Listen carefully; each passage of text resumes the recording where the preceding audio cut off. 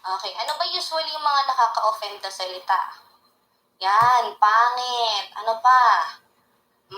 Pang kitchen knife ba nangangagat? Hindi. Ang boyfriend nangangagat? Hindi. Pero hindi naman po siya inanimate object. Alright, that is what we call personification. Ano ulit yung personification? Adding human trait to an inanimate object. Okay, let's have another one. Okay, paano naman kapag ginamitan natin ng like or as? That is what we call simile. Okay, pag may ginamitang like or as, tapos merong kinompare, ang tawag dun ay simile. Everybody say simile. Okay, let's have an example. Her cheeks are red like a rose. Nasaan yung palatandaan natin? Like. Okay, tapos meron siyang kinompare. Ano yung kinompare? Cheeks at saka yung rose. Okay, maaaring sinabi niya na ang cheeks niya ay red. Nakakita na ba kayo ng rose? Malamang nakakita na kayo ng rose. Ano ba usually yung characteristic ng rose? Red. Ano pa? Soft. Ano pa? Thorny. Okay, tingnan mo nga po yung partner mo. Tingnan mo nga, hawakan mo nga yung cheeks niya. Red ba? Soft ba? Malamang thorny yan. Okay, let's have another example. He is as funny as a monkey. Okay, nasan po yung clue natin? Very good. As, merong as. Tapos meron po kinompare. Ano yung kinompare?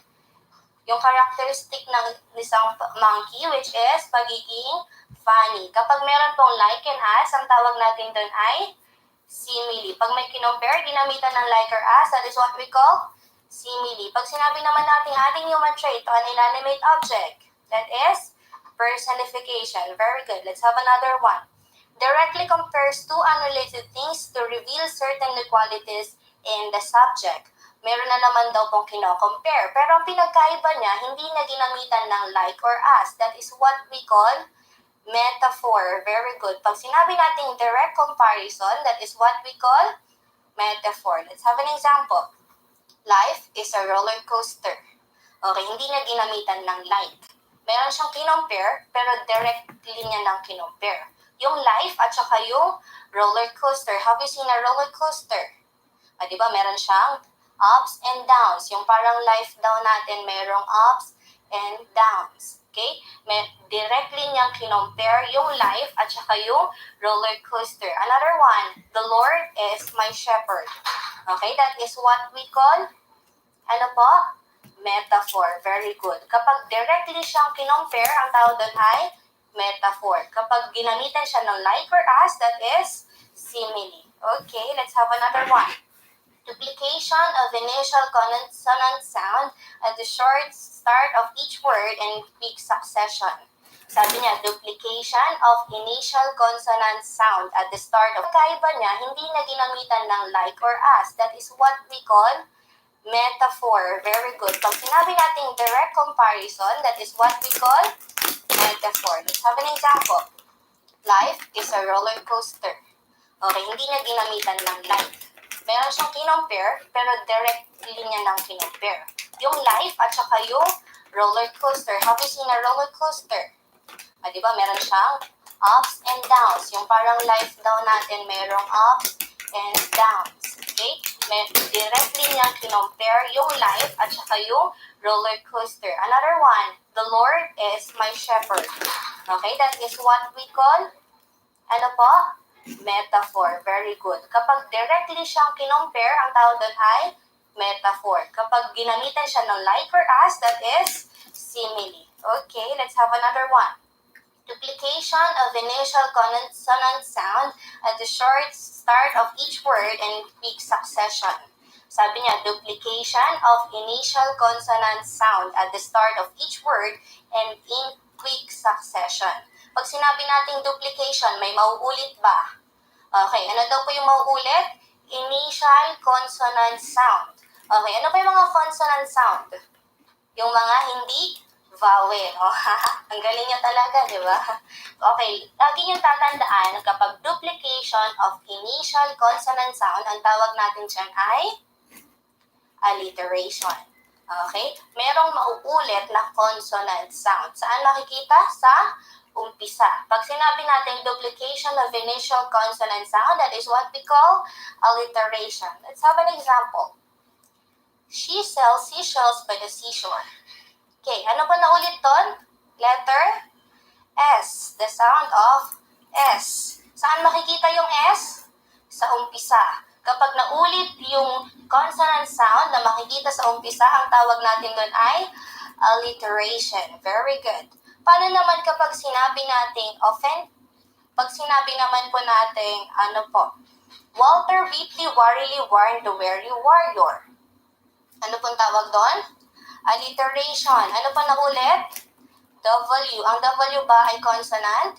Yes. Saan makikita? Sa umpisa. Pag sinabi natin duplication of initial consonant sound, ang tawag natin doon ay alliteration. Very good. Alright. Paano naman kapag over-exaggerated description? It is commonly used in jokes and in making backhanded compliments. O, narinig ko na. Anong tawag doon? Hyperbole. Alright, pag sinabi nating over-exaggerated description, yung exage kapag nag-describe, ang tawag natin dun ay hyperbole. Okay, basta exage, hyperbole. Example, I have a ton of things to do when I got home. Nasaan dun yung exage? Yan, ton of things. Ton, madami daw siyang gagawin pagdating niya sa bahay. Pero ang ginagawa lang naman niya ay matulog, kumain, mag-Facebook, mag-ML, o diba, na kayo magaling? O basta pag sinabi natin exage, ang tawag natin dun ay hyperbole. Okay. Paano naman pag ganito? My head is bloody but unbound. O diba? Duguan na nga daw, pero unbound pa rin, tibay, diba? Parang relation niya lang. Okay, my head is bloody but unbound. Yung mga ganyan diba? Duguan na nga, tapos nagawa pang mag-selfie, tapos sabi niya, feeling sick. Tapos pinost pa, one like, one prayer, diba? Basta pag sinabi natin exage, ang tawag natin dun ay hyperbole. Paano naman kapag sinabing duplication of initial consonant sound? That is alliteration. Very good. Okay, natandaan niyo po ba yung lima? Ano ulit yun? We have personification, simile, metaphor, alliteration, and hyperbole. Kaya niyo pa mag-drills. Okay, sabihin niyo sa akin kung personification, simile, metaphor, alliteration, hyperbole, kaya? Parang hindi naman ata. Kaya ba? Okay, pag sinabi natin adding human trait on inanimate object. Okay, using like or as. Direct comparison. Duplication of initial consonant sound. Over-exaggerated description. Okay, ulitin natin. Adding human trait on inanimate object. Using like or as. Direct comparison. Duplication of initial consonant sound. Over-exaggerated description. Like or as. Direct comparison. Duplication of initial consonant sound. Over-exaggerated description. Adding human trait on inanimate object. Personification. Alright, very good. Sige, dagdagan natin. Kaya pa kaya? Okay, that's the spirit. Okay, paano naman pag sinabi nating offensive word is replaced with a polite word? Okay, ano ba usually yung mga nakaka-offend na salita? Yan, pangit. Ano pa? Mataba. Ano pa? Maitim. Ayan yung mga nakaka-offend na word. Kapag sinabi sa'yo, masasaktan ka. Diba? Okay. Yung, dito sa euphemism, yung mga nakaka-offend na word, papalitan natin ng mas magandang word. Though pareho pa rin naman yung definition nun. Pero lighter na yung way ng pagsabi. That is what we call euphemism. Kapag offensive word is replaced with polite word, ang tawag dun ay euphemism. Okay, example. We do not hire mentally challenged people. Opa, di ba? Mentally challenged, sarap pakinggan. Parang pag pinagsabihan ka ng mentally challenged, magiging proud ka pa eh. Wow, ma, sabi sa akin ni teacher, mentally challenged ako. Tapos sabi ng nanay mo, very good anak, I'm so proud of you. Diba? Kasi parang mas maganda pakinggan yung mentally challenged kaysa sa stupid. Diba? Ano mas gusto mo? Mentally challenged or stupid? Mentally challenged na lang, diba? Ang tawag natin doon ay euphemism. Kapag yung offensive word, pinalitan ng polite word, ang tawag natin doon ay euphemism.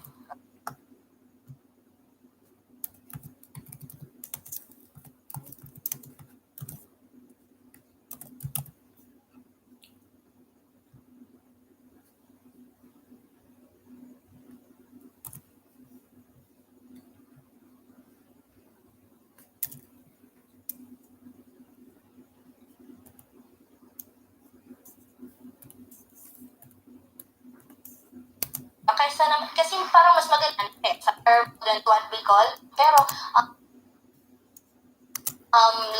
lighter na yung way ng pagsabi. That is what we call euphemism. Kapag offensive word is replaced with polite word, ang tawag doon ay euphemism. Okay, example. We do not hire mentally challenged people. Opa, di ba? Mentally challenged. Sarap pakinggan. Parang pag pinagsabihan ka ng mentally challenged, magiging proud ka pa eh. Wow, ma, sabi sa akin ni teacher, mentally challenged ako. Sabi ng nanay mo, very good anak, I'm so proud of you. Diba? Kasi parang mas maganda pakinggan yung mentally challenged kaysa sa stupid. Diba? Ano mas gusto mo? Mentally challenged or stupid? Mentally challenged na lang, diba? Ang tawag natin doon ay euphemism. Kapag yung offensive word, pinalitan ng polite word, ang tawag natin doon ay euphemism. Okay. Paano naman kapag sinabi nating repetition of vowel sounds? It is commonly found in the short sentences or verses. O kanina, sabi natin, merong duplication of initial consonant sound. Ang tawag natin doon ay alliteration. Kapag dito naman, repetition of vowel sounds commonly found in short sentences or verses, ang tawag naman natin doon ay assonance. Ano ulit? Assonance. Pag sinabi natin repetition, may mauulit ba? Opo, ano daw po yung mauulit? Vowel sounds. Ano ba yung mga vowel sounds? Yung mga a, e, as verb naman, repeat of initial consonant sound verses. O kanina, sabi natin, it is na lang, di ba? Ang tawag natin doon ay euphemism. Kapag yung offensive word, pinalitan ng polite word, ang tawag natin doon ay euphemism. Okay. Paano naman kapag sinabi nating repetition of vowel sounds? It is commonly found in the short sentences or verses. O kanina, sabi natin, merong duplication of initial consonant sound. Ang tawag natin doon ay alliteration. Kapag dito naman, repetition of vowel sounds commonly found in short sentences or verses, ang tawag naman natin doon ay assonance. Ano ulit? Assonance. Pag sinabi natin repetition, may mauulit ba? Opo, ano daw po yung mauulit? Vowel sounds. Ano ba yung mga vowel sounds? Yung mga a, e, i, o, u. Mas konti na lang yun, di ba? Pag sinabi natin repetition of vowel sounds, ang tawag doon ay assonance. Let's have an example. In murmuring of innumerable bees. Okay, ano pa yung naulit? Letter U. Yung and murmuring of innumerable bees. Okay, letter U. Pag sinabi natin letter U, ano po yun? Consonant or vowel sound? Okay, very good. Vowel sounds. Pag naulit po yung vowel sounds, ang tawag natin dun ay assonance. Okay, let's have another example. Hickory dickory dock. I repeat, hickory dickory dock. Ano na ulit? Letter? Okay, letter O. Hickory dickory dock. O pwede rin naman letter I. Palitan lang natin yung letter O ng I sa dulo. Okay, pero hickory dickory dock, ang naulit po doon ay letter O. Pag sinabi natin naulit yung vowel sounds, ang tawag natin doon ay assonance. Okay, very good. Let's have another example. The use of words that imitate the sounds associated with object or actions they refer to. O use of words that imitate the sound. Okay, ano daw yon? That is what we call onomatopoeia. Everybody say onomatopoeia. Okay, lagi nyo tatandaan sa onomatopoeia, imitate the sound. Ano ulit? Imitate the sound. Ano ba usually yung sound? Okay, yan. Ow, ow, ow. That is the sound of a dog. Ano ba? Meow. Pag may dog, may pusa rin. Very good. Pag sinabi natin, ano pa ba? Tick-tock, tick-tock. That is the sound of a clock. Ano pa? Okay, very good. Ano pa? Ito, plok, plok, plok, plok. Ano yan? Sound of a water. Yung mga nalalaglag na water. Okay talaga. That is what we call onomatopoeia. Pag sinabi natin imitate the sound, ang tawag doon ay onomatopoeia. Okay, let's have an example. The clap of thunder went bang and scared my poor dog. Nasan po doon yung sound? That is Mang. Sound po ng ano yon? Ng thunder. Pag sinabing natin imitate the sound, ang tawag doon ay onomatopoeia. Everybody say onomatopoeia. Okay, very good. Pag imitate the sound, ang tawag ulit? Onomatopoeia. Okay, another one. One word or phrase is used in place of another. A name of a particular thing is substituted with a name of a thing that is closely related to it. Ang tawag naman natin doon ay metonymy. Everybody say metonymy.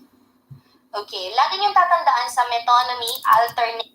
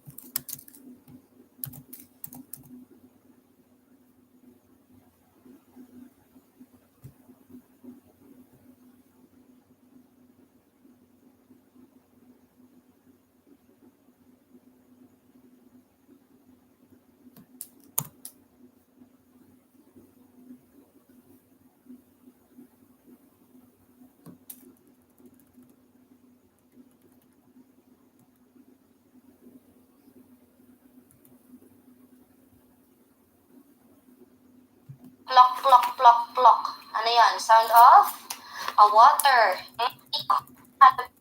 O, pag sinabi natin na ulit yung vowel sounds, ang tawag natin doon ay assonance. Okay, very good. Let's have another example. The use of words that imitate the sounds associated with object or actions they refer to. O use of words that imitate the sound.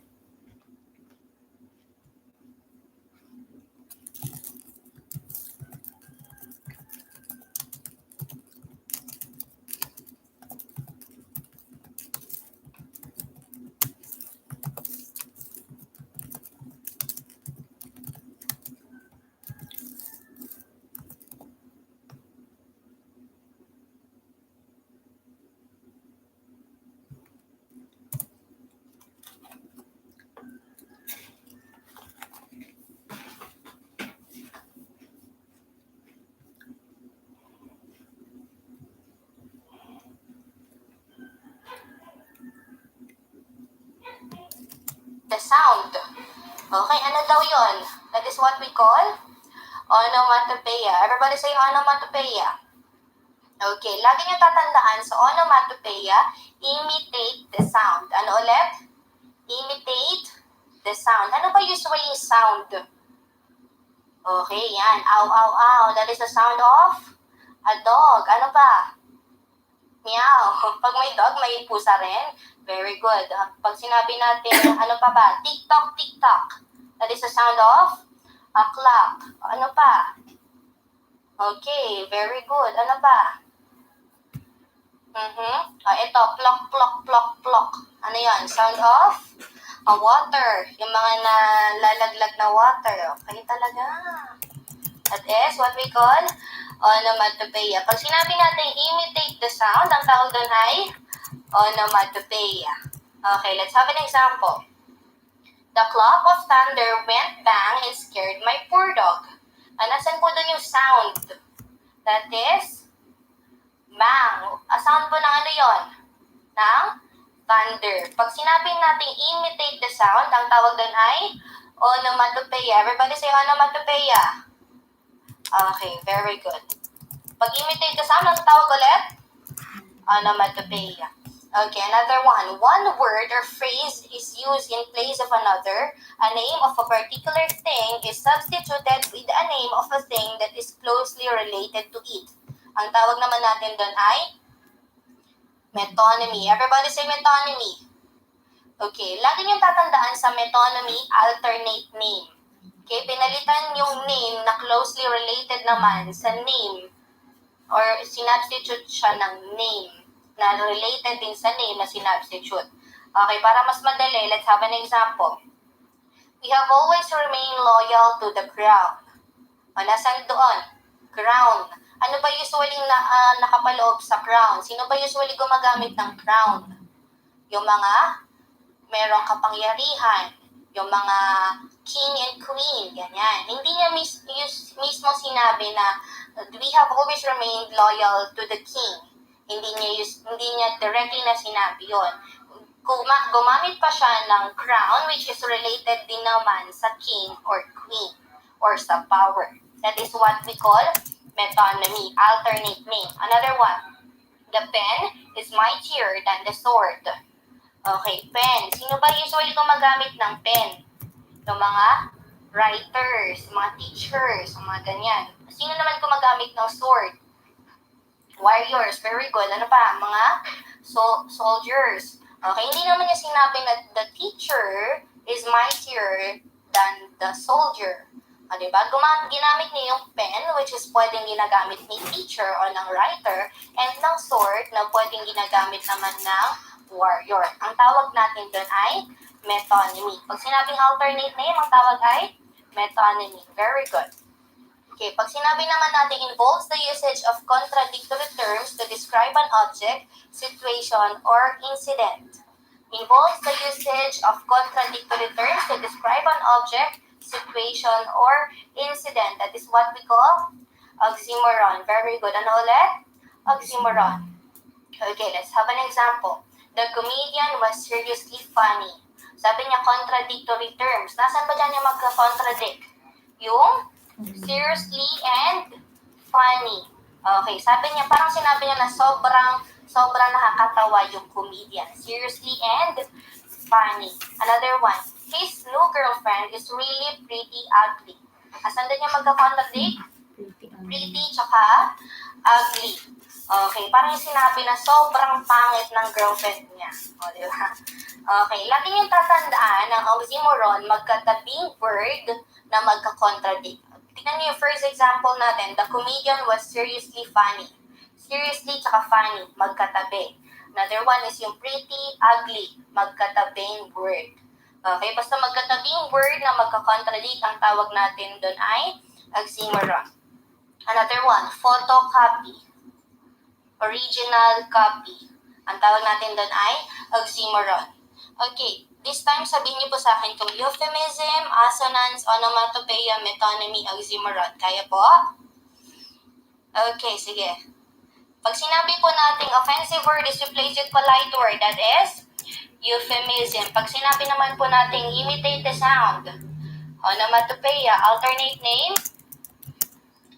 that is metonymy. Pag sinabi naman natin magkatabing word na magkakontradict, that is oxymoron. Repetition of vowel sounds, assonance. Okay, ulitin natin. Offensive word is replaced with polite word. Okay, offensive word is replaced with polite word. Euphemism. Repetition of vowel sounds, assonance. Repetition of vowel sounds. Alternate name. Magkatabing magkakontradict. Okay, pag sinabi natin imitate the sound. Ulit, offensive word is replaced with polite word. Repetition of vowel sounds. Imitate the sound. Alternate name. Magkatabing word na magka-contradict. Okay, so pagsamahin natin, sabi niyo sa akin kung personification, simile, metaphor, alliteration, hyperbole, euphemism, assonance, onomatopoeia, metonymy, oxymoron. Kaya? Kaya. Kayang-kaya. Okay, ready na ba? Hindi ko marinig. Ready na ba? Okay, adding human trait on inanimate object. Using like or as. Direct comparison. Duplication of initial consonant sound. Over-exaggerated description. Magkatabing word na magko-contradict. Offensive word is replaced with polite word. Repetition of vowel sounds. Imitate the sound. Magkatabing word na magko-contradict. Alternate name. Offensive word is replaced with polite word. Using like or as. Direct comparison. Offensive word is replaced with polite word. Repetition of vowel sounds. Magkatabing word na magko-contradict. Alternate name. Offensive word is replaced with polite word. Okay, ulitin natin ha. Dapat lahat makipag-participate. Pati yung mga nasa likod, makipag-participate. Gusto ko yung medyo mas malakas. Okay, tingnan mo nga muna yung katabi mo. Nakikipag-participate pa siya. Sa tingin mo ba yung katabi mo makakapasa? Okay, sabihin mo may ka-partner mo, dapat makipag-participate siya. Okay, gusto ko yung medyo mas malakas. Kaya? Okay, sige, ready na ba? Okay, adding human trait on inanimate object. Using like or as. Magkatabing word na magkakontradict. Over-exaggerated description. Offensive word is replaced with polite word. Repetition of vowel sounds. Magkatabi magkakontradict. Imitate the sound. Offensive word is replaced with polite word. Direct comparison. Using like or as. Over-exaggerated description. Alternate name. Offensive word is replaced with polite word. Direct comparison. Duplication of initial consonant sound. Over-exaggerated description. Using like or as. Okay, very good. Palakpakan nyo naman yung sarili ninyo. O sige, dagdagan pa natin. O, paano naman kapag ganito? This expression normally signifies the opposite, typically for humorous or emphatic effect. That is what we call irony. Everybody say irony. Okay, lagi niyong tatandaan, kapag yung irony, yan yung opposite ng ini-expect mong mangyari. Okay, sarcastic. Everybody say sarcastic. Okay, that is irony. Let's have an example. A fire station burns down. O, ano ba usually nakaloob sa fire station? Merong mga fireman, sila yung umaabulan ng apoy. O sabi niya dito, fire station burns down. Ibig sabihin, yung fire station nasunog. Sarcastic ba yon? Okay. Kabaligtaran ba yon ng ine-expect mong mangyari? Okay, ang tawag natin doon ay irony. Very good. Another one. He was so intelligent that he failed all his tests. O sa sobrang talino daw niya, failed daw lahat ng test niya. Sarcastic ba yon? Yes, kapag sinabi nating matalino, ano dapat mangyayari sa kanya? Marami siya makukuha scores. Okay, di ba? Sabi niya, sobrang talino niya, kaya na-fail niya lahat ng exam niya. Sarcastic ba yon? Yes, kapag sinabi nating sarcastic, opposite ng kung anong ine-expect mong mangyari, ang tawag natin doon ay irony. Everybody say irony. Okay, very good. Another one, the repetition of same word or phrase at the beginning of successive clauses or verses. Ang tawag natin doon ay anaphora. Everybody say anaphora. Okay, pag sinabi natin anaphora, may mauulit daw. Ano yung mauulit? Word or phrases. Okay, ang tawag natin doon ay anaphora. Pag sinabi natin word or phrases ang naulit, ang tawag doon ay anaphora. Let's have an example. Unfortunately, I was in the wrong place at the wrong time on the wrong day. Okay, ano pa yung naulit? Ano po? Wrong. Pag sinabi natin wrong, is it a word? Yes. Pag naulit yung word, ang tawag natin doon ay anaphora. Okay, another one. Take note. She ate kinilaw, she ate inihaw, she ate adobo. Okay, ano pa yung naulit? She ate. Okay? Naulit yung she ate, and she ate is a phrase. Pag naulit po yung word or phrase, ang tawag natin doon ay anaphora. Ano ulit? Anaphora. Sige, balikan natin yung tatlo. Yung alliteration, yung assonance, saka yung anaphora. Pag sinabi natin repetition of word or phrases, ang tawag doon ay okay. Pag naulit naman po yung duplication of initial consonant sound, pag initial consonant sound ang naulit, ang tawag doon ay very good. Pag vowel sounds, okay, ulit. Pag vowel sounds ang naulit, okay. Pag initial consonant sound naman ang naulit, pag words or phrases, ulit, marami pa nagkakamali. Pag words or phrases ang naulit, ang tawag doon ay okay. Pag duplication of initial consonant sound naman, pag vowel sounds, pag consonant, pag vowel sound, pag words or phrases, pag consonant, pag word or phrases, pag vowel sound, pag consonant sound, Okay, huwag niyong kakalimutan yung pagkakaiba ng tatlo, ha? Kapag sinabi nating anaphora, ano yung mauulit? Word or phrases. Pag alliteration, anong mauulit? Okay, kapag sinabi naman nating assonance, anong mauulit? Okay, lagi niyo tatandaan yung tatlong yan, ha? Okay, let's move on. Pag sinabi naman natin directly addressing a non-existent person or an inanimate object as though it were a living being, ang tawag natin doon ay apostrophe. Everybody say apostrophe. Okay, lagi niyo tatandaan ng apostrophe, yan yung kinakausap niya, yung hindi naman nag-exist. Okay, directly addressing to non-existent person, ang tawag doon ay apostrophe. Ulit, ang tawag doon? Apostrophe. Pag sinabi natin directly addressing to non-existent person, ang tawag ay apostrophe. Very good. Let's have an example. Oh, you bastard car, you never work when I need you to. Bird's sigh. Okay, nasan po dyan yung inanimate object? Yung car. Kinausap ba niya yung car as if na ito ay na tao, nag-exist? Yes. Ang tawag natin doon ay apostrophe. Another one.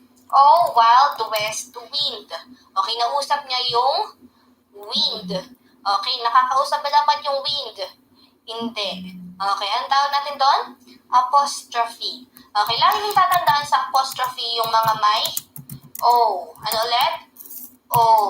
Yan. Basta may O, ang tawag doon ay apostrophe. Okay. Everybody say paradox. Okay, pag sinabi naman nating paradox, it is a contradictory but true example. Ano tawag ulit doon? Paradox. Okay, let's have an example. Truth is honey which is bitter. Another one, I must be cruel to be kind. O, lagi niyong tatandaan, magka-contradict siya, pero totoo naman yung way ng pagkaka-contradict niya. Okay, ang tawag natin doon ay paradox. Okay, basta lagi niyong tatandaan ang paradox, opposite ideas. Okay. Let's have another one. These states a part to represent the whole. O represent the whole daw. Ang tawag natin dyan ay synecdoche. Ang tawag dyan ay synecdoche. Let's have an example. Helen of Troy is the face who launched 1,000 ships. Okay? And si Helen of Troy, ni-represent niya yung 1,000 ships. Basta lagi niyo tatandaan ng synecdoche, it represents the whole. Okay? Parang yung pabili po ng Colgate. At diba sinasabi ng Colgate, dapat ang sabihin ay toothpaste, tapos bibigyan ka niya ng happy, mga ganon. Ang tawag natin doon ay synecdoche. Okay. Sabihin niyo sa akin kung personification, simile, metaphor, alliteration, hyperbole, euphemism, assonance, onomatopoeia, metonymy, oxymoron, irony, anaphora, apostrophe, paradox, or synecdoche. Kaya ba? Kaya? Okay, pag sinabi natin adding human trait to an inanimate object, offensive word is replaced with polite word.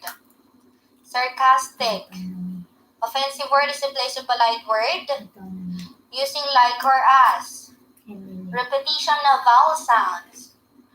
Repetition of words or phrases. Directly addressing to non-existent person.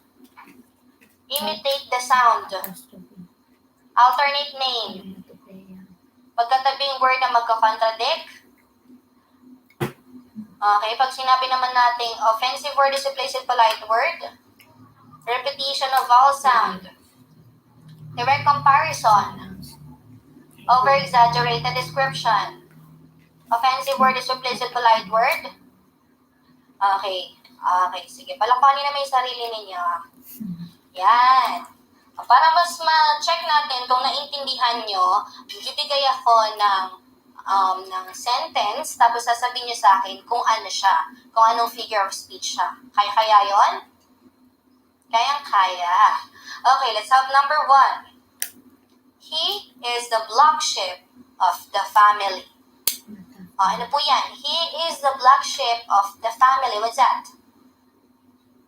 Black sheep daw. Hindi ba exage yun? Anong tawag natin doon?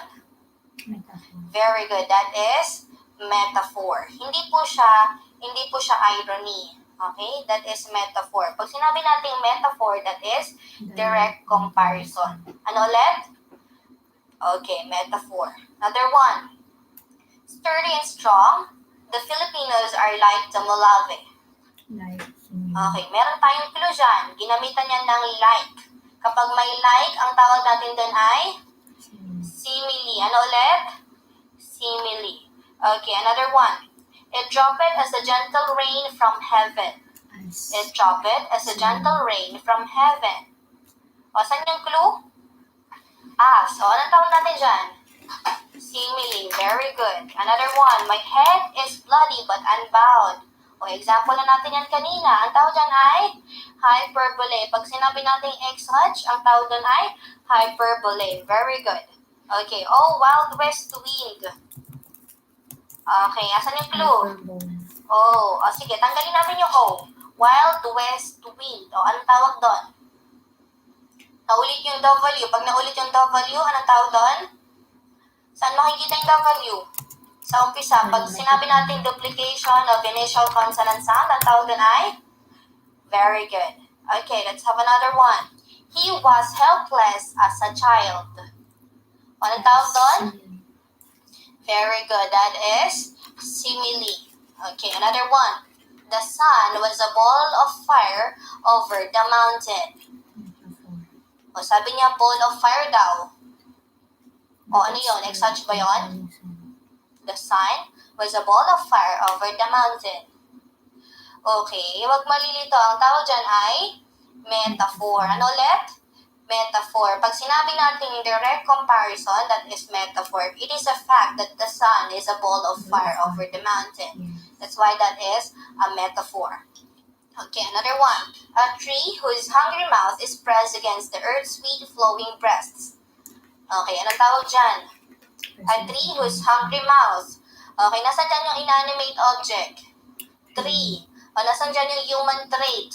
Hungry. Ang puno ba ay nagugutom?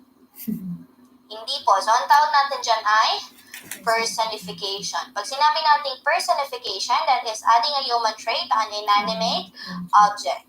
Okay, another one. She was so industrious, all she wanted to do is to sleep. She was so industrious, all she wanted to do is to sleep. Ang tawag natin dyan. O, ang sipag-sipag daw niya. At ang gusto niya lang gawin ay matulog. O, parang sinabi niya na ang sipag niyang matulog. Ang tawag dyan? That is sarcastic. Pag sarcastic, anong tawag? Irony. Very good. Another one. Give me the original copy of this paper. Sabi niya, original, tapos copy. Kapag sinabi natin magkatabing word na magka-contradict, ang tawag natin doon ay? Hindi ko marinig. Very good. Oxymoron. Okay, palakpakan niyo naman yung sarili ninyo. Okay, minsan nakakalito yung simile or metaphor. Diba? O sige, sabi niyo sa akin kung simile or metaphor. Kaya? Okay, baby or firework. Life is a box of a chocolate. Angela is like an angel. Angela is an angel. Okay, those boys are like two peas in a pod. Okay, he is like a monster when he plays sport. He is a monster when he plays sports. Paying bills is like having your teeth pulled. My brother is a clown. Her eyes are like crystals when she saw the answer. O, di ba? Parang hindi naman kayo nahirapan. Parang hindi nyo nga rin pinase, di ba? Okay, madali na lang ba? O, di ba? Basic lang. Sige, basic pala ha. Sige, dagdagan pa natin. Kaya pa? Okay, let's have an example. Thanks in a million for helping me. Ang tawag dyan. Ano po? Very good. Sabi niya, thanks in a million, which is exage. Another one, my dog is like a tornado. Merong word na like, that is simile. Her smile is as mysterious as Mona Lisa's. That is simile. Very good. The trees scream in a raging wind. O, tree tapos scream. Tawag dyan? Personification. Very good. Walter wondered where Winnie was. Naulit yung W. Saan makikita? Sa umpisa. Pag naulit yung duplication of initial consonant sound. Ang tawag natin doon ay alliteration. Very good. O death, where's the sting? O grave, where's the victory? O pa lang, anong sagot? Apostrophe. Very good. Pag sinabi natin apostrophe, that is, okay. I came, I saw, I conquered. Ang tawag dyan? O I, ano yan? Is it a vowel sound or a word? That is a word. Therefore, the answer is anaphora. Naulit yung I, which is a word. So that is anaphora. And anaphora is a repetition of word or phrases. That is anaphora. Very good. Another one. Good night, good night. Parting time is such a sweet sorrow. That is, sabi niya, sweet sorrow. Magkatabing word na magkakontradict, ang tawag doon ay oxymoron. Okay, tanggalin natin yung good night, parting time is such a sweet sorrow. Tanggalin na natin yung oxymoron na sagot. O may naulit. Anong tawag doon? Naulit yung good night, ang tawag doon ay anaphora. Okay, meron pang pwedeng sagot dyan. Parting time is such a sweet sorrow. Naulit yung letter S. Such a sweet sorrow. Naulit yung letter S. Saan makikita? Sa umpisa. Anong tawag doon? Duplication of initial consonant sound. That is very good. Okay. The Titanic was said to be unsinkable but sank on its first voyage. Ang tawag dyan? Hindi daw nasisink pero lumubog. Anong tawag doon? That is irony. Opposite ng ine-expect mong mangyari. Ang tawag natin doon ay irony. Alright. Another one. Or hold all Triton blow his wretched horn. O may naulit. Anong letter yon? Anong sound? O pag naulit yon, anong tawag doon? Assonance. Very good. Ano ulit tawag? Very good. Another one. She is a night owl. That is very good. Metaphor. Paano pag sinabi kong she is like a night owl? Okay, ginamitan pa ng like. Ang tawag doon ay okay. Fernando Fo fried frogs from freezing freezer. Ang tawag doon? Naulit yung letter F. Saan makikita yung F? Sa umpisa. Pag sinabi natin duplication of initial consonant sound, that is what we call alliteration. Lagi nyo tatandaan ng alliteration para siyang tongue twister. Okay? Okay, another one. I can do this. It's just a small crowd. Small, tapos crowd. Ang tawag doon ay very good, oxymoron. Another one. That lady was horizontally challenged. O sabi niya, horizontally challenged. O pinaganda niya. Ang tawag doon ay euphemism. Imbis na sabihin niya, that lady was fat. Sinabi na lang niya na horizontally challenged. Mas maganda naman pakinggan yung horizontally challenged kesa naman sabihan kang fat. Diba? Horizontally challenged na lang. Okay, pag sinabi natin offensive word is replaced with polite word, that is what we call euphemism. Okay, another one. Those who lie to themselves are the only real truth seekers. Ano tawag natin doon? Kapag opposite ideas, pero totoo naman, ang tawag natin doon ay paradox. Ano ulit? Paradox. Okay, another example of paradox is the child is the father of the man. That is what we call paradox. Okay, another one. The police officer was robbed. O, police officer daw. Ano ba usually function ng police officer? Sila yung nahuhuli ng magnanakaw. O, pero dito sabi niya, sila daw yung nanakawan. Anong tawag doon? Irony. Opposite ng gusto mong mangyari. Okay, another one. Earth felt the wound in nature from her seat. Earth felt the wound in nature from her seat. That is what we call personification. Okay, naintindihan po ba? Okay na po ba tayo doon? Madali lang bang figure of speech? Okay, palapakan niyo naman yung sarili niyo. Alright, so that's it. Under figure of speech, sana naintindihan nyo at sana nag-enjoy kayo with our lecture. This is Alexa Marie Mamawag, LP.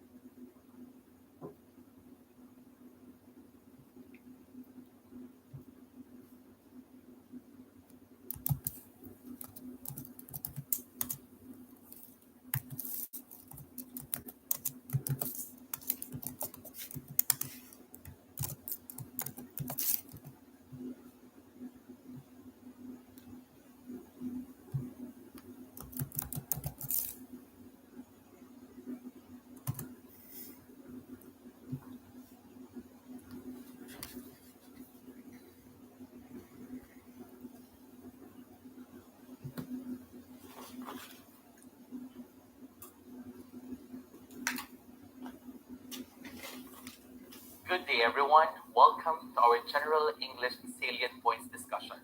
I'm Virgo Clemente Lopez, and I hope to help you with this fast and quick portion of our discussion in preparation for your exam for teachers.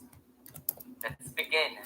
For today, we're going to tackle about English, specifically on grammar, vocabulary, and literature, with a touch of general English in professional education, which is developmental reading. And it's my pleasure to begin with grammar with example of sentences that I will be showing you or that I will be writing on the board for you to learn the basics of it. Let's begin with the murder of English. As a teacher soon, after passing the board examination, you're expected to really have a good command of English language. Let's first take a look at the mistakes committed by most of the people around. Let's begin with the first one.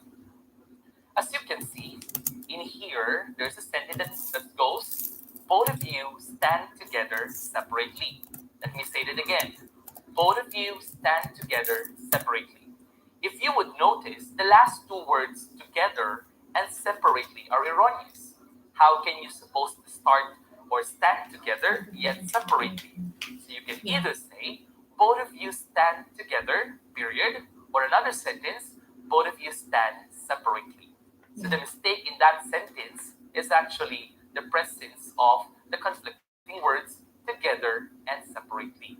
For the second sentence, it says here, will you hang the calendar or else I will hang myself? As you can see, automatically you would hear that there's something wrong with the sentence. I'll say it again. Will you hang the calendar or else I will hang myself? In Filipino, it automatically translates to the say or to the statement that pag hindi mo ilalagay o ipapaskil yung tala-arawan, magpapatiwakal ako. So the absence of the word it, which is the pronoun that should refer to the word calendar, should save the issue. So for us to correct that, it should say, will you hang the calendar or else I will hang it myself. The pronoun it refers to the word calendar. So apparently, you can save life with that sentence. For the third sentence, it says here, give me a blue pen of any color. As you can see, it's already specified or specific that it's a blue color. But the sentence still say, of any color.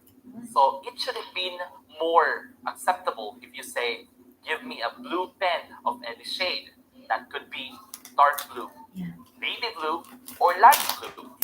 So if you already specified the term blue as a color, then there's no need to add the phrase of any color because that will become an inverted sentence. For the fourth word, most teachers or other might say this, pick up the paper and fall in the dustbin.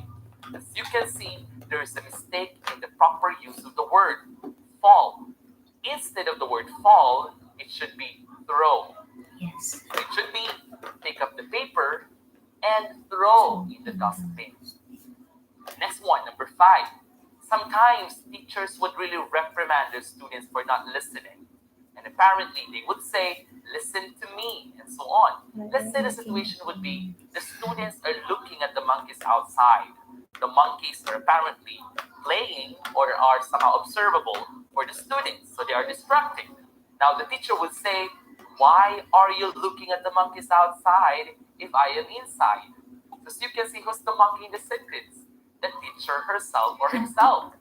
So to make it clear, the teacher should just have said, why are you looking at the monkeys outside? You should listen to me. So the teacher is apparently not the monkey. But the former sentence, it says there, the teacher is a monkey. So as you can see, for us to avoid these mistakes, we must really know how to organize the thoughts of our sentences. The next sentence, all of you stand in a straight circle. So circle is the shape. There's the adjective straight to discuss it or to describe it. As you can see, there's no straight circle. Even the oblong is not straight. Therefore, you must just omit the word straight. So there is a mistake in the use of an adjective describing the circle. And finally, as a murder of English, there is a sentence that goes, the father would say, I have 2 daughters. Both are girls. I'll say that again. I have 2 daughters. Both are girls. So apparently, if you say daughters, that's automatically saying that they are both girls. So there's no need to say the second part of the sentence. So these are just example of murder of English.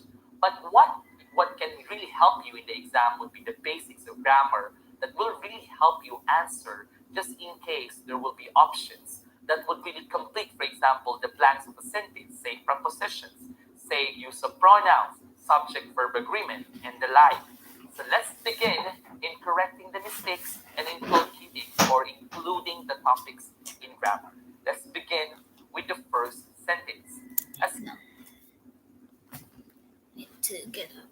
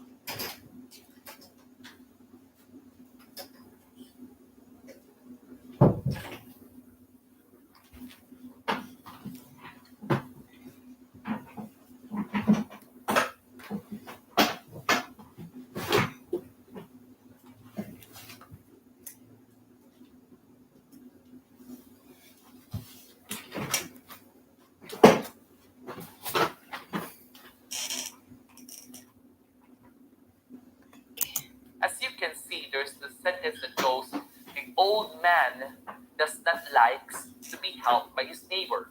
Let me say that again. The old man does not likes to be helped by his neighbor. So it is clear that the subject is the old man, so that's singular. Therefore, the part of the verb does is correct. However, the other part, which is likes, is quite erroneous. Please remember, when you use the words does, do, and did, the other part of the verb should already be in the base form. When I say base form, no changes at all. Let me write that for you. So I'll say it again. Does and did are commonly used. For does, this is actually for present tense. And for did, this is for the past tense. Let's dwell on the first, does. So does is used for a singular subject.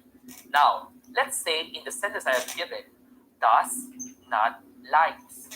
As you can see, this word is already in the present tense. And yet, another verb which is in the present tense. So the error committed in this sentence is actually double present tense. So to make it correct, to make it right, you just need to remove the S in the verb. Others might tell me, oh, but wait, we use old man as the subject which is singular. So is it not correct when we use S for the verb like? You got the point of the subject, verb agreement, singular with S for the verb, and then for plural, no S at all. However, there is the word does. And as I mentioned, using these verbs will somehow require you to use the base form of the other part of the verb, as you can see. Now, let's use the other one, did, for example. The sentence will be, did you eat dinner? I'll say that again. Did you eat? Did you ate? Did is in what tense? That is in past tense. Whereas here, ate is also considered to be in the past tense. So the error committed is actually double past tense. So the same principle, if you use did, the other part of the verb should already be in what form? Base form. No changes at all. So you would say, did you eat dinner? So again, using the words do, does, and did, the other part of the verb should always be in the base form. Please remember that. We move on to the next sentence error. It says here, the reporter was able to give the audience useful informations. Let me say that again. The reporter was able to give the audience useful informations. To first specify the words use, audience is actually collective noun, as you would know, meaning it's generally composed of different individuals in the audience. Others would somehow ask me, could we say audiences? Actually, that's right. So it means to say, if you say audience, collective noun, it is one composed of different people. But if you say audiences, that's also correct, meaning different people who are watching, yet different types. It could be an audience of youngsters, an audience of old people, and the like. So both of these are correct. However, the word informations is actually wrong because information in the sentence, or it is always considered to be uncount nouns, meaning you cannot count separately. You cannot say, I have one information, two informations, three informations. Instead, you can just somehow measure it, or you can qualify or quantify that using words. For example, you would say, there's a bulk of information. There is a bunch of information. There are several information. So I would like to be clear with this, that information or other uncountable nouns do not have, or you should not put S. Other examples, please direct your attention here. The word luggage. I'll say that again. The word luggage. Actually, the word luggage do not have, or you should not put S, because the same principle, it is uncount noun. If you want to count the luggage or the bags that you bring in the airport, for example, or at the airport, you should use the word suitcase. So between the two, this other word should have the S because you can somehow count them separately. So you can say, I have 5 suitcases, but collectively, if you use luggage, it doesn't have an S. So you would say, I have a lot of luggage. That'd be fine. Now, if, for example, it will be asked in the exam, I have blank luggage. Is it A, many? Is it more? Or is it much? So more likely, you will be confused on what word to use for luggage. But this is easy. Apparently, you cannot use many because for many, you can count separately. For example, there are many students. So you would know that approximately there are 10, there are 5 students. So you should already remove that one. The same thing with more because you're not comparing. Now, for all or for most uncountable nouns, you use the word much. You would say, I have much luggage. Is that clear?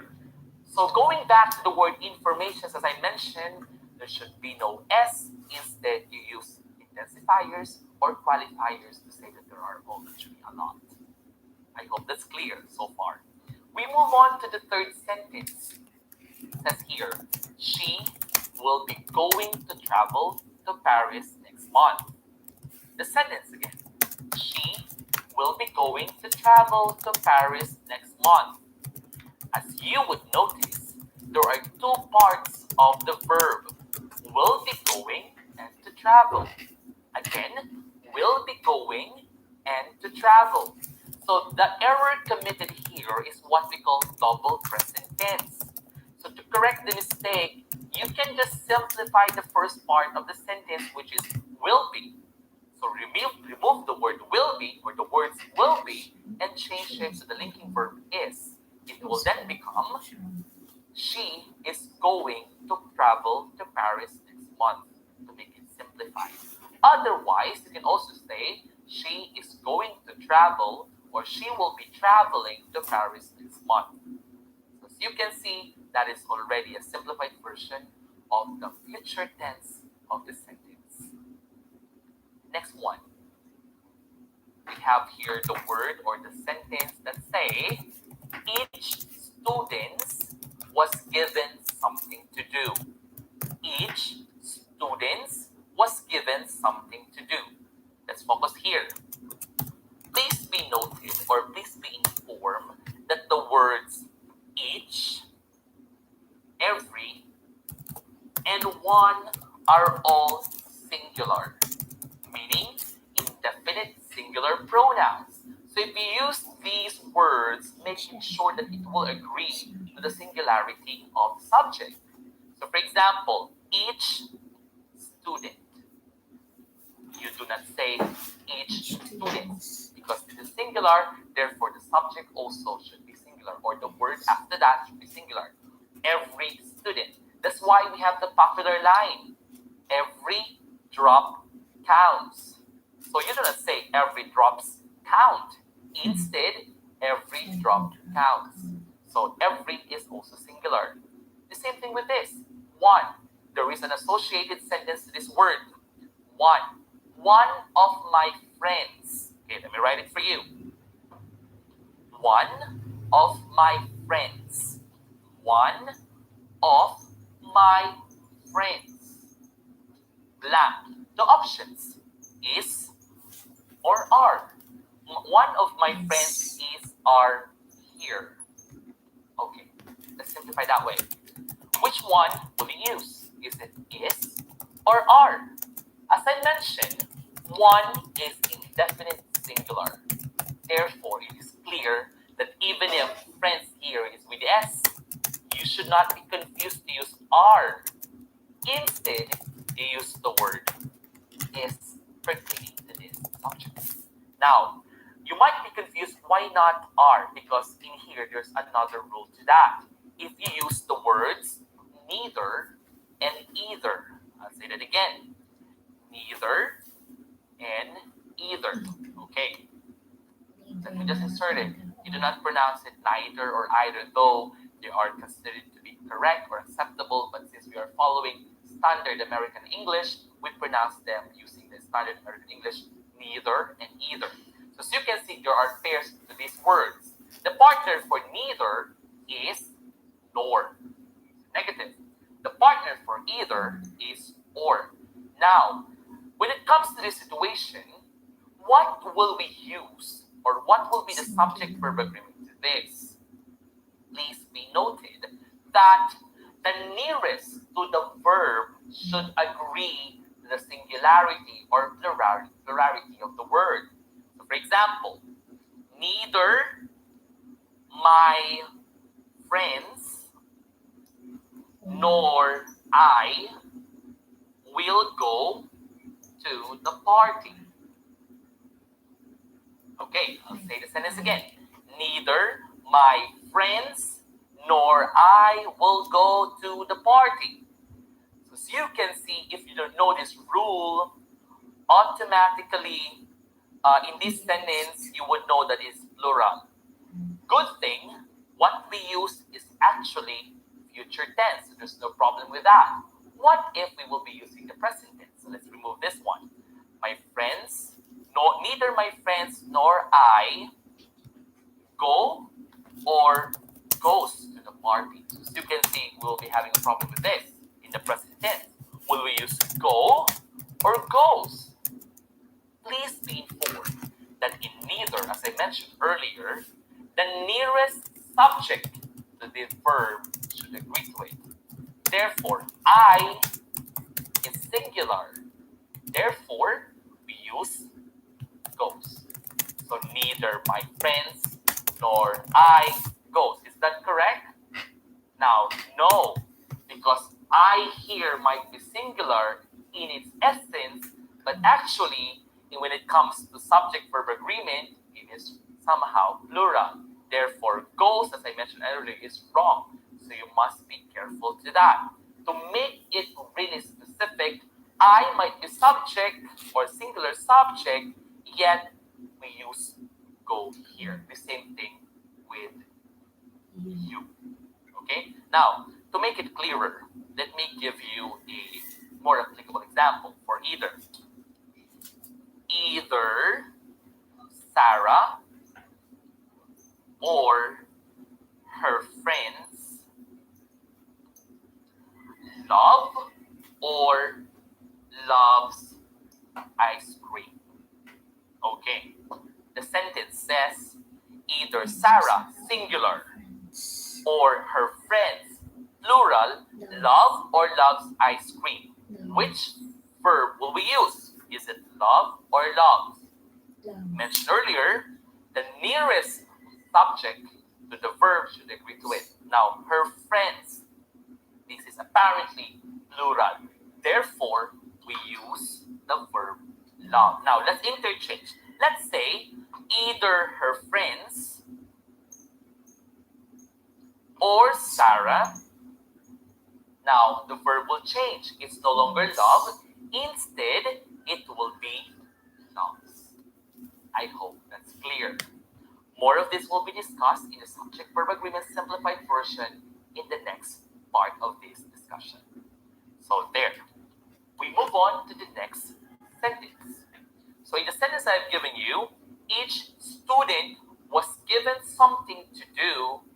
We need to change students to a singular form student. Next, possession, or somehow the use of object pronoun and subject pronoun. Let me write it here. Subject and object pronoun.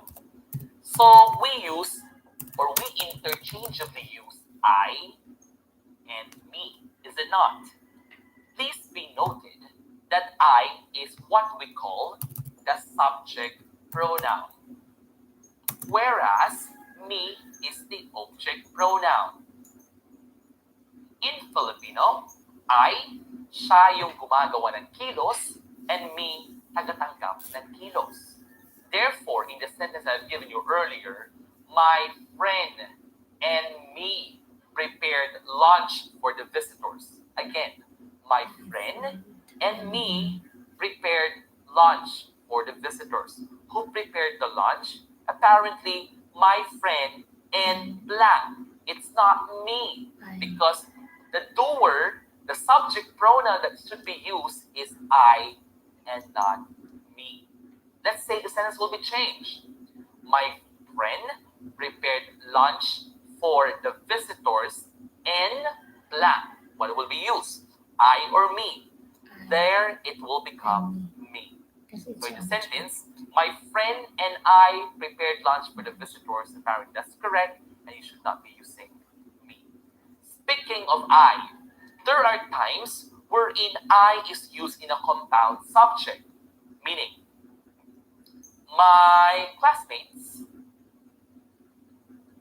and I. So as you can see, this is the actual order of a compound subject with I. Never that I should go first.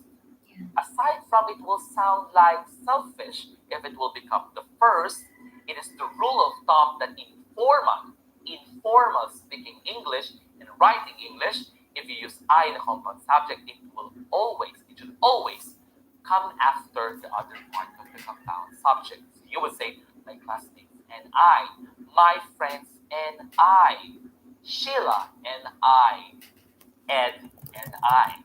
So that would be the thing here. Next part. The second or the next sentence would be the reason for her silence was because she could not understand you. Again, the reason for her silence was because she could not understand you. Now it's quite tricky. The first time you would somehow hear or see this sentence, you would tell me there is no mistake. But if you scrutinize and if you check it right and somehow pay attention to the words used, the word reason and because are actually the same. In the sentence, the reason for her silence was because she could not understand you. Reason and because are the same. Therefore, the error committed here is what we call redundancy or redundant, unnecessary repetition. So to make it simple, you remove because and use the demonstrative pronoun that. So it will become the reason for her silence was that. What are the other errors or mistakes that we commonly commit that we think correct but actually wrong? When you say, I like fruits, for example, apple, banana, apricot. The words like, for example, are redundant. Like, for example, are the same. So you either say, I like fruits, like banana, apple, and apricot. Or, I like fruits, for example, banana, apple, and apricot. What else? When you're expressing your opinion or your ideas, the teacher would ask you, or your colleagues would ask you, what do you think about same-sex marriage, for example? Now, before you can give your idea or your opinion about it, you would say, I think, for me, same-sex marriage is acceptable. Now, I think your colleagues will somehow listen and would concede to your idea, but the grammatical error that you've committed for the first two words, I think, for me, these two words are already the same. So you either say, for me, same-sex marriage is acceptable, or I think same-sex marriage is acceptable. What other mistakes do we commit? When you give your reason or when you somehow give a condition or a certain situation for your idea, you would say, I did my part, but however, it's not appreciated. I'll say that again. I did my part, but it was not. But, again. I did my part, but however, it's so redundant. You can just use one of these. You can just say, I did my part, but it was not appreciated. Or, I did my part, however, it was not appreciated. I hope that makes sense when it comes to spoken and somehow writing English. So you must be careful in using redundant words. The other term for redundancy actually is inasa. Okay, we move on. The words or the sentence is this: everyone needs to show their signed permit before the start of the show. Again, everyone needs to show their signed permit before the start of the show. Please direct your attention to this part. The topic or the sentence I'm discussing right now is committing what we call pronoun antecedent agreement. Pronoun antecedent agreement. So, when I say pronoun, this is the word that we use in replacement of noun so that we will not overuse the noun in the sentence. So, antecedent on the other hand is the subject or the noun being replaced by pronoun. So the same thing with subject-verb agreement. The pronoun should agree with the antecedent. So let's say the pronoun is singular, therefore the antecedent should also be singular. Say for example, Sarah. I'm using the word Sarah again. What about using another name? Let's say Samara this time. Samara. So let's provide variety with our examples. Samara has a doll. Tama. So would you expect to use their doll? Of course not. Samara is singular. Therefore, do not use their, their. Instead, what will you use? Correct. You will use the word her for Samara. If it's a boy, you use his. If it's a thing, you use it. Is that right? Yes. Now, let me go back to the sentence I have just mentioned earlier. The sentence states, everyone. So the sentence, everyone needs to show their signed permit. Let me just end in this part of the sentence anyway. This is the most important thing. Signed permit. And so on. Now, this is the pronoun. Is it not? No, this is the subject. It's the antecedent. And then this there is the pronoun used. Possessive pronoun to be precise. Now, everyone is indefinite singular pronoun. Therefore, singular, but look at this part. It is plural. So there is a conflict between the agreement or between the use of a singular pronoun and then the plural possessive pronoun. So therefore, this is wrong. Therefore, what we're going to use is the generic his or her. Now, you might be confused. In the exam, it might be separated. What if the option would be A, his, B, her? Rules say that we need to choose his to make it generic or general. Other than that, if they're together, his or her are okay. Okay? Now, if you are really somehow insisting that you would like to use their in the sentence, then you might want to change this part of the sentence. So you want to stick with this, then make the subject plural, which is people, and then just change the verb into its plural form as well, which is need. That then makes the sentence correct. Okay, next part. We'll talk about tense and aspect. Okay, verb has tense and aspect.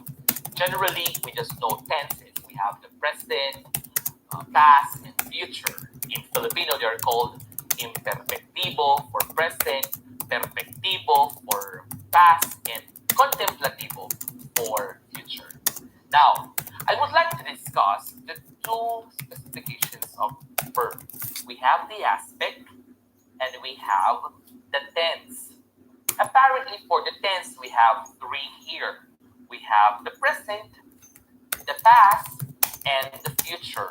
Whereas for the aspect, we have only two. We have the progressive, meaning the use of the gerund ing is still ongoing, at the moment it's still happening.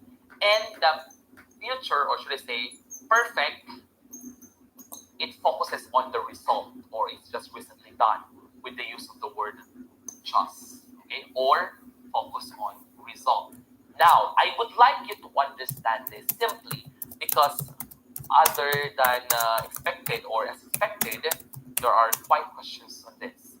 So aspect, progressive, ing, perfect. For perfect tense, we use, okay, let me write in this part, perfect. We use the words has for singular present, have plural present, and had for singular and plural past perfect. Okay, now I will be giving a sentence and you will be telling me if what aspect and tense. Let's start simply with the tense. For example, cooking. I'll say it again. Cooking. You must know that the tense is present. However, it's not complete because there is the suffix ing, the gerund. Therefore, we go to the aspect. It will then become progressive. So the complete tense of the verb used cooking is actually present progressive tense. Present progressive tense. Now, what about this example? I have given up everything. I have given up everything. Have given. As you can see, the aspect on that is perfect because there's have. Please take note that if you use perfect, the other part is actually past participle. Past participle. When we say past participle, these are the words used. For example, give, gave is the past tense, the past participle is given. Other words, eat, present, ate, past, the past participle is eaten. Other one, we have study is present, studied is past, and still in the past participle is still study with the use of these verbs or words. Therefore, in my sentence, I have given up everything. Have is actually perfect tense, given that becomes present. That is present perfect tense. So those are just the overview of the tenses and the aspect. More likely, if there is a sentence in the exam or they will be asking this, there will just be a sentence and then you will be classifying or categorizing whether it is what aspect and what tense. All right? But please keep in mind, in present or simple present tense, we use simple present tense in stating a fact. For example, Manila is the capital of the Philippines. Is in the simple present tense because we're stating a fact that Manila is indeed the capital city of the Philippines. What else? The sun rises where? In the east. Therefore, rises, that is in the simple present tense. Is that understood? Of course. Okay. And we move on to the next sentence, or let's check this one. We go to London when I was 14 years old. We go to London when I was 14 years old. As you can see, I was 14 years old. So the verb go should be in the past tense, which is went. I hope that's clear. We move on to the next. Edgar's speech is more better than your speech.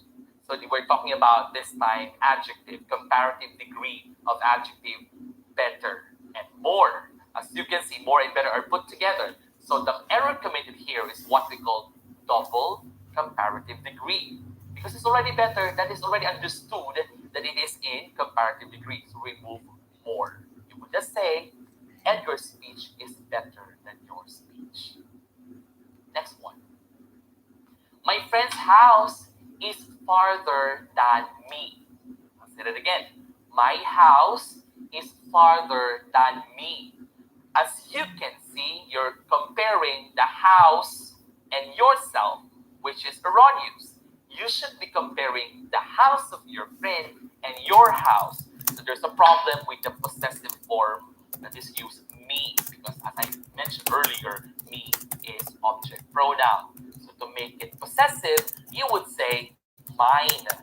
So the sentence would be, my friend's house is farther than mine.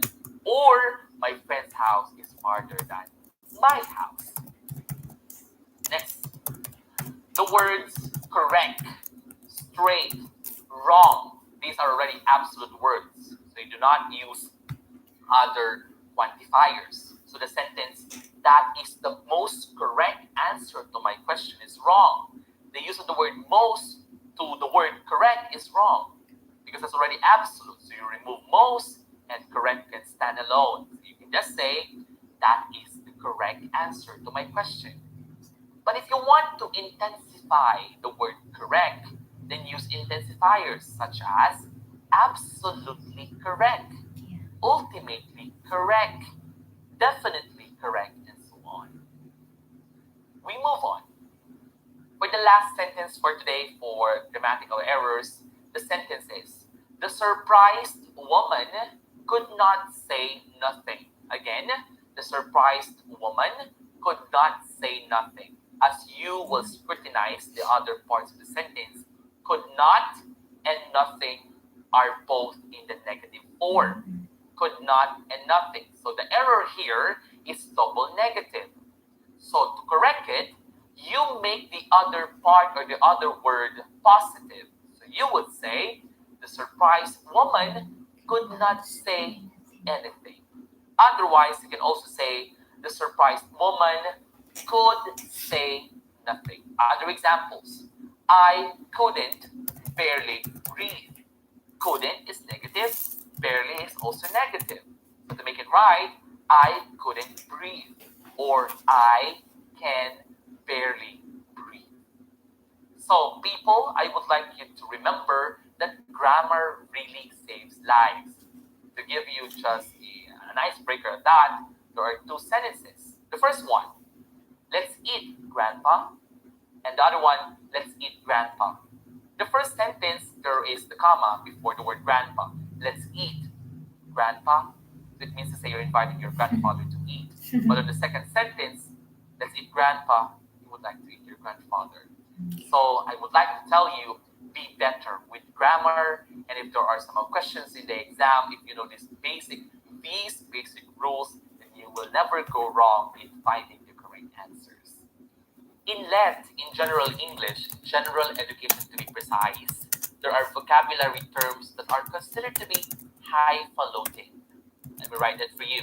Highfalutin. So as you can see, the first word that I've used in this discussion is already highfalutin. Well, let me check the spelling.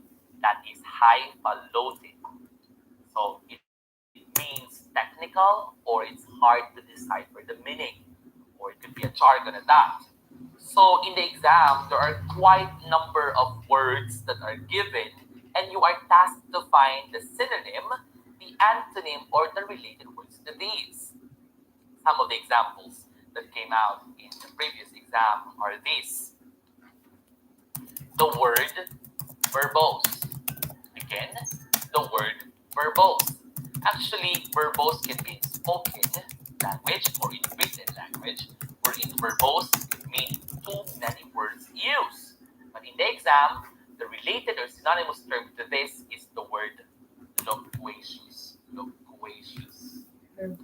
Or, yeah, remove the C there. Loquacious. As you can see, loquacious is using too much words or verbose. Now, it's also vital for you to know the antonyms to this word, or the antonym of this word. We have the letter R-E, we have R-E-S, and T-A.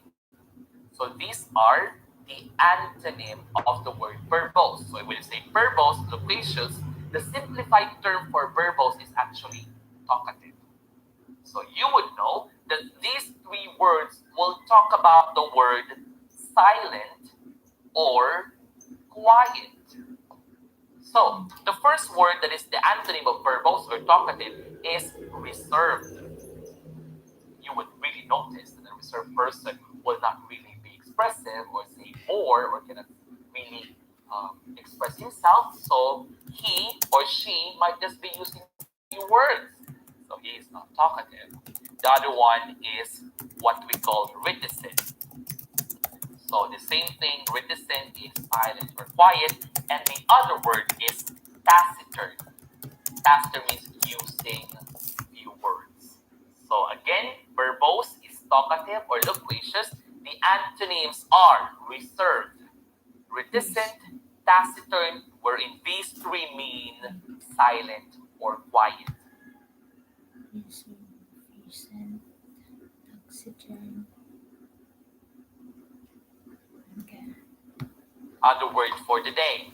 We have also the word cessation. Again, cessation. Isn't it we have the word ceasefire? So it came from this word ceasefire. In Filipino, we would see or we would say that this is tigil putukan. Tigil, stop. So that is already a clue that cessation means stop. Okay? Next word, the word sophomoric. Again, the word sophomoric. Sophomoric. So here, when we were in high school with the old curriculum before the K to 12, you call yourself in the first year level freshman, is it not? Yes. For the second year, you call yourself sophomore. So from that alone, sophomoric is an adjective term which denotes childish. Childish or immature. So from these words, the antonym for sophomoric is actually what? It could be grown up. Or of course, it is already given, you just remove the prefix I am, and that would be mature. So sophomoric is immature, childish, the antonym would be grown up or mature. Now, just to give you a hint, there are times wherein in the exam, when it comes to vocabulary, there are context clues given. Again, context clues given. For example, the word conflagration. Conflagration. So let's say the sentence is like this. There was a conflagration. So the firefighters rushed to the area to save the lives of the citizens. Therefore, the word conflagration will become easier to you already because context clues are provided or is provided, which is firefighters to save the lives of the citizens. Therefore, you should know that conflagration is a big fire, a destructive fire, and that. So please, I would like you to really open your eyes and read all the part of the question or the context of the word if vocabulary is the concern. Let's get back. So what do you call again the word loquacious? Verbose, correct? The antonym for verbose or loquacious are what? R-E, reticent, R-E-S, reserve, and T-A, taciturn. What is cessation? Stop. What about sophomoric? That is immature, and the opposite or the antonym would be grown up and mature. Other words, rainy season is on the rise or is already set. So we must say, or we must use the word erratic. As you would notice or observe, there are times that the weather is being described as erratic because in the morning it's really raining and here comes the afternoon, it's already fine, it's sunny. So it's erratic. Therefore, erratic means unpredictable. Unpredictable. Unpredictable. So you don't know whether it is good or not, will it be fine or not, so unpredictable. So the antonym for this word would be what? Predictable. Or you can say stable, or you can also say normal. See? Erratic, unpredictable, or can be the antonym stable or normal. Next word, the word sophisticated. Isn't it? There are times that you really hear this from your colleagues. Sophisticated. So sometimes they would really tell you, you are a sophisticated person. Sophisticated would mean complex.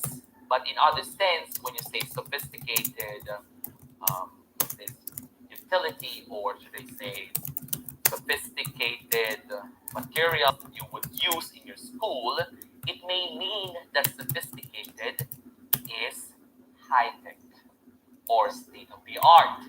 Now, sophisticated, the synonym is high-tech. The antonym for this actually is what? primitive. There are two other, how should I say this, highfalutin words. We have the word gauche. Okay, so primitive is the antonym for sophisticated, and we have the other one, gauche. So gauche here means it's done simply. Okay, sophisticated, high-tech antonyms, primitive, and gauche. Or if I forget, as I mentioned, two other words, or it could also be the word crude. So gauche, crude, primitive are the antonyms for the word sophisticated, wherein it means high-tech. Okay, we move on to other vocabulary terms. Let's use the word rapport. Again, rapport. Okay, as you can see, it's silently rapport. So rapport means friendly relationship. Now, this can be used between friends or colleagues. In order for them to exchange better ideas, they can say, we should establish rapport for us to work closer or for us to work better. Right. In reading, in developmental reading, we use the adjective voracious. Again, voracious.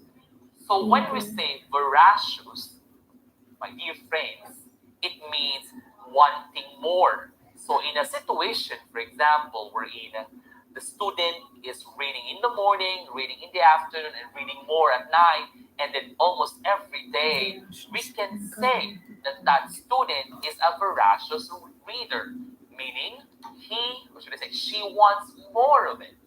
We can also use this adjective for a person who's eating a lot and wanting more to eat. That would be a voracious eater. So please remember the word voracious of that. Okay, this time I'll be showing you words used in the sentence, and then hopefully it will guide you in order for you to know the meaning of these words. Let's begin with the first one. The word is commiserate. Say it again. Commiserate. So that's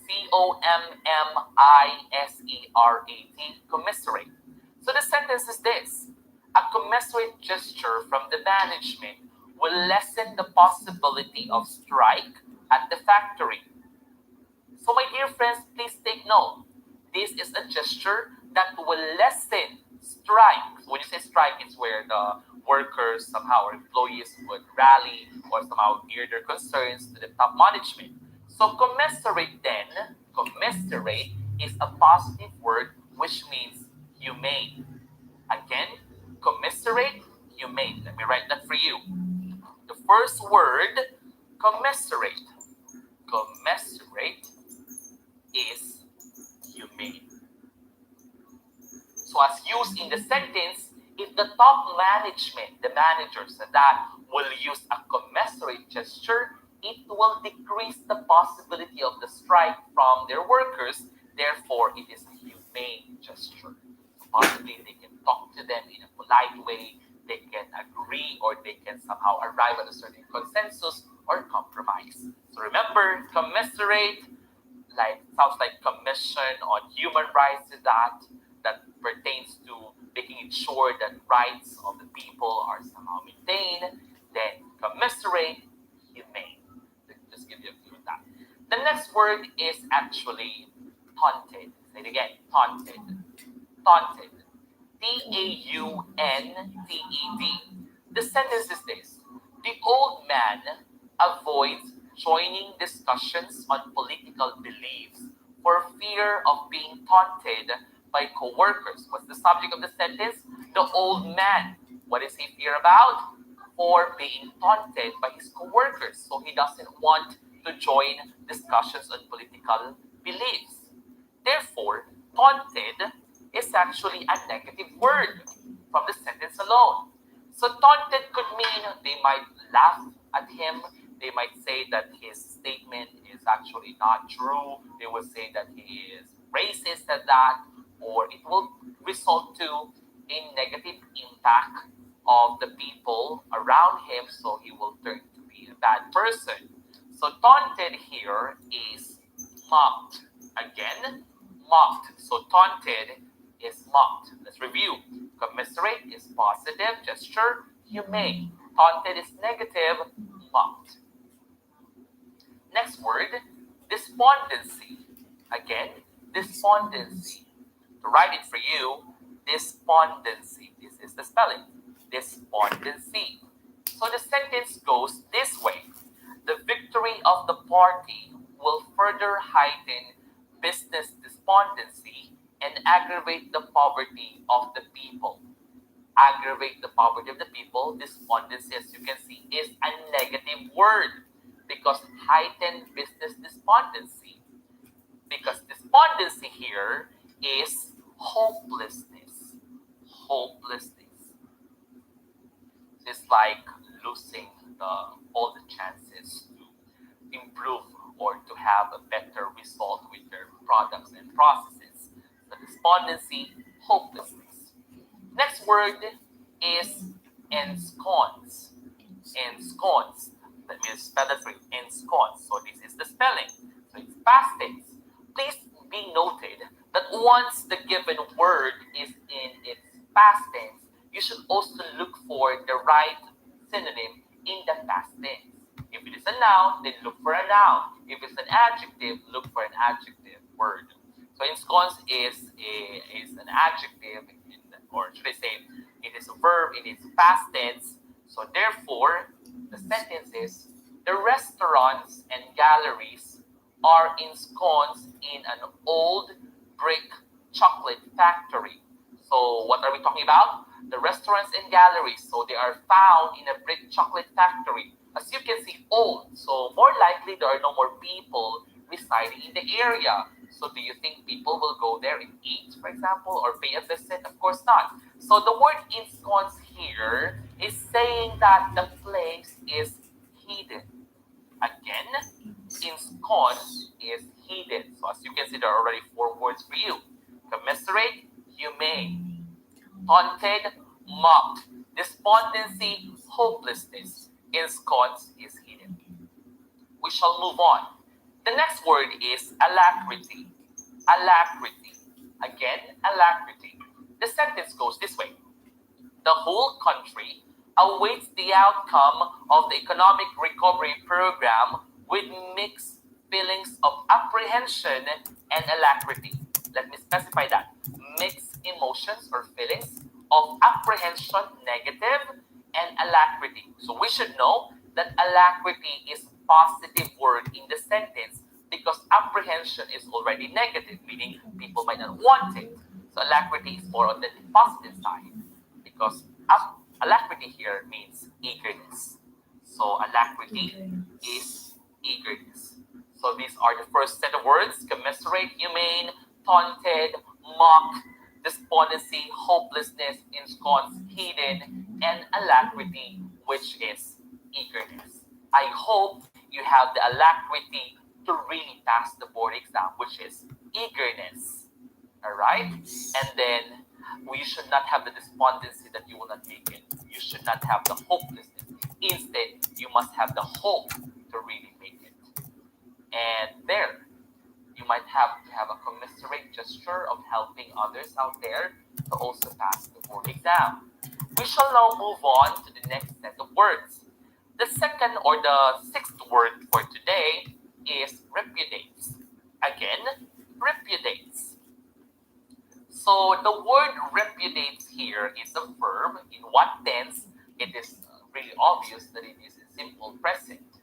So the sentence is, a man is inviting criticism if he repudiates his principles just to gain political support. So the sentence is quite intense. So again, a man is inviting criticism if he repudiates his political beliefs just to gain political support. So repudiates from the prefix re, again. So it might mean that you get it back, or you say you didn't say it anymore, or that you have not somehow stated that. So repudiates meaning disowns. You said that, oh no, I didn't say that. Those are not my words. So repudiates mean disowns. Next word, exculpated. Again, exculpated. Let me write that for you. Exculpated. So the word is quite highfalutin, but once you hear or once you read the sentence, it will be easier for you so long that you look for the context. The sentence is, the management exculpated. Oh, for what? Exculpated is in what tense? Apparently in the past tense. The management exculpated the worker after a thorough investigation, and now he is. So it's talking about management again. Exculpated the worker after a thorough investigation, and now he is. More likely, you would think it's either the employee is being removed or being fired, or the other way around, somehow was given the opportunity to come back or to report back to work. So you're just torn between the two options. Is it somehow being fired or removed from office, or being regained or given the chance to come back to work? Actually, exculpated means back to work.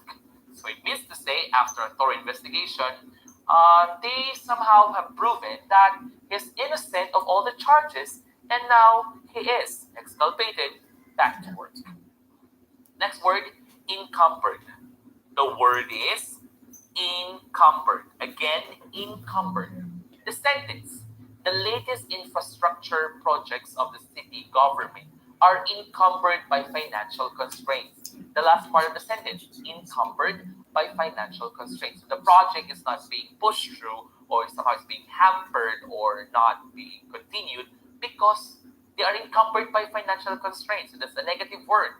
Encumbered here means hindered. I already mentioned hindered. So it's an obstacle for them to go on with the project. Again, encumbered, hindered. Next sentence, decapitated. Again, decapitated. So the word is decapitated. So from this part of the word, decapitated is like being removed. The head is being removed, decapitated, right? So this word is used in this sentence. The new minister decapitated many inefficient employees. So from the sentence alone, what will you do with inefficient employees? Will you still let them remain in the work area, or would you do something so that you can hire other workforce? Of course, it's already understood that when you say inefficient employees, you need to really remove them from work. So decapitated means removed from work. Again, removed from work. As I mentioned earlier, if this is in past tense, as you can see, this verb is also in the past tense for consistency. All right, again, repudiates, disowns, exculpated, back to work, encumbered, hindered, and the last word for this set is decapitated, which is removed from work. We shall move on to the other set of words. Let's dwell on shorter words. The first one is dreads. Again, dreads. Please do not confuse with bread. Dreads, this. So the sentence. The old woman spends sleepless nights and dreads the sound of gunshots from the hills. If you are the woman or you're the person hearing the gunshots from the hills, you will be dreaded as well. So this is a feeling of fear. Dreads here is in a simple present tense, therefore it is fears. Please take note. The fear in the sentence is used as the verb and not as a noun. As I mentioned earlier, the old woman spends sleepless nights and dreads the sound. So that's expressing an action. Dreads, meaning the showing a fear feeling towards it because of the gunshot wounds. So that would be fear. So again, for consistency, simple present tense, S and then S. Next word, erstwhile. Again, the word is erstwhile. So erstwhile. So it's really a new word, erstwhile. But let me use it in a sentence. The exporter of a famous line of leather accessories is the erstwhile owner of a dairy farm. So in here in the sentence, the owner or the person, the businessman at that, is owning the exporter of the leather accessories, but then before, it says there, owner of a dairy farm. So before he became an exporter, he was an owner of a dairy farm. So erstwhile in the sentence is actually former. So that was his former job or disposition, which is before he became an exporter of jewelry, he was once an owner of a dairy farm. So erstwhile in the sentence is former.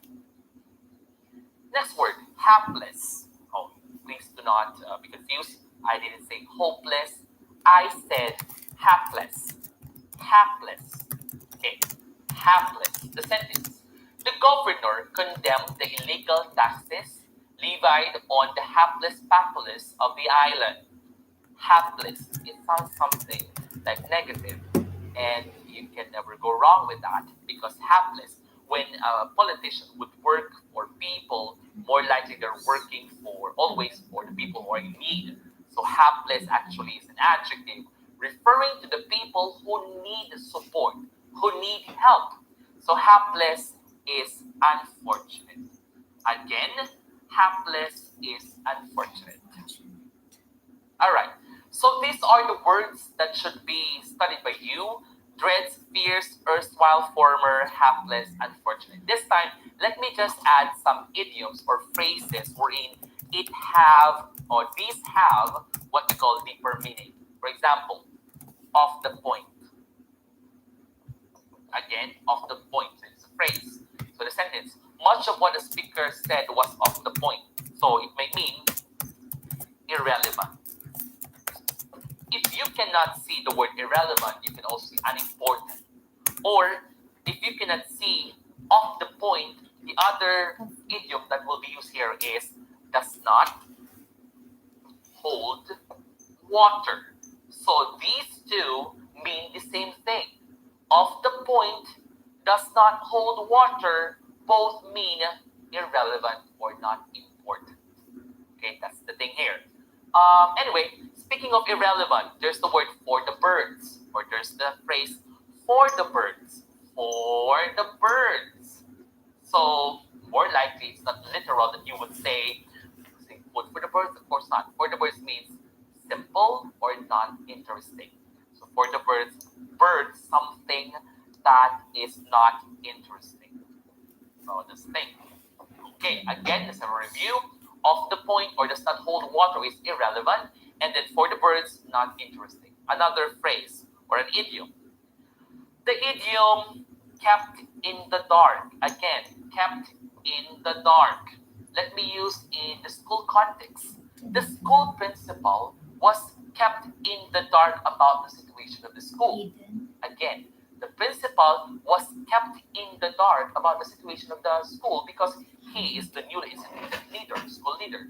So kept in the dark doesn't mean literally that the principal is limited or confined in a dark room and then she cannot or he cannot go out. That's why she is not informed about the situation. But this phrase or idiom, kept in the dark, just mean does not know the situation. Does not know the situation. Again, does not know the situation. So that's the meaning of it. Does not know the situation. All right.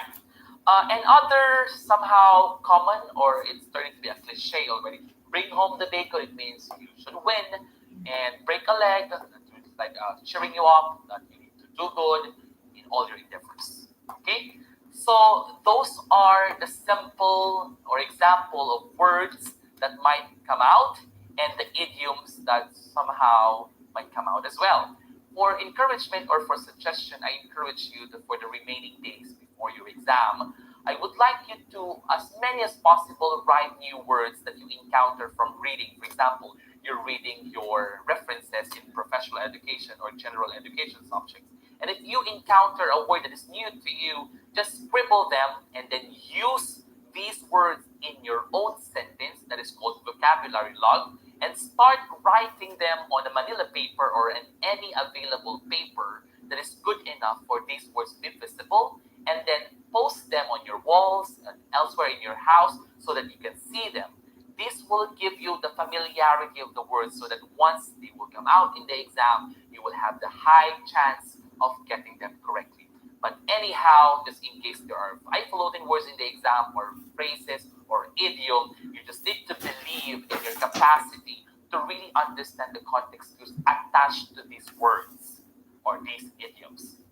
So that's all for the vocabulary and the related idioms used that might come out in the exam. And for others, you should continuously read and go on from page to page. And once you find one idiom or one vocabulary that is quite interesting and somehow comparable to come out in the exam, then scribble them, write them on the manila paper or any paper, post them on the wall, and see them from time to time for your reference and for your familiarity. Okay, apart from the vocabulary, the subject verb agreement or grammar, other part of general English exam covers literature, specifically what we call figures of speech and literary works and the writers. So let's start literature with the types of figure of speech that are more common to come out in the general education subject under English.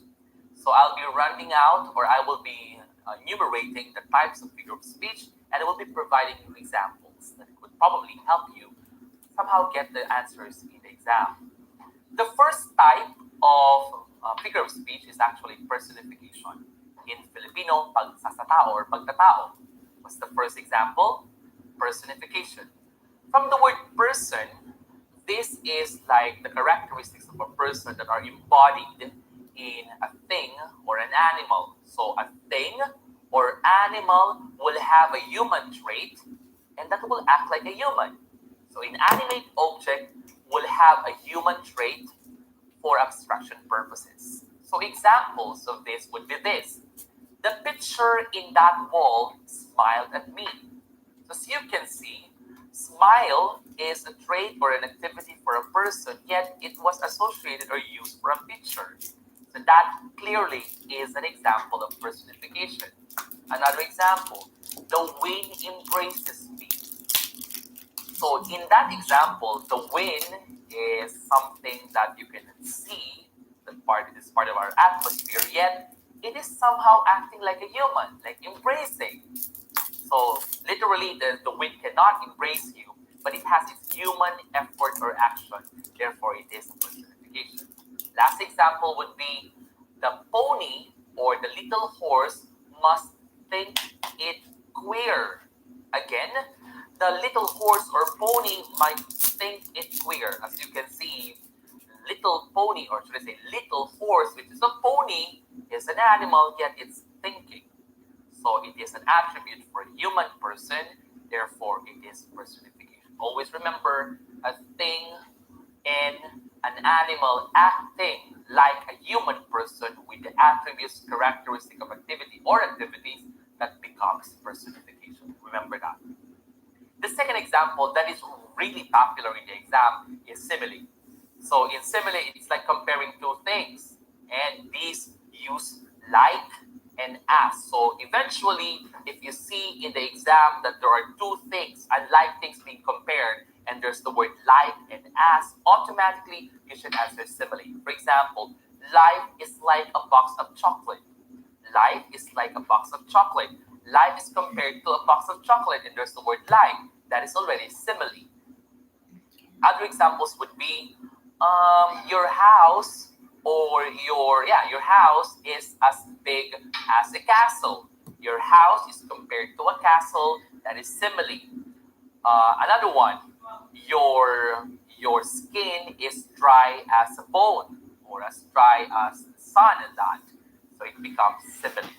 So the first one, personification, inanimate object acting like human person or having the attributes of a person, personification, and the other one, simile, comparing two things using like and as. Automatically, that's simile.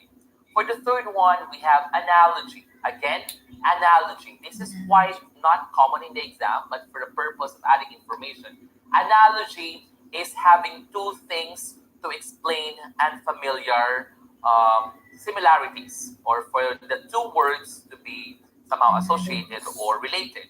Example of this would be first, questions and answers. As you can see, the two might not be really the same, but they are related. Another example, crying and laughing. That would be analogy.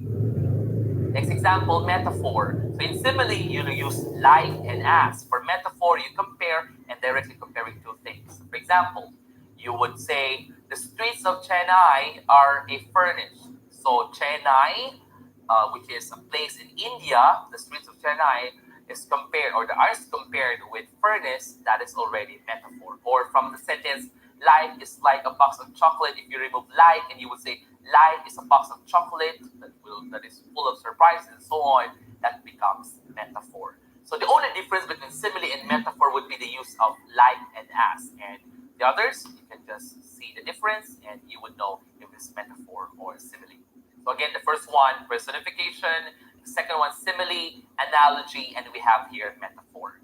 Another one is alliteration. I'll say it again, alliteration. In the exam, more often than not, alliteration is somehow related with consonants because we have assonants. Let me first differentiate these two. When we say consonants, the repetition of the words in the line of a poem or a literary work is consonant sound, whereas assonants from the letter A, which is a vowel, vowel sounds. Now, in the exam, if there's no consonants, the answer to that is alliteration. Assonance is a different thing. But in any way, these two, assonance and consonants, there are repetition of the sounds of the words used in the line of a literary work. So alliteration first. It's a duplication of consonant sounds at the start. Please remember, at the start of each word in a quick succession. And these are commonly seen in poems. So an example of this is this. Guinness is good for you. Guinness is good for you. The sound G for the word Guinness and good, tagline for Guinness is, or R should I say, all consonant sounds. So that becomes alliteration.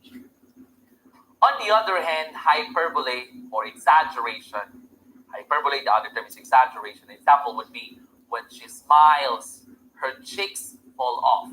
So it means to say when you smile a bit or when you smile automatically, your face will fall off. So that is hyperbole or exaggeration. So please remember, hyperbole is far-fetched. So more likely it will not gonna happen or it will not happen. It's really an over-exaggerated description of a thing, and it's commonly used in jokes or in making backhanded compliments. When I say backhanded, you really don't mean the compliment. So it's just like sarcasm and that. So remember, hyperbole, if it might be asked, it is commonly used in jokes or in backhanded compliments. Hyperbole. Next one, onomatopoeia. Onomatopoeia. So in here, from onomatopoeia, it's like the sounds. So from the sounds provided, you would really know the meaning of the word already. So it's replication of sounds created by objects, actions, animals, and people. Let's say ding dong, fuzz, these things. Or in Filipino, we have ang alitiit ng kawayan, ang himingting ng kapaligiran. So long that you understand a word because of its related word that is sound, that is onomatopoeia. Next word, or another example of onomatopoeia would be quack for animals. You will know the duck and the boo for the cow and the cock-a-doodle too. It's like a rhyme song. Okay? Next is euphemism.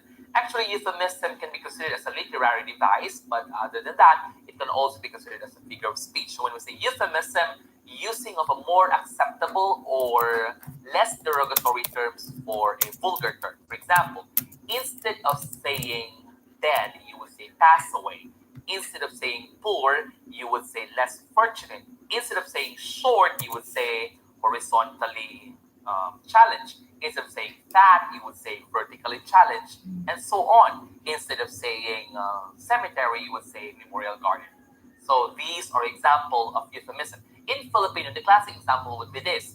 Imbes na sabihin mo doon sa may kakilala mo na may dumi sa kanyang mukha, sasabihin mo sa kanya na, oh, iba yata ang make-up mong gamit ngayong araw. So yan ay halimbawa ng euphemismo sa Filipino or euphemism in English. So the purpose of euphemism is for us to prevent ourselves in hurting someone's feelings. This is showing being sensitive to the feelings of others. Next word, Or other example of euphemism in a conversation, for example, I am Virgo, and then someone's talking to me, which is Virga. So I'm Virgo and Virga are talking. So Virgo would say, do you have a few minutes? And Virgo would say, no, I'm busy. And Virgo would insist, okay, listen. And then Virgo would definitely say, no, you listen. When I said busy, I meant leave me the hell alone. So, no, I'm busy on that note is a euphemism that means do not irritate me, do not bother me. Okay? So that's an example of euphemism in a conversation situation. Next, assonance. As I mentioned earlier, alliteration is consonants. This time as assonance, repetition of what again? Repetition of vowel sounds, commonly in short sentences and verses. An example would be murmuring of innumerable bees. Murmuring of innumerable bees. As you can see, the of and in and the e's for the bees. That is an example of what we call assonance. Next figure of speech is allusion. What is it again? Allusion. So when we say allusion, that is reference in a character or a situation in the past. It may be in the Bible or in historical events. An example would be, oh, my laptop is no longer working. It is infected by a Trojan horse. So in that statement, Trojan horse, which pertains to a virus that infected my laptop, is a reference to an historical event or a literary work that happened in Troy, which is the infamous Trojan War, because of the use of the horse that eventually defeated the people of Troy. So in here, that is an allusion. Another example, oh, you might be lying. You are now appearing to be Pinocchio. So Pinocchio is a reference, meaning with the elongated nose every time he lies. So that is an allusion. Another classic example would be this.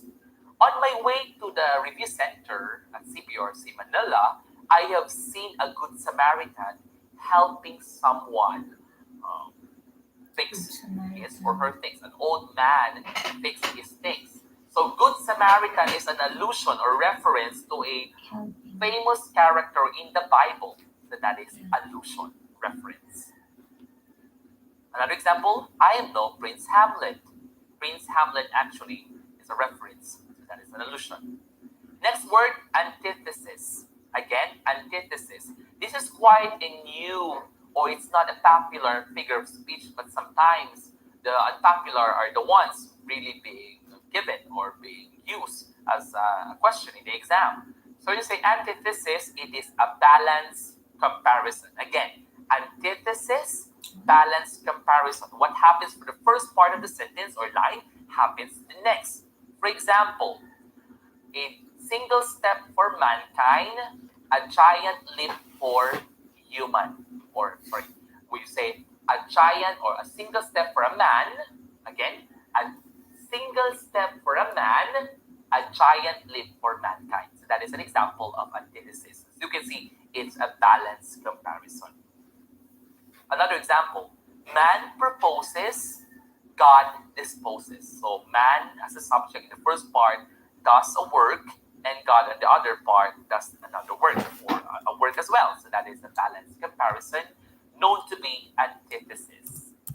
Next is apostrophe, or in Filipino, pagtawag. Apostrophe, there are two O, letter O's. It's like starting with the word O moon, O sun, O darling, or in Filipino, O tukso, layuan mo ako. So it's like talking to someone that is not existing at that moment of speaking. So that is apostrophe. An example would be this. It is just a rhyme song, but it's a classic example of apostrophe. Twinkle, twinkle, little star, how I wonder what you are. Sing with me. Up above the world so high, like a diamond in the sky. So it is a rhyme song or a children's song, but it's like you're talking to someone, like the star, but it's not there. That is apostrophe. So remember that. So long that you feel like the author or the line is talking to someone not present, that is apostrophe. Next word or next figure of speech is metonymy. What's the word? Metonymy. So in Filipino, pagpapalitawag. there is a word that has a deeper meaning. So when we say metonymy, an example of this is Malacanang Palace. So when you say Malacanang Palace, we don't pertain to the four wall of the palace of the president. Instead, we're talking about President Duterte. When we talk about White House, we don't talk about the White House itself, but we talk about the administration of Trump. Another example would be crown. When we say crown, we don't say beauty queen. Instead, when we say crown, we talk about the royalty, the queen, and the king. That is metonymy. Excuse me. So, we use a word to substitute a particular thing. As I mentioned earlier, Malacanang Palace, White House, and crown. Other example would be lab coats. So when we say lab coats, who usually wear lab gowns, and that, isn't it? The scientists. So when we say lab coats, they are pertaining to the scientist. Okay, we move on to oxymoron. Oxymoron. So sometimes in a sentence, you somehow seldom see the two words that are ironic, or should I say, not related, or the opposite meaning, with opposite meaning. So I would like you to know that if there are two words in a sentence that are somehow conflicting or antonyms or opposite in meaning, that automatically would mean it is oxymoron. For example, curse, bless me. Other students might interpret or would answer that this is apostrophe because you're like saying or talking to someone to curse, bless you. But hey, curse, bless are two words that are not synonymous. Curse is negative, bless is positive. So when we combine the two, this is a classic example or a good example of oxymoron. Okay? Another example would be this, open secret. So when you say secret, it's supposed to be kept, right? It should not be open, it should not be known to everyone. So open secret is oxymoron. Next, tragic comedy. So as you all know, tragic and comedy would fall under the same category of literature, which is drama or dramatic poetry. But then, as you can see here, tragic and comedy are different. When you say tragic, the main character usually dies or fails, whereas in comedy, there are situations wherein it elicits happiness or somehow jokes that will make the readers laugh or make the situation a little bit loose. So there's a room for enjoyment in that. So tragic and comedy are opposites. So it's an example of oxymoron. What else? Exact estimate. Again, exact estimate. Exact is already there. It's precise. It's accurate. Next example, original copies.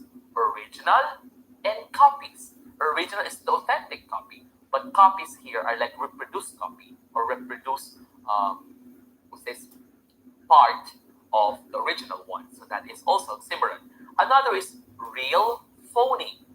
Real, phony. So real is already given to be true. It's authentic and that is genuine. But phony is false. That is also an example of oxymoron. What else? Small crowd. Crowd tends to be really big, but when you say small, that's oxymoron. And what else?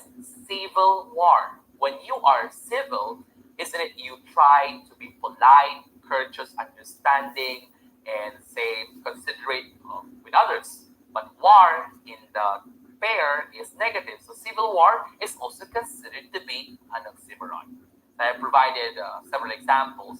I hope you will not commit mistake in identifying that each word or each word within an antonym in a line that are considered to be really exactly opposite, that immediately will give you the idea that it's oxymoron. Next, synecdoche. Synecdoche. So this is somehow oftentimes confused with metonymy. Synecdoche is part of a whole thing. So there's a part that is used that will pertain to the whole thing. For example, you would say to your, let's say, your lover, you would say, oh, hey, I like you. Would you want to come with me? I have wheels. So wheels would pertain not only the separate wheel, instead it will pertain to the whole car. So that is synecdoche. What else? Mouth. If you are a breadwinner and you would say the statement, I need to work harder. And smarter because I have 8 mouths to feed. Mouth is a part of a body of a person pertaining to the people or the family members that becomes acidic to keep.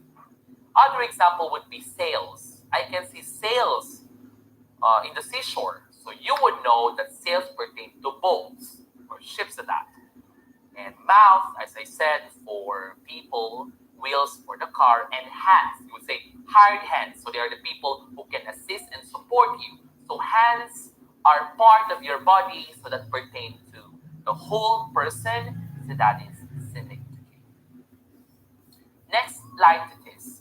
Again, litotes. Litotes. Another unpopular figure of speech. When say litotes, it is an understatement wherein you use or you mean positive through the use of a negative word. For example, someone is singing, you will say, "Oh, you're not a bad singer." You are not a bad singer mean positive thing, meaning you are a good singer.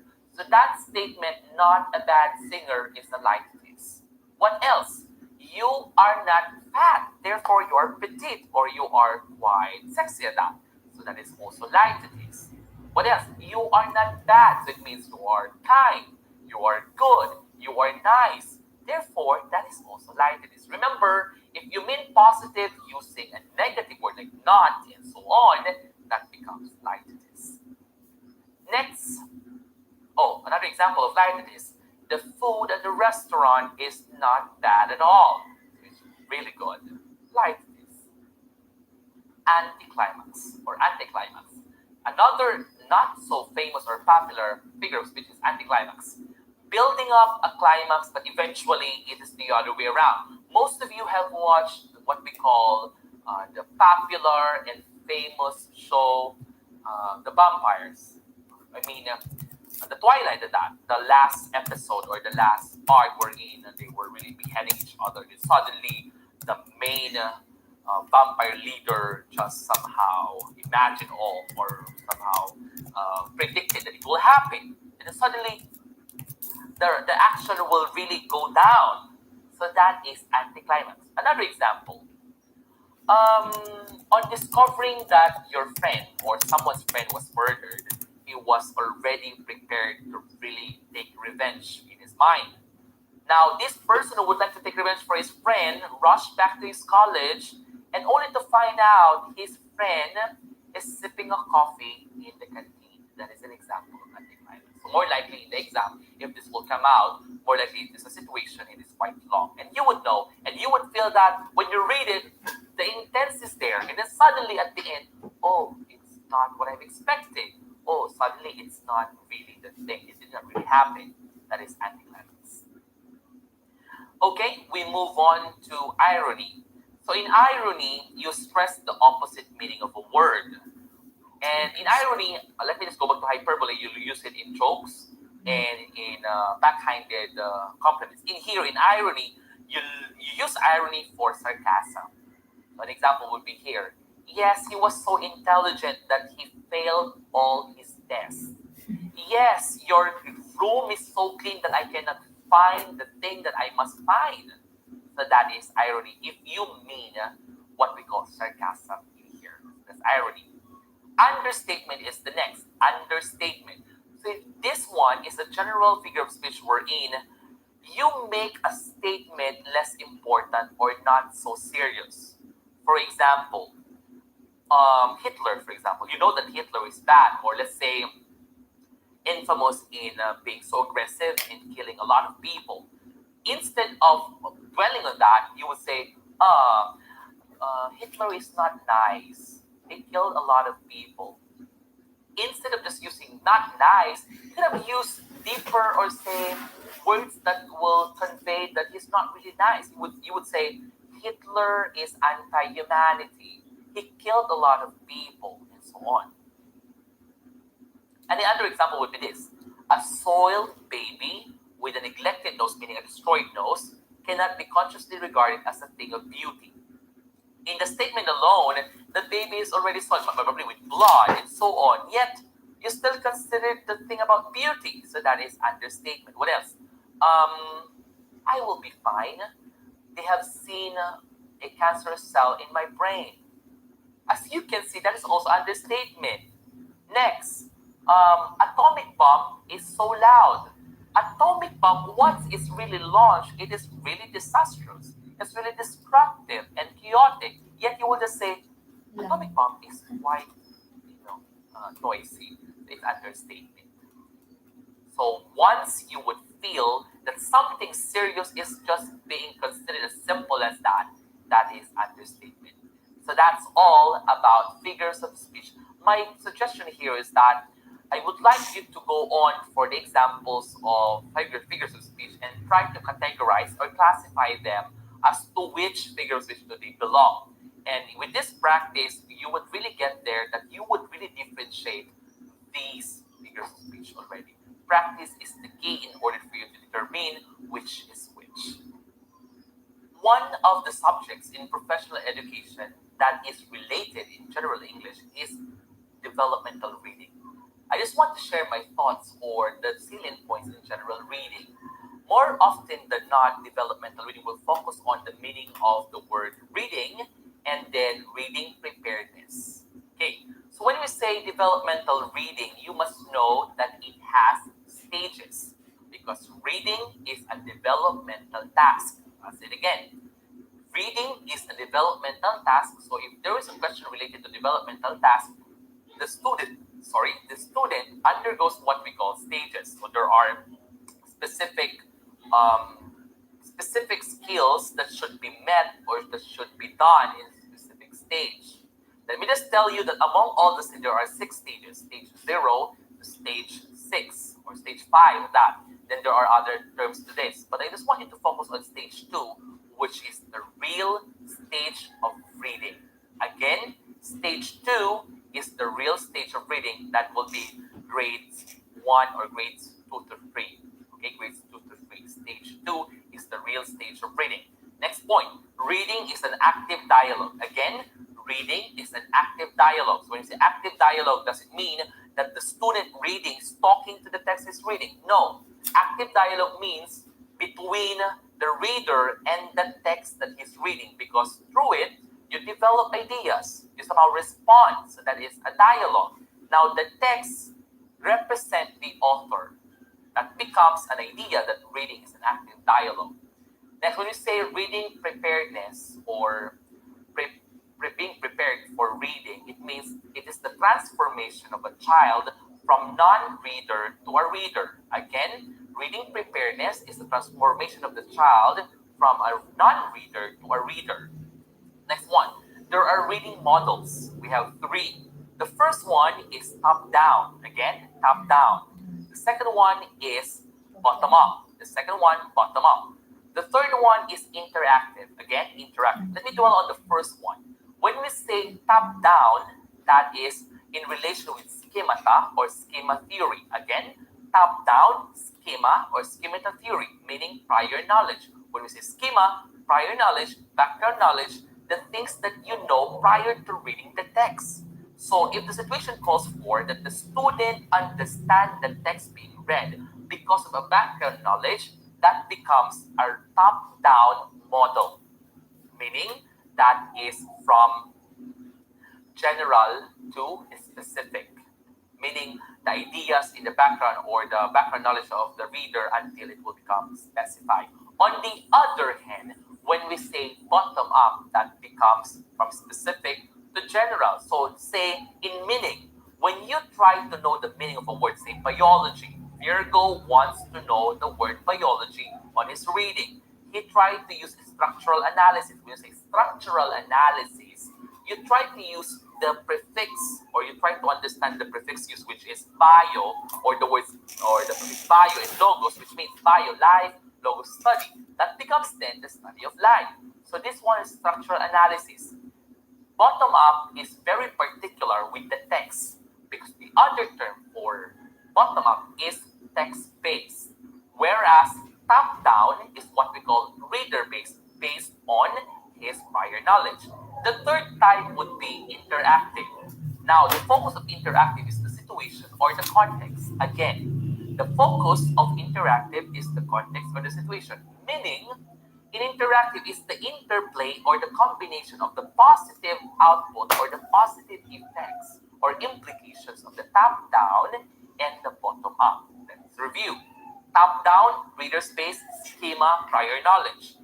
Bottom-up, we have what we call text-based, and then in here, structural analysis, knowing the meaning, decoding, knowing the sounds. And the third one, interactive, context, situation, and the combination. So those are the reading models. Now, we move on to what we call IRI, or the informal reading inventory. Again, informal reading inventory. Since there are 3 letters, there are also 3 levels in this measurement or this tool.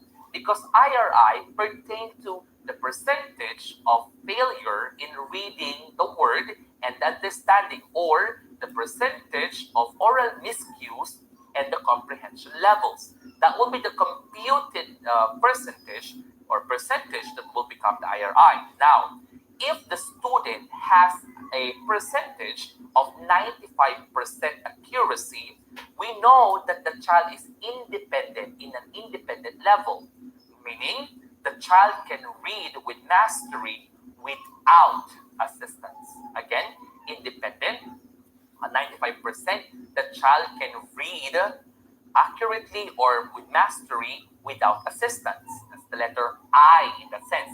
The other I would be instructional, 90 to 94%. Again, 90 to 94%. So when we say instructional, 90 to 94%, the child has mastery in reading, but with assistance or with guide. Again, instructional, 90 to 94, the child can read accurately or with mastery, but with assistance. The letter R in the middle of IRI is the second letter of the third level, which is frustration. Frustration, meaning there's no mastery even if there's a guide. Again, frustration level, there's no mastery even if there's a guide. The percentage is below 90%. So if I ask you, what is the level of the student in IRI or informal reading inventory? If he can read 90%, answer instructional. Now, what if I say the student can read with mastery without assistance? The answer is independent. Now, if the student cannot read without mastery, even without assistance, or even with assistance, that is frustration. What tool do we use? IRI, informal reading inventory. We have instructional level, we have independent level, and we have frustration level. Now, speaking of reading, in order for us to increase the speed and rate in the exam, speed and rate in reading are the same. So if there's no speed, look for rate. So it's how fast you are in reading. In order for us to help the students, say grade 1 or preschool, in reading a text fast or quickly, we use the words, or we use the sense or the reading tool, sight words. Say it again, sight words. And as you can see, in Grace Goodall's skills ladder, reading skills ladder, that was formulated in 1899, that is the sequence from basic to complex, sight words is the first, the simplest thing, the simplest skill that the child or the reader or non-reader should learn. So when we say sight words, the other term would be high frequency words. Again, high frequency words. So when we say sight words, they are not somehow decoded. They are just being memorized. That's why you remember when you were children or when you were in school in grade 1, in preparatory, your teacher usually write the words and then constantly let you repeat the words so that you can memorize. So that once you read, these sight words are the common words that can be seen in each page of the reading text that will be assigned to you. Because it says there, 40 to 75% of the word in the text are considered to be what? Sight words. So again, sight words, high frequency words, the basic in the Goodall's skills ladder, that is the basic thing that the child or the non-reader to become a reader should learn. Sight words. Now, speaking of sight words, we have 2 lists. We have the Dolch list, D-O-L-C-H, and the Fry's list, F-R-Y. Now, the Dolch list is 220 words. 220 words is the most common list of sight words. However, here comes Fry extending the copy or extending the list of Dolch. It became then 1,000 lists. So if there are question or there's a question asking you, which among the following has the 220 side words, you will answer Dolce. But then if the question would be, there is an extended version of Dolce, you would answer Fried. Is that clear? I hope so. So this time, let's talk about the types of reading. We have extensive and intensive. Again, extensive and intensive. When we say extensive, the letter E there pertains to entertainment. So you read because you want to be entertained, you want to be happy, you want to be, how should I say, you want to unwind. So you're reading because you are interested, you're reading because you want to be entertained. Extensive.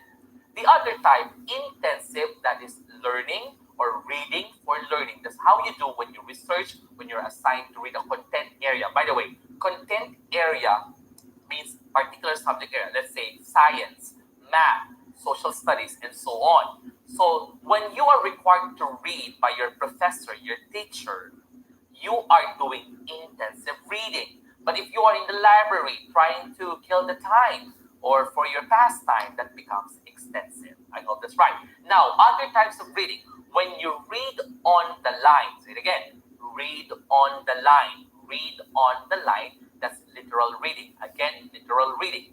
When you read between the line, read between the line, that becomes interpretive or interpretative reading. If it is reading beyond the line, reading beyond the line, that is creative reading. Creative reading. By the way, when we say creative reading, if it's being asked, which among the following denotes or shows creative thinking based on creative reading? When we say creative, the student must be able to produce, should I say, a fresh perspective of the story. So, for example, the student will be asked to give what we call new ending for the story. That becomes creative. Again, creative, reading beyond the line. Reading on the line, literal. Reading between the line, interpretive. Now, let's talk about critical reading. Critical reading. This is related to what we call close reading. Because we say critical reading, you read slowly but surely. Because the purpose here, is accuracy. Again, in critical reading, the purpose is accuracy for you not to fail to better understand the text. Say, formal texts or passages from the Supreme Court or documents from the Supreme Court that you need to read so that you would understand better. What you do is actually critical thinking. So again, literal, on the line, creative, beyond the line, between the line is what we call interpretive, and slowly but surely paying attention to the details and accuracy, that becomes critical reading. Okay. Other than this, actually, there are available questions wherein in Prof Ed for my final suggestion for reading comprehension or developmental reading questions in the exam, they're actually long. So may I suggest that once you read the questions in developmental reading, please make it sure that you use all the skills. Before I forget, we have the skills in reading. Fixation. Say it again. Fixation. When you say fixation, you read word to word. You read the word I and you stop there. That's fixation. Now, the measurement or the distance between one fixation to another is what we call interfixation. Now, please remember, a good reader has few fixations. A good reader does what we call saccade. Saccade. S-A-C-C-A-D-E. When we say saccade, he can read fast or can jump, or it's not reading a word, instead phrases. Saccade. Now, from first line, when you read on the second line, after you read the first line, this we call return sweep. Say it again. Return sweep. From the last line, you go to the first word of the second line, that becomes return sweep. Now, if you do not understand, you want to go back.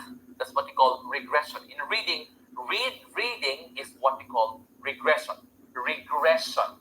So you're going back, regression. So finally, in fixation means the word that you stop where you read, or the word that you read and you stop, and then the distance between the one word to another is interfixation. When you read fast in phrases, saccade. When you end reading for the first line, you go to the first word of the second line, return sweeps, and if you don't understand, you go back, regression. I hope you use these skills in reading carefully the questions in the exam. The key here is this. Actually, you know the answers in professional education.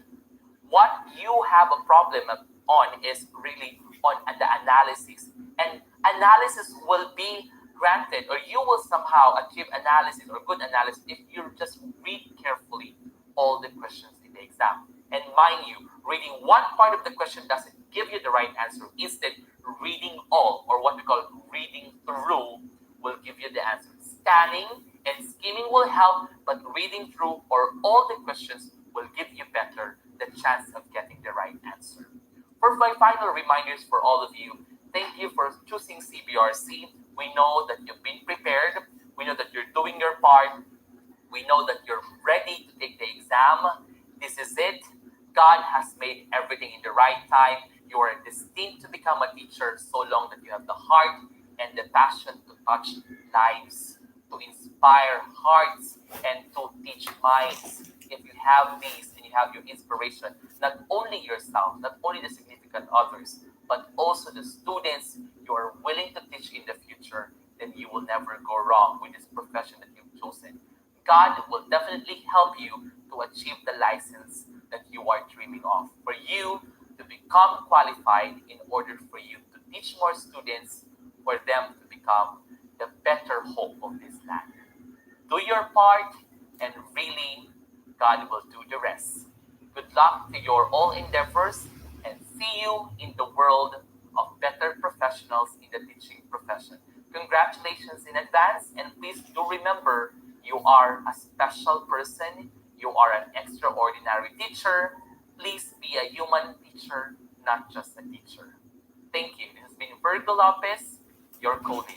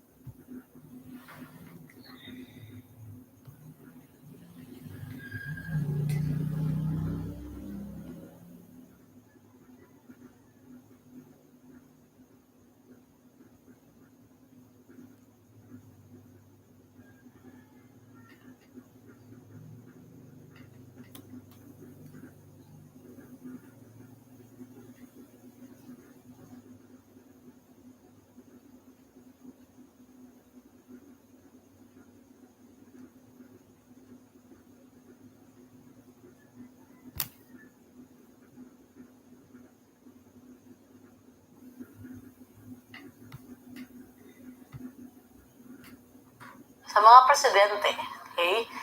Meron ba kayong mga paboritong mga presidente ng Pilipinas? O naalala niyo ba yung mga kontribusyon ng mga presidente ito? Hindi lang sa ating bayan, kundi sa ating kasaysayan. Okay? Sa hapon na ito, babalikan natin yung mga presidente, pati yung kanilang mga naging kontribusyon. Kasi mahalaga din sa pagkuha nyo ng let na alam nyo kung sinong presidente ang nagbigay ng kontribusyon na kagaya nito. At ikalawa, dapat alam nyo rin yung pagkakasunod ng mga presidente ng Pilipinas. Okay? So, kagaya ng alam na naman natin, ang Pilipinas ay isang bansa na republikano at demokratiko. So, yung panahon ng unang republika, okay, ang ating presidente noon, sa ilalim ng republika ng Biak na Bato ay si Emilio Aguinaldo. Okay? Pagkatapos, sa panahon ng Emilio Aguinaldo, dati ngayon pananakop ng mga Amerikano, kaya maaga magtatapos ang unang i-republika.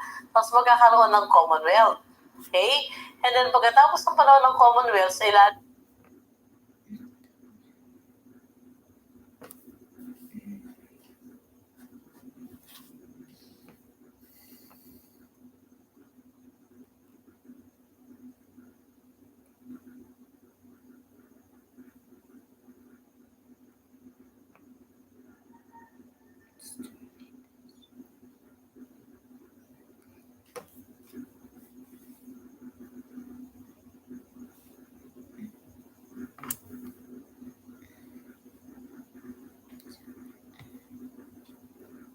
Okay, good afternoon, Eagles. Good afternoon, teachers. Welcome here. You are watching now live 24/7 non-stop left review here in CBRC. Again, so teachers, we're gonna discuss the curriculum development at alam nating lahat teachers na this subject ay isa sa nakakaantok na subject ng college. Pero this time teachers, ngayon ay siesta time. Ang antoken, ilan ang rating? 74.8. Anong tawag sa kanila? Para teachers. Saan sila matuturo? ARMM. Kaya pag inantok ka ngayon teachers, ilan ang rating mo? So kakabahan ka. Bawal antokin, bawal humikap. Naintindihan teachers? So now teachers, let's try to discuss first the definition and concepts of curriculum development. So ngayon teachers, ang tanong ko lang, sino ang nakapanood ng Mature Garden? So yan, nanood tayo ng Mature Garden. Tandaan mo lang kay Mature Garden, ang pinaka-pogi sa kanila ay si Watchile. So ulit po, pakisabi, si Watchile ang pinaka-pogi. Now, tandaan mo teachers, kay curriculum, si curriculum ang what and heart of teaching. Ulitin mo nga po, what and heart of teaching. So ibig sabihin teachers, tandaan mo lang, alam na ba ang Saranghay Club? Hindi pa, ganito lang ang Saranghay Club. 1, 2, 3. 1, 2, 3. Heart and heart. Saranghe. Again, let's try to modify. 1, 2, 3. 1, 2, 3. What and heart. That is curriculum. Ibig sabihin, these are the guides, the directions, instructions, the learning competencies na dapat i-implement daw ni teacher as a curriculum implementer. Now, letter A, teachers, tandaan mo lang, the curriculum must be articulated. Ibig sabihin, articulated teachers, it is connected to the next level. Pakiulit nga po, connected to the next level. Ibig sabihin, teachers, connected to the next level, that never change ang concept nito. That's why, nung grade 3 tayo, na-encounter natin sino? Si pang-away, pang-uri, pang-alip, pandiwa. Anong sabi ng teacher? Magbigay tayo ng 5 pangungusap na may salitang pandiwa. Ngayon, pagdating natin ng grade 4, grade 5, grade 6, na-encounter pa rin natin sino? Sila pang-diwa, pang-uri, pang-away, pang-alip. That's why, connected siya sa next level. Tandaan mo, letter T teachers, transmission of knowledge. Pakisabi nga po, very good. Transmission of knowledge. Teachers, tandaan mo lang, transmission of knowledge, ikaw bilang isang curriculum implementer, ang tatandaan mo lang teachers, tinatransmit mo lahat ng knowledge. Dapat daw si knowledge ay organized. Ibig sabihin, teachers, simple to complex. Ibig sabihin, teachers, spiral ang curriculum natin. Simple to complex. Transmission of organized knowledge. Letter S, teachers, tatandaan mo lang is the sum total of experience. Pakiulit nga po, sum total of experience. Ibig sabihin, teachers, sum total of experience, may word na total. Tatandaan mo lang si total teachers, kabuuan. So we usually define the curriculum in different perspectives. That's why, yung total pinakabuuan, si curriculum ay pinakakabuuan. Letter I, teachers, tandaan mo lang is intended goals. Pakisabi nga po, intended goals. Teachers, si curriculum, meron na siyang intended goals na i-implement na lang natin. Okay po? Letter L, list of subjects. Pakiulit nga po, list of subjects. So teachers, tandaan mo lang, si curriculum din ang list of subjects, list of courses. That's why, nung college tayo teachers, bago tayo graduate, nagpa-evaluate tayo. Ibig sabihin, nandun lahat ng list ng subjects na tinake natin at kinabahan ka, baka may naiwan ka at di ka gagraduate. So, isa rin yung curriculum. And letter E, teachers, tatandaan mo, si curriculum ay evolving. Pag sinabi natin evolving, teachers, we are living in a modern society. Ang bilis nagbabago ng mga bagay. That's why, teachers, si curriculum, nag-e-evolve din siya kapag hindi siya effective.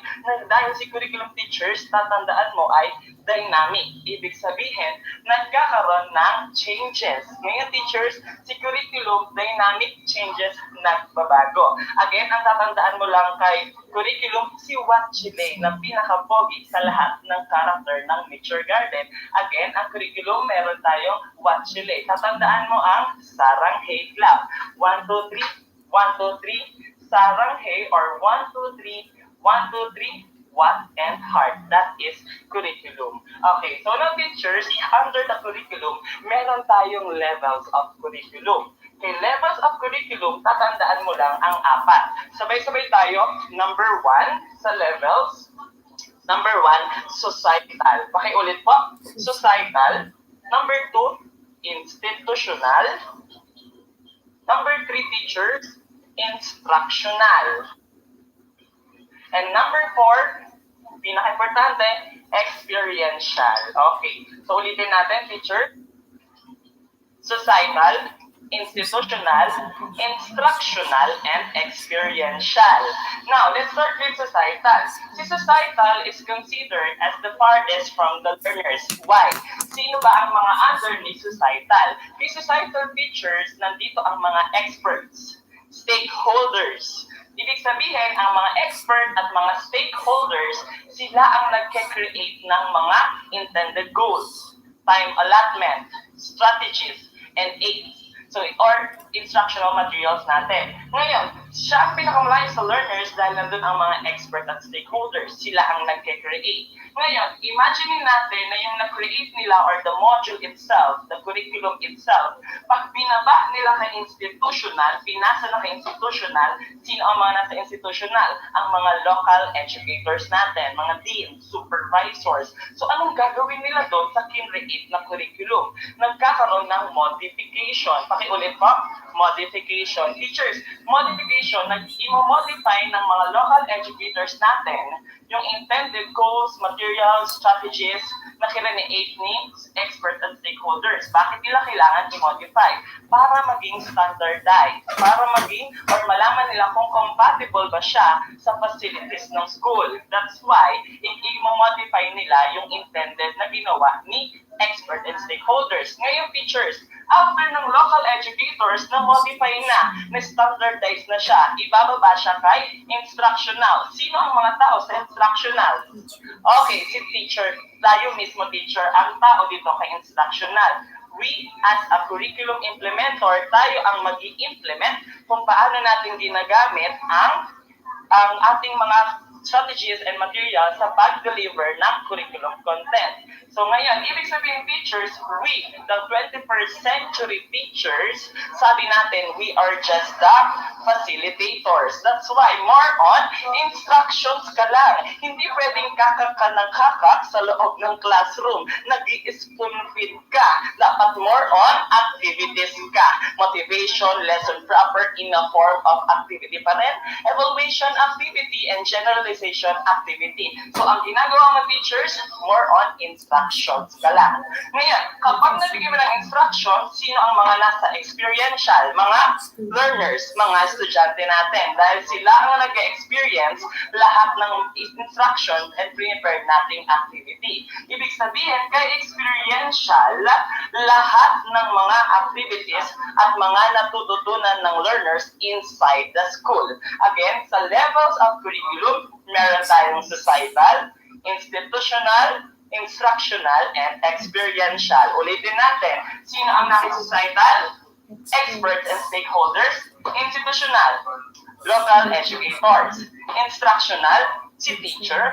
Experiential, si learners. Okay, next teachers. After ng levels of curriculum, meron tayong major patterns and design of curriculum. Makiulit po, major patterns and design of curriculum. So, tandaan mo lang kay major patterns and design of curriculum, meron tayong tatlo. Siyempre, learner-centered, subject-based, and problem-based. Let's start with learner-centered. Pakiulit po, learner-centered. Okay, so sabi natin lagi, si learner-centered dapat kay bata, engage ang bata. Bakit? Si learner-centered teachers, tandaan mo, may kinalaman siya lagi sa pagmo-molding natin sa bata. Ulitin mo, molding kay bata. So teachers, ang tatandaan mo kay mnemonics natin kay learner-centered, sino yung bata? Tandaan mo, si Ace. Sino po? Si Ace na kabit ni Jade. Ayan, huwag ka ng halik, mag-review ka muna. Okay, si Ace na taga-Philippines. Sino po ulit? Si Ace na taga-Philippines. Let's start with letter A. Tandaan mo kay letter A is activity. Pakiulit po, activity. Ganito lang yan. Si activity saan nagtatapos? sa why. Tandaan mo, dapat ang activity natin ay variety. Saan nagtatapos si variety? Sa why. Tandaan mo, activity, variety. Dapat various ang activity na pinecreate ni teacher. Magaling ka nga mag-invento ng chismis dapat magaling ka rin mag-invento ng activity. Okay, si activity teachers, dapat po, nakafocus siya sa interest at needs ng bata. Tandaan mo, ang activity mo dapat nakafocus sa interest at needs ng bata. Next, letter C, tatandaan mo ay child-centered. Ulitin mo po, child-centered. Okay, child-centered teachers. Tandaan mo lang kay child-centered, sabi natin, meron tayong multiple intelligences. Si child-centered, tinawag din siyang custom-made. Ano po? Custom-made. So, custom-made teacher, ibig sabihin, nagbe-base siya sa kung anong needs din ng bata. So, custom-made. Tatandaan mo, under din dito ang multiple intelligences. Ang multiple intelligences, sa unang araw ba ng klase mo, alam mo na kung ano ba ang mga kakayahan ng mga bata? So, hindi mo pa alam. Tawagin natin siyang invisible. Ano daw po? Invisible. So, invisible pa kasi hindi mo pa nga alam kung ano yung intelligent ng bata. So, letter I, meron tayong intrapersonal learners. So, ang mga intrapersonal learners, sila ang mga natututo sa sarili lang nila. Loner sila, gusto nila, sarili lang nila, or gusto nila nag-aaral ng sila lang. Si letter N, mga naturalist learners. Okay, ang mga naturalist learners natin, teachers, sila yung mga learners na gusto nila na hawakan nila yung halaman, yung mga bulaklak, or mga hayop. Mas natututo sila kapag hawak nila kung ano yung pinaka-topic mo or object na ginagawa. Next, letter B. Meron tayo syempre, pagsamahin na natin si visual at si verbal. Si visual teachers, mga visual learners natin, sila yung mas natututo kapag medyo may pinapaskill ka sa board, may mga dinidikit kang mga images dyan sa mga board. Mas natatandaan nila yon, mga visual learners. And syempre, under din dun si verbal. Si mga verbal learners teachers, gusto nila na involve yung mga bibig nila. That's why may mga learners na nagme-memorize na may tunog, nagbabasa ng malakas. May mga ganun tayong klase ng learners. The letter I, meron tayong kaninang intra, syempre meron tayong interpersonal. So mga interpersonal teachers or the mga interpersonal learners, sila yung natututo ng kasama yung mga peers nila or mga barkada nila.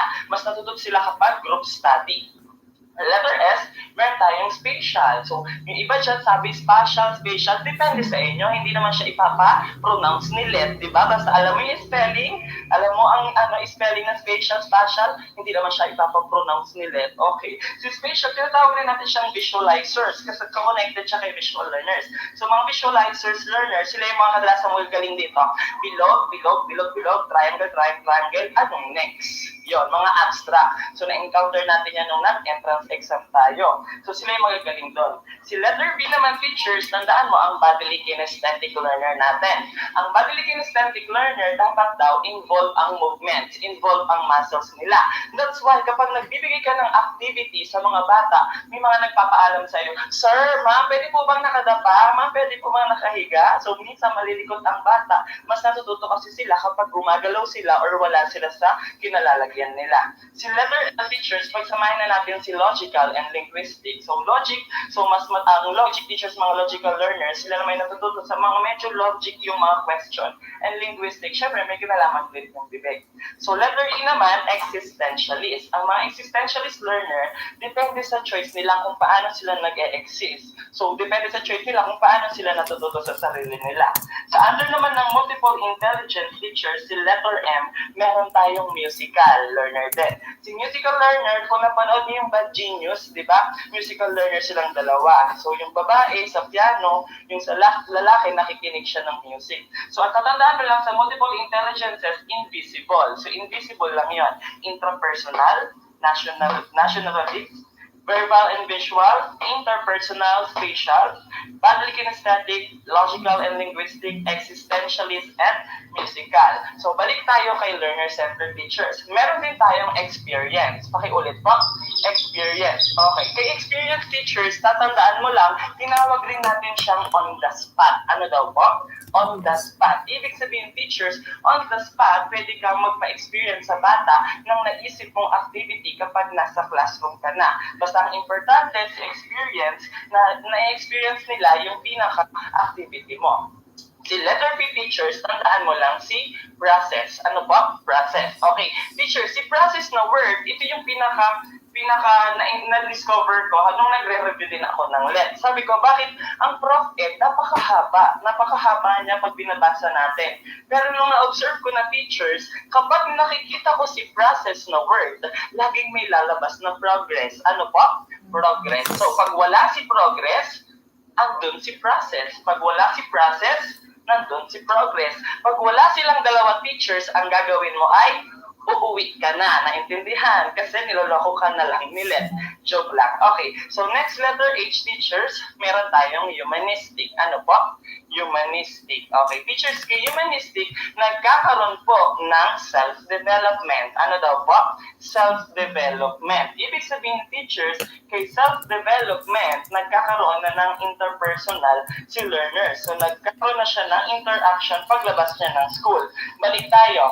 Activity, nagbigay ka ng variety na activity. Ngayon, based naman sa interest and needs ng bata, na-experience na nila yung activity. At syempre, kapag ine-experience nila ang activity, nagkakaroon na ng progress. Nagpa-process na yung mga learning. Tapos teachers, kapag nag-process na ang learners, nag-process na ang learning sa learners, magkakaroon ng self-development paglabas nila in real life situation or sa outside world. So, ibig sabihin, teachers, nag-progress at nagkaroon na ng self-development. So, yun ang isa sa major and design na curriculum. So, tatandaan mo lang, kay learner center, si ACE na taga Philippines. Okay. Next, teachers, after ng learner-centered, meron tayong subject-based. Okay. Kay subject-based teachers, ang tatandaan mo lang, kailangan teachers, kapag may boyfriend ka, sino may mga boyfriend? Okay. Yung mga may boyfriend dyan, sa araw ng board exam, dapat single ka muna. Naintindihan? Kasi baka naman makadistorbo sila. Pero depende sa inyo. Okay. Next, teachers, kay subject-based. Kay subject-based teachers, sabi dito, si subject ang pinakamadaling i-deliver. Pakiulit po, easy to deliver. Bakit? Easy to deliver, bakit? Si subject-based po kasi, si teacher ang pinakamay control sa classroom. So, teacher has full control. So, ibig sabihin, ito ang pinaka-widely used, yung pinaka-ginagamit natin. So, tatandaan mo lang kung may boyfriend ka, teachers, dapat meron kayong call sign. Ano ulit? Boyfriend mo dapat may call sign. So, iba dyan, tawagan nila mahal, baby, so honey, depende sa call sa inyo. Okay, dapat yung call sa inyo pang forever. Ano daw po? Pang forever. So, boyfriend mo, may call sign kayo pang forever. Naintindihan, teachers? Okay, let's start with Broadfields. Pakiulit po. Broadfields. Okay, si Broadfields teacher, tinawag din siyang interdisciplinary. So, ibig sabihin, mayroon daw relationship. Okay, may relationship kayo ng boyfriend mo. So, ibig sabihin, may relationship. For example, teachers, kay social science, kay AP, Araling Panlipunan, meron silang Philippine history. So, kay Philippine history, mag-broad siya, mag-widen siya, magiging world history. That's why may relationship. AP pa rin yun, Araling Panlipunan. Next, meron naman tayo sa English. Meron tayong Philippine literature. Tapos, mag-broad siya, connected, may relationship, magiging world literature. Okay, so broad fields po ang tawag natin doon sa mga subject na yon. So, letter F teachers, meron tayong tinatawag na fuse. Ano po? Fuse. So, tandaan mo lang teachers, kay fuse, meron tayong okay, kay fuse teachers, tandaan mo lang, tinawag rin siyang, meron siyang fusion. So, tandaan mo lang, tinawag dito ang lost identity. Ano po? Lost identity. So, ibig sabihin, teachers, fuse siya, fusion. Tandaan mo, may fusion yung subject. Pero nawala yung identity. Huwag kayong madilito kasi medyo similar siya kay Broadfield. Pero tandaan mo kay fuse, kaya nawala yung lost identity. Kaya nagkaroon ng ganong idea. For example, kay English, meron silang reading, writing, listening, and speaking. Although English siya, pero mas lumawak na. Nawala na yung identity. Halimbawa, kay social studies din. Social studies may geography, history, culture. So, social studies siya, pero mas lumawak, nawala na yung identity. So, tatandaan mo lang, si Broadfields may relationship, direct na relationship sa subject. Well, si Fuse naman, nawawala yung identity. So, huwag kayong malilito sa dalawa. Next, si letter C, tandaan mo lang, meron tayong correlated. Ano po ulit? Correlated. Okay, kay correlated teachers, tandaan mo lang, nagkakaroon ng integration. Ano po ulit? Integration. Okay, so kay integration teachers, alam natin na kaya mo daw i-connect yung subject matter mo sa iba pang subject matter. Integration tawag doon. So, ibig sabihin kay correlated, dapat yung integration, ginagawa nating lahat subject sa iba't iba pang klaseng subject matter. Dapat marunong tayong i-connect yung subject matter natin sa iba pang subject matter. Halimbawa, si Math and Science, lagi silang nagkakaroon ng integration. Yung mga scientific implementation, so yung mga solving, is Math and Science. Okay, letter S, tandaan mo lang, separate design. Ano po ulit? Separate design. Okay, pag separate design teachers, alam natin, nung high school tayo and elementary, meron tayong 5 major subjects. Ano yan? Math, Filipino, English, Science, and Makabayan. So, ibig sabihin, nung high school tayo teachers, hinati-hati silang 5 dahil nagkaroon ng dividing school day. Pakisabi po, dividing school day. So, dinivide yung 5 major subject natin noon. So, ang separate design ay pinaka-oldest na design or pinaka-luma at pinaka-ginamit natin noon. And lastly, teachers, meron tayong process design. So, pag wala ulit si process, may word na progress. Pag wala si progress, nandun si process. Pag wala silang dalawa, anong gagawin mo? Uuwi ka na dahil niloloko ka na lang nilet. Naintindihan mo? Okay, kay process teachers, nagkakaroon na ng learning how to design. Pakisabi po, learning how to design. Okay, so balik tayo teachers. Kay subject-based teachers, ang tatandaan mo lang, kapag may boyfriend ka, meron kayong call sign. So, ang call sign nyo dapat pang forever. So, meron tayong broad fields, views, correlated, separate design, and process. Again, kay subject-centered or subject-based, siya ang pinakamadaling i-deliver at ang teacher ang may pinaka-control sa subject. Okay. So next, ulit tayo doon, meron tayong learner-centered kanina. Sino yung tatandaan mo doon? Yung bata na taga-Philippines. Si Ace na taga-Philippines. So letter A, activity-based. Letter C, child-centered. Letter E, experience. Letter P, process. Letter H, humanistic. Under A, subject-based teachers, B, FCS, boyfriend call sign forever. Ano ulit yun? B, broad fields. F, views. C, correlated. S, separate. And P, process. Okay, tandaan mo lang, last natin teachers, meron tayong problem-based. Ano po ulit? Problem-based. Okay, pag problem-based teacher, syempre may kinalaman siya problem-solving. Ano po ulit? Problem-solving. So, pag humikap ka ulit teachers, ilan ang rating mo? 74.8. So, kakabahan ka na. Huwag kang hihikap dyan. Dapat may nginangata ka ng iba't ibang klaseng mani. Kasi pag nagre-review ka, kakain ka ng iba't ibang klaseng mani. Okay, so biro lang yun. So, problem-solving. Okay, the under ng problem-based teachers, dalawa lang tatandaan mo. May letter L tayo at letter C. So, letter L, pakisabi po natin is life situation. Okay, life situation. And letter C, meron tayong core. Ano po ulit? Core. Okay. Kay life situation teachers, tandaan mo lang, may kinalaman siya sa background din ng isang bata. So, ibig sabihin teachers, aminin man natin o hindi, may mga bata talaga na pasaway, matigas ang ulo, pero syempre may kinalaman sa background ng bata. Kailangan medyo inaalam natin yung mga background ng bata by talking to the students privately. So, pwede tayong magbigay ng mga advices sa bata para magkaroon sila ng problem solving sa mga problem nila. So, ngayon, pag nagkaroon na sila ng mga advice, nagkaroon ng problem solving, lalabas si core kasi doon ang social function. Ano po? Social function. Ngayon, kapag marunong na ng problem solving ang bata sa outside ng school, nagkakaroon na ng social function. Nalalaman nila kung ano ba purpose nila talaga sa labas. Okay, balik tayo ulit sa tatlo. Meron tayong learner-centered, subject-based, and problem-based. Okay, kay learner-centered teachers, sino yung bata at taga saan siya? Si Ace na taga Philippines. Letter A, activity-based. Letter C, child-centered. Letter E, experiential. Letter B, process. Letter H, humanistic.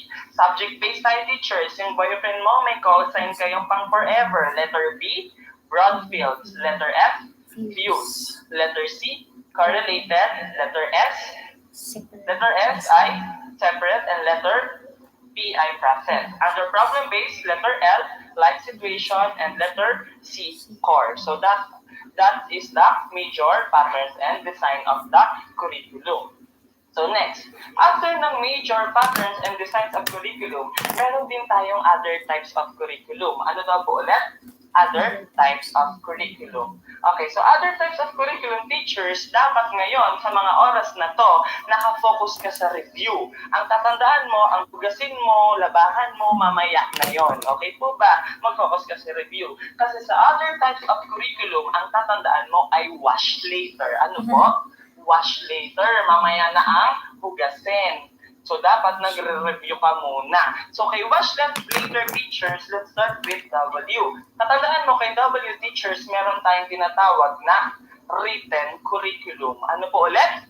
Written curriculum. So, under kay written curriculum teachers, lahat ng mga paperworks done by the teacher, lesson plan, school forms na madalas pag-awayan ng mga magjowang teacher, ano pa, documents, okay? Lahat ng mga sinusulat at ginagawa natin, mga paperworks done by the teacher. Okay, so that is the written curriculum. Okay, umiiyak si Kelly. Kilala niyo ba si Kelly? Hindi. So, si Kelly, umiiyak siya. Okay, si letter A features, meron tayong assess curriculum. Tandaan mo, assess curriculum. Si assess curriculum teachers, ganito lang yan. Isa to si letter A, si assess, assessment, okay? Assess. Tatandaan mo, isa rin to sa pinaka na-discover ko sa mga reference. Pag wala si word na assess or assessment, laging may word na evaluation. Ano po ulit? Evaluation. Okay. So, pag may assessment, laging mayroon siyang kasamang evaluation. Ngayon, wala silang dalawa. Wala si assessment, wala si evaluation. So, ang tatandaan mo si letter J. Ano si letter J? Judgment. Ano po ulit? Judgment. Okay, si judgment teachers. Ngayon, wala pa rin si assessment, evaluation, judgment. Parang niloloko ka na ni PRC. Ganito lang yan. Pag wala pa rin si judgment, may letter F tayo. Ano yon? Feedback. Ano po ulit? Feedback. Okay, apat na sila. Assessment, evaluation, judgment, feedback. Wala pa rin silang apat teachers. Tatandaan mo lang si letter E, effectiveness. Ano po ulit? Effectiveness. Okay, ngayon teachers, magkakasama silang 5 sa mga reference ng mga prof-ed natin. Pag wala si assessment, nandun si evaluation. Pag wala pa rin silang dalawa, nandun na si word na judgment. Pag wala pa rin si judgment, nandun na si feedback. Pag wala pa rin silang 4, ang tatandaan mo na ay effectiveness. Ngayon, pag wala pa rin silang 5, anong gagawin mo? Uuwi ka na. Naintindihan? Kasi niloloko ka na nilet. Pag silang 5 magkakasama, okay, balik tayo. Si assess curriculum features, ibig sabihin, na-assess na, na-evaluate na, nagkaroon na ng judgment, nagkaroon na ng feedback, nagkaroon na ng effectiveness based dun sa curriculum na ginawa mo. Okay. Letter S, meron tayong supported curriculum. Ano po ulit? Supported curriculum. Ganito lang yan. Pag supported curriculum, lahat ng mga facilities, mga textbooks na ginagamit natin para ma-support natin yung intended goals na gustong ipa-implement sa atin ni curriculum. Facilities, meron tayong mga quadrangle, DLE laboratory, science laboratory. So, yung mga supported, mga facilities ang tawag doon para ma-implement natin ng maigi yung intended goals ni curriculum. Okay, so letter H, meron tayong hidden curriculum. Ano po ulit? Hidden curriculum. Tandaan mo, kay hidden curriculum, i-encounter mo dyan, basta si Katrina Halili. Ay, joke lang. Nako, baka maano tayo, bawal po. Okay, kay hidden curriculum, tandaan mo, meron siyang tinatawag na unplanned. Ano po? Unplanned. Okay, pag unplanned teachers, tinawag rin natin siyang covered. Ano po ulit? Covered. Okay, si hidden curriculum teachers, ito daw yung hindi naman nagtuturo si teacher, pero may learning pa rin si bata. So, ano yung mga activities na meron tayong gano'n? Di ba nagkakaroon tayo ng launching and culminating activity? Let's say sa July. Anong nangyari sa July? Nutrition Month. Tuwing August, buwan ng wika. Pagdating ng October, meron tayong United Nations. So, mga unplanned activities, pero may learning pa rin si bata at hindi involve ang teacher sa pagtuturo. So, yun ang ating hidden curriculum. Letter L teachers, tandaan mo, may learned curriculum. Ano po ulit? Learned curriculum. Si learned curriculum, tinawag natin siyang outcome. Ano po? Okay, so outcome. Ibig sabihin, teachers, si learned curriculum, meron ng outcomes. So, ibig sabihin, teachers, ang learned curriculum natin sa ngayon ay ang K-12. May graduate na bang grade 12? Yes, meron na. So may work na kaya yung ibang grade 12? Yes, meron na rin dahil qualified na sila for employment. At yung iba naman, nag-continue ng college. So may outcome na. So outcome yung pinaka-output na or pinaka-effective natin na curriculum ngayon. Okay, letter T teachers, meron tayong taught curriculum. So pag taught curriculum, tandaan mo, connected sila ni written curriculum. Bakit? Si taught curriculum yung pinaka-application ni written curriculum. So tandaan mo lang, put into action. Ano po ulit? Put into action. So, ibig sabihin, application na siya ni written curriculum. Okay, lastly, meron tayong R, tandaan mo, ay ang recommended curriculum. Ano po ulit? Recommended curriculum. Ang recommended curriculum natin, teachers, nanggagaling sa mga national organizations and national agencies. So, tandaan mo lang, national organizations at national agencies. DOST, CHED, DepEd. So, may mga recommended curriculum.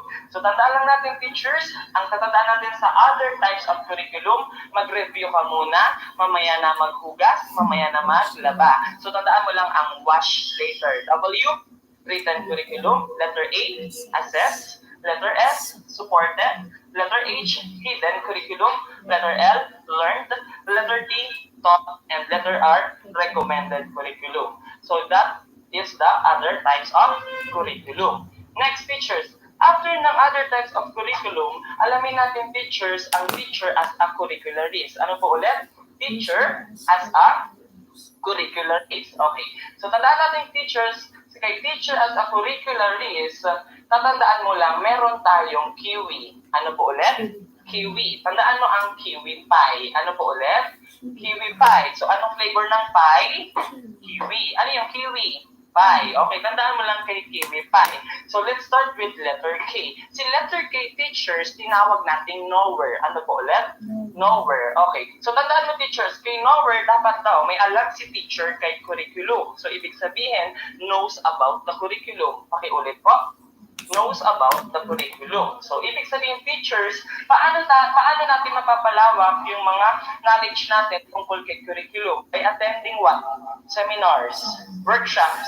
So, umati tayo ng mga seminars and workshops para magkaroon tayo ng mas malawak na kaalaman kay curriculum. So, sila ang mga knower. So, tayo rin yon. Okay, letter I, meron tayong initiator. Ano po ulit? Initiator. Okay, kay initiator, teachers, dapat po daw si teacher at si school, may isa silang objective for one reason. Pakisabi nga, believing in learning. Ano po ulit? Believing in learning. Ibig sabihin, teachers, dapat si teacher at si school, isa yung objective. Naniniwala sila dito, believing in learning sa mga learners. Okay. Letter W, teachers, tandaan mo, writer. Ano po? Writer. Okay, kay writer, teachers, huwag natin pahirapan sarili natin. Siyempre, writes the curriculum. Ano po ulit? Writes the curriculum. Okay, so ibig sabihin tayo ang nagsusulat din ng curriculum or ang mga writer ang magsusulat ng curriculum. Okay, si letter I naman, teachers, innovator. Ano po ulit? Innovator. Ibig sabihin, teachers, innovator, ibig sabihin, make out of the box. Ano po ulit? Make out of the box. So, ibig sabihin, teachers, dapat nag-go beyond tayo kapag gumagawa tayo ng curriculum. Huwag tayo masyado nagpo-focus sa mga intended goals, dapat nagkakaroon ng innovation. Tina-transform natin sa mas mataas pang level. Okay. Letter P naman, meron tayong planner. Ano po ulit? Planner. Okay, teachers, kay planner naman, tatandaan mo lang, syempre siya ang pinaka nagpe-prepare. Ano po ulit? Prepare. Ibig sabihin, teachers, huwag ka malilito kay planner tsaka kay writer. Si planner ang nagpe-prepare daily, weekly, monthly, and yearly. Okay, so siya ang nagpe-prepare, si planner. That's why, yung mga working ngayon, di ba, gumagawa kayo ng mga budget plan. Gumawa tayo ng budget plan, yung nakalagay doon, week 1, tapos ano yung topic. Okay, so ano yung tawag isa sa mga planner na ginagawa natin. Letter I naman, teachers, ang humikap ngayon, ilan po ang rating? 74.8, kaya bawal kang antukin, naintindihan. Okay, letter I, meron din tayong implementor. Ano po ulit? Implementor. So, implementor, teacher, syempre, put into action. So, ibig sabihin, tayo na ang nag-i-implement ng curriculum. Ginagamit na siya, i-utilize na, ina-apply na, actual use na ng pinaka-curriculum directions. And letter E, huling ulit, lagi natin ginagawa sa huli, evaluator. Okay, balik tayo teachers. Evaluator, pag wala si evaluation, evaluator, meron tayong letter A, assessment. Pag wala si assessment, tsaka si evaluation, judgment. Pag wala pa rin si judgment, letter F, feedback. Pag wala pa rin si feedback, effectiveness. Pag wala silang 5, anong gagawin mo?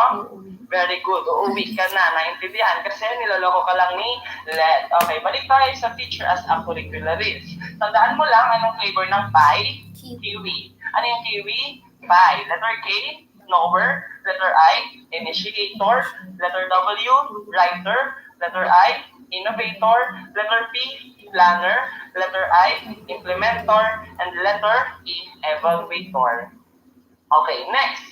After teacher as a curricularist, taas nga dito teachers ng kamay, yung mga hirap talaga sa mga tao.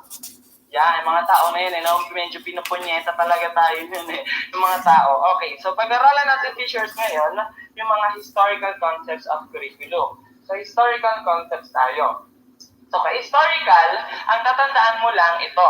Okay, sabi nga, kumuha ng PSA, ulit, kumuha ng PSA si CJ 3 times, ulitin mo, kumuha ng PSA si CJ 3 times sa North Fairview. Ulitin mo nga, kumuha si CJ ng PSA, kumuha ng PSA si CJ 3 times sa North Fairview. Let's start with letter P, pre-Spanish. Ulitin mo nga, pre-Spanish. Okay, so during this era, pre-Spanish, so ang focus ng curriculum natin ng pre-Spanish era is more on survival. Ano po ulit? Survival. Ibig sabihin, teachers, kung survival during this era, ang educational system saan nangyayari? Sa bahay, sa home. Ibig sabihin, kung sa home nangyayari ang education, sino ang unang teacher? Siyempre, ang parents. So, ibig sabihin, ang parents ang nagturo ng basic skills. Ano ulit yung 3 R's? Reading, writing, and arithmetic. So, si parent ang nagturo. Next, after ng pre-Spanish teacher, dumating ang mga Spaniards. Okay, ang Spanish era. Okay, ang Spanish era teachers, alam natin ilang taon tayo sinakop? 333 years. Okay, so sa Spanish era teachers, ang focus ng curriculum is more on religious. Ano po ulit? Religious. Bakit? Sino ba ang mga namuno at ano ba silang mga namuno sa atin? Mga doctrines, mga praile, mga pare. That's why religious ang curriculum, ang focus ng curriculum. Dahil laganap ang Christianity. Okay, so next. After ng Spanish teachers, tandaan mo, dumating ang mga blue eyes, mga kano, mga Americans. Okay. So, American teachers, tandaan mo lang, kay American, sabi nila, wait lang, dahil nasa bahay yung mga bata, nag-aaral educational system, may ibang bata na hindi nakakapasok ng pribadong paaralan dahil hindi kaya ng budget, ang in-offer at ang pinaka-focus ng curriculum during Americans ay nag-offer na sila ng public school. Ano po ulit? Public school system. Okay, so sabi nila, wait lang, hindi nakaka-avail ang mga bata, hindi kaya mag-aral sa pribadong paaralan. Lagyan natin ng public school system. Okay, next, after ng American teachers, dumating ang Commonwealth era. Ano po ulit? Commonwealth era. So during this era, teachers, kay Commonwealth era, they introduced the industrial and agricultural courses. That's why, kung industrial and agricultural courses, ang focus ng curriculum natin during this era ay purely nationalistic and democratic. Ano po ulit? Nationalistic and democratic. So, ibig sabihin, teachers, kay pre-Spanish, kay Spanish, ang language dyan ay vernacular. Ano po ulit? Vernacular. Ngayon, pagdating kay American at kay Commonwealth, ang language natin dyan ay English. Okay. So next, after ng Commonwealth era, dumating na ang mga Japanese. So Japanese era tayo. Next ng Commonwealth, Japanese era. Okay, so ang Japanese era, sabi ng idea ng curriculum nila, wait lang, may public school system na.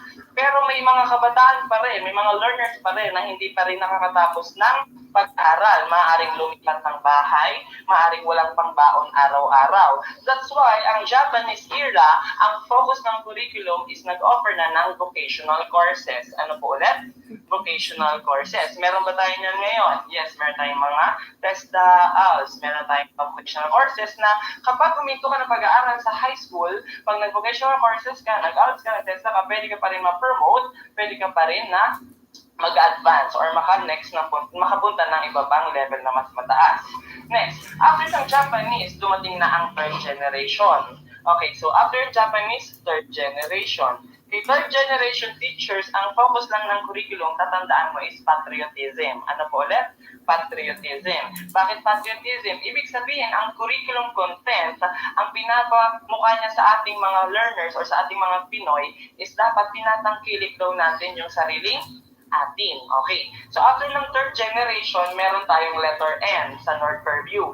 New Society si letter N. New Society. Okay, so New Society teachers, ang focus ng curriculum under New Society ay high professions. So kung napakinggan nyo kanina sa Araling Panlipunan natin sa Soksay, under siya ni Marcos, di ba? So New Society, ibig sabihin, ang focus ng New Society may high profession. That's why, imaginein mo na lang kapag hindi nagpadala ang Philippines sa iba't ibang bansa ng mga nurse, teachers, doctors, architects, engineers. So, ibig sabihin, ang Philippines, isa tayo sa may mga mataas ang profession na pinapadala rin sa mga bawat bansa. Okay, next. After ng New Society, meron tayong letter F, ang ating fourth generation.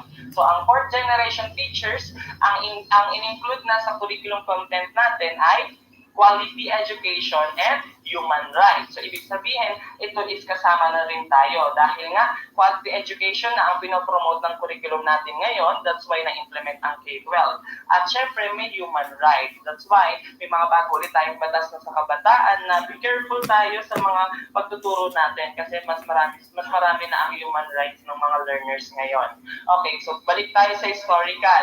Sa historical, tatandaan mo lang at po, kumuha ng PSA si CJ 3 times sa North Fairview. Letter P, pre-Spanish, Spanish, letter S, letter A, Americans, letter C, Commonwealth, letter J, Japanese, letter number 3, third generation, letter N, New Society, letter F, fourth generation. So let's try to recall. So pag sinabi ulit survival, saan? Pre-Spanish. Pag sinabing religious, Spanish. Pag sinabing public school, American. Pag sinabing nationalistic democratic, Commonwealth. Pag sinabing vocational courses, Japanese. Pag sinabing patriotism, third generation. High profession, New Society. Quality education and human rights, fourth generation. So let's try to i-mix natin. Vocational courses, Japanese. Nationalistic democratic, Commonwealth. Survival, pre-Spanish. 333 years, Spanish. Okay. Let's try naman na ibibigay ko yung pinaka-focus. Bibigay niyo sa akin kung anong era. Try natin ang Japanese, vocational courses.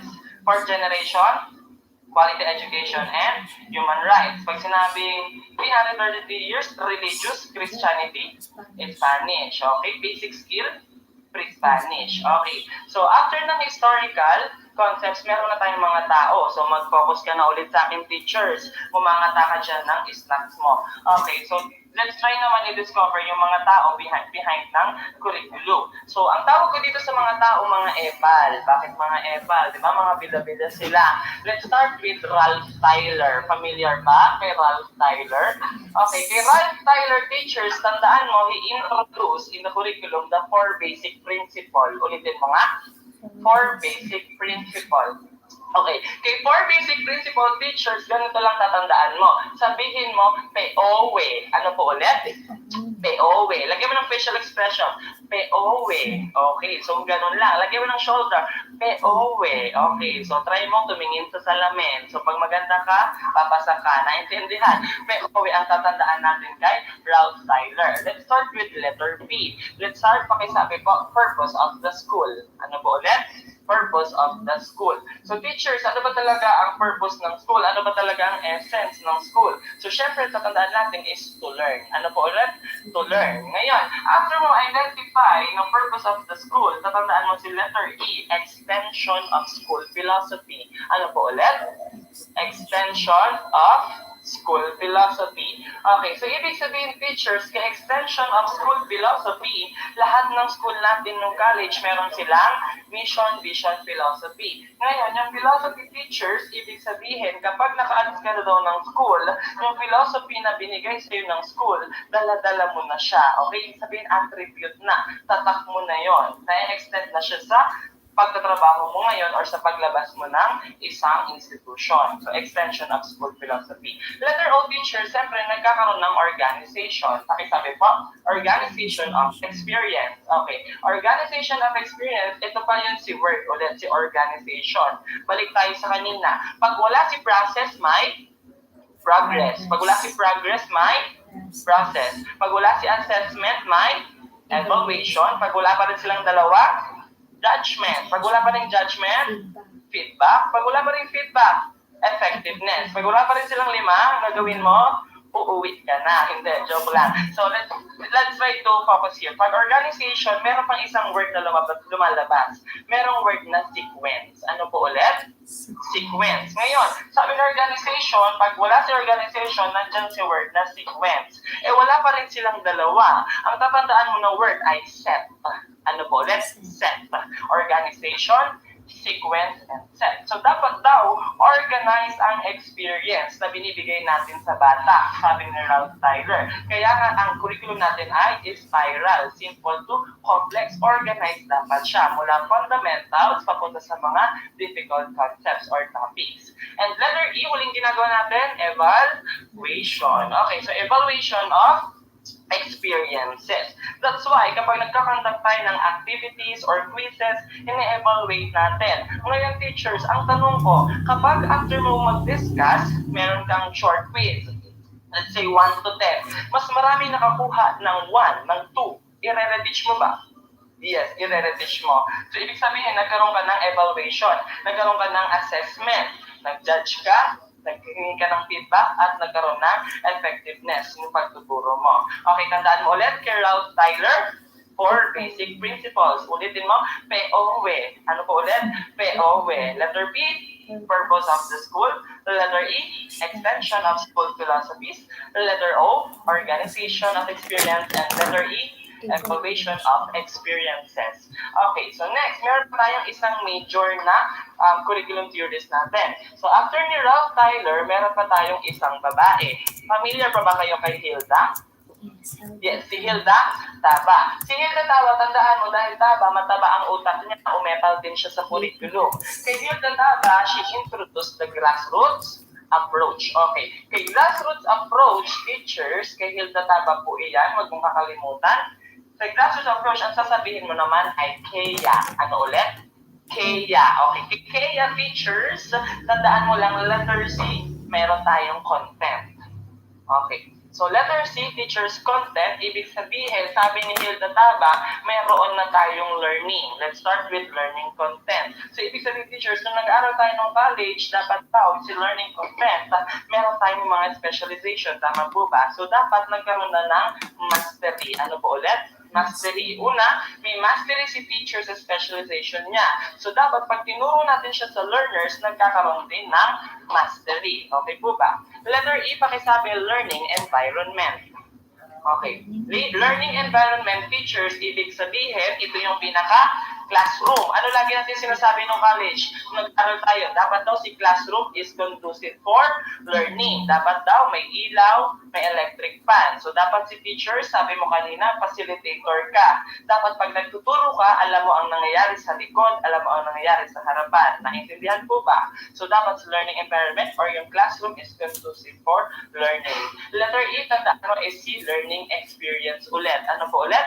Learning experience. So, kanina pa natin pinag-uusapan dapat si experience. Bakit nga? Si curriculum kasi dapat daw na experience nino, ni teacher, ni students, at ng community. Naintindihan po? At si letter A is activities. So, may learning activities. Ano ulit dapat pag activities? Dapat daw variety. Marami tayong activities na pinoprovide sa mga bata. Okay. So, tapos tayo kay Hilda Taba. Anong tatandaan mo? Yung word na kaya. Ano yung letter C? Learning content. Letter E, environment. Letter E, experience. And letter A, activities. Ngayon, after ng 2 major EPAL, teachers, tatandaan mo may 5 pa tayong EPAL. Okay, familiar pa ba kayo kay Franklin Babbitt? Ano po ulit? Franklin Babbitt. So, si Franklin Babbitt, teachers, ang focus ng curriculum niya, sinabi daw niya, ang curriculum is dapat tungkol sa preparation in adult life. Ano po ulit? Preparation in adult life. Okay, so ibig sabihin, ang curriculum is dapat nagpo-focus dun sa pinaka-adult. Ngayon, tandaan mo lang, teachers, para hindi ka malito at mahirapan, si Franklin Babbitt, may word na Babbitt. Ano yung nakita niyo sa dulo? Letter T, maliit, malaki. Maliit. Ngayon, punta ka sa adult. Ano nakita mo? Letter T ulit. Nagtatapos. Maliit, malaki. Maliit ulit. So, pag Babbitt, Babbitt, may adult. May dalawang maliit na T. So, ibig sabihin, maliit ang kanyang teacher. Joke lang po. Biro lang. So, tandaan mo lang is si Babbitt laging may adult. So, siya ay jutay. Hindi. Joke lang po. Okay. So, Babbitt and adult. Okay. So, next. After ni Franklin Babbitt, tandaan mo, meron tayong si Weret Charters. Ano po ulit? Weret Charters. Okay. Huwag mong pahirapan yung sarili mo, teachers. Kay Weret Charters, tandaan mo lang, taasan mo lang kay Terz. Weret Charters. Okay, ulit. Weret Charters. Tandaan mo lang si Terz. Bakit? Ang focus ng idea ni Weret Charters when it comes in curriculum is lagi nagpo-focus sa subject matter. Ano po ulit? Subject matters. Ulitin mo. Subject matters. Ulit. Charters. Subject matters. So, ibig sabihin, nakafocus ang curriculum ni ang idea ni Weret Charters sa subject matters. Charters matters. Okay. Next, after na Weret Charters, tandaan mo meron tayong William Kilpatrick. Sino po ulit? Si William Kilpatrick. Okay. Si William Kilpatrick, teachers, pag nakita mo yung word na kill, anong lumalabas sa utak? Papatayin. Papatayin ba yung mga bata? Hindi. Huwag natin patayin. Tandaan mo, pag Kilpatrick, tawagin natin siyang Skillpatrick. Ano po ulit? Skillpatrick. William Skillpatrick. Okay. Si William Skillpatrick, teachers, tandaan mo, may kinalaman daw dapat ang curriculum sa growth and development ng bata. That's why he introduced the project method. Ano ulit? Project method. Dahil ang project method ay learner-centered. Okay, so ibig sabihin, teachers, tandaan mo lang, kay William Kilpatrick or William Skillpatrick, lagi siyang growth and development. Project method. Again, sino nag-introduce ng project method? William Kilpatrick. Next, after ni William Kilpatrick, meron tayong Harold Rugg. Ulitin mo? Harold Rugg. Okay. Hindi po Harold Rugg ha. Harold Rugg. Okay. Pag nakita mo yung word na Rugg, ano lumalabas sa isip? Basahan. Okay. Ganito. Let's try to imagine this. May isang window. Yun yung learner. Yung window na yun, punong-puno ng dumi. Walang kalinisan or walang knowledge ang learner na yon. Ngayon, teachers, tanong ko sa iyo, handa ka bang magpakabasahan para siya ay punasan at bigyan ng kaalaman? Yes, dapat handa kang magpakabasahan, siya ay punasan at bigyan ng kaalaman. Bakit? Sabi kasi ni Harold Rugg, ang pinaka-curriculum content dapat is tungkol sa whole child. Ano po ulit? Whole child. Pag sinabi natin whole child, teachers, dapat holistic approach ka. Hindi laging mental, dapat merong emotional, merong physical, social, and spiritual. Ulitin mo, gayahin mo ko, pag di mo ko ginaya, 74.8 ang rating mo. Mental, emotional, physical, social, and spiritual. Last one, mental, emotional, physical, social, and spiritual. So dapat whole child ang focus, holistic approach tayo. And lastly, teachers, tandaan mo lang si Hollis Caswell. Sino po ulit? Si Hollis Caswell. Ngayon, wag mong pahirapan ang sarili mo. Si Hollis Caswell, teachers, ang focus niya, ang idea niya sa curriculum, nakita mo si word na well, Caswell. Bakit? Kasi po, ang curriculum daw dapat ay well-organized. Ano po ulit? Well-organized. Okay. So, well-organized dapat ang curriculum. May word na organized. Ano ulit yung word natin pag wala si word na organized? Merong sequence. Pag wala sa sequence, may word na set. Okay, so bago tayo umalis, may nagtanong po, explain daw project method ni John Dewey at William Kilpatrick. Okay, ganito lang yan. Kapag si William Kilpatrick yung project method niya, di ba alam natin ang project method is learner-centered growth and development. Okay? Si John Dewey naman is kaya project method learning by doing. So, experiential pa rin. Bata mismo ang actual na ginagawa yung isang activity. That's why project method ni John Dewey is learning by doing. Okay, so balikan natin ang ating mga 7 EPAL. Okay, so ang 7 EPAL natin, teachers, number 1, meron tayong Ralph Tyler. Number 2, meron tayong Hilda Taba. Number 3, Franklin Babbitt. Number 4, meron tayong Warren Charters. Meron tayong William Kilpatrick, Harold Rugg, and Hollis Caswell. So let's try naman, babanggitin ko yung focus, ikaw ang magsasabi ng tao. Sino ang 4 basic principles? Ralph Tyler. Ano tatandaan mo? POW. Ano po ulit? POW. Letter B, purpose of the school. Letter E, extension of school philosophies. Letter O, organization of experience. Letter E, evaluation of experience. Sino po ang grassroots approach? Hilda Taba. Ano tatandaan mo ng word? Kea. Ano po ulit? Kea. Letter C, content. Letter E, environment. Letter E, experience. And letter A, activity. Adult life po ulit. Adult life, Franklin Babbitt. Sino po ulit ang subject matters? Warren Charters. Sino po ang project method? Kilpatrick. Ang whole child? Harold Rugg. Sino po ang organized? Caswell. So, sila po ang pinaka-curriculum theories natin. Ngayon, teachers, ngayon kailangan niyo po sa akin mag-focus dahil pag-uusapan natin ang pinaka nahihirapan tayo. So, taas ang kamay yung nahihirapan sa mga ism na yan. Essentialism, pragmatism, so ang dami nila. So, ganito lang, teachers. Tandaan mo lang, kailangan mo lang talaga malaman kung ano ba yung pinaka-keyword ng mga ism na yan. Kasi kahit gaano kahaba yan, dapat alam mo yung concept at alam mo dapat at memorize mo dapat kung anong mga ism yon. Okay, di ba sabi nga namin top 1 natin na si Sir Prince, importanteng nagme-memorize ka. Pero mas importanteng kabisado natin ang pinaka-concept ng mga theories natin. Okay, so let's start first with psychological. Okay, kay psychological teachers, meron tayong 4. Tandaan mo lang, kay psychological foundation, New Bangko Sentral ng Pilipinas. Ulit, New Bangko Sentral ng Pilipinas. Let's start with letter N, naturalism. Ano po ulit? Naturalism. Okay, kay naturalism, tandaan mo lang is the nature of a child. Ano po ulit? Nature of a child. So, ibig sabihin, teachers, we all know that the learners are the greatest imitators. Tama po ba? Lagi natin sinasabi nung college tayo na mga batang pinaka nag-i-imitate sa atin. Ibig sabihin, teachers, lahat ng nakikita ng bata, naiisip niya na lahat yun ay tama. Ito ang pinaka-problema natin eh. Ang mga teacher na babae, hindi naman silang pinagbabawalan na mag-lipstick at mag-makeup. Pero ang nagiging problema kasi ng mga teachers natin na babae, gumagamit sila ng pulang-pulang lipstick. Galit na lipstick. Akala mo nilablab ni Joker. So, naka-pulang-pulang lipstick. Ngayon, makikita ng bata, ang mangyayari, iniisip nila na tama na ganun ang lipstick. So, ibig sabihin, gagayahin nila yon.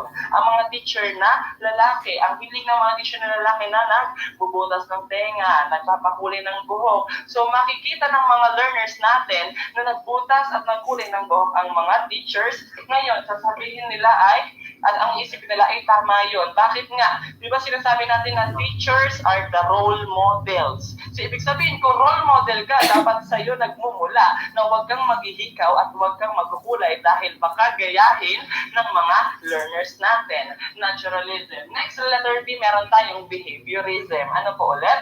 Behaviorism. Ganito lang, teachers. The behaviorism shaped by the environment. Ano po ulit?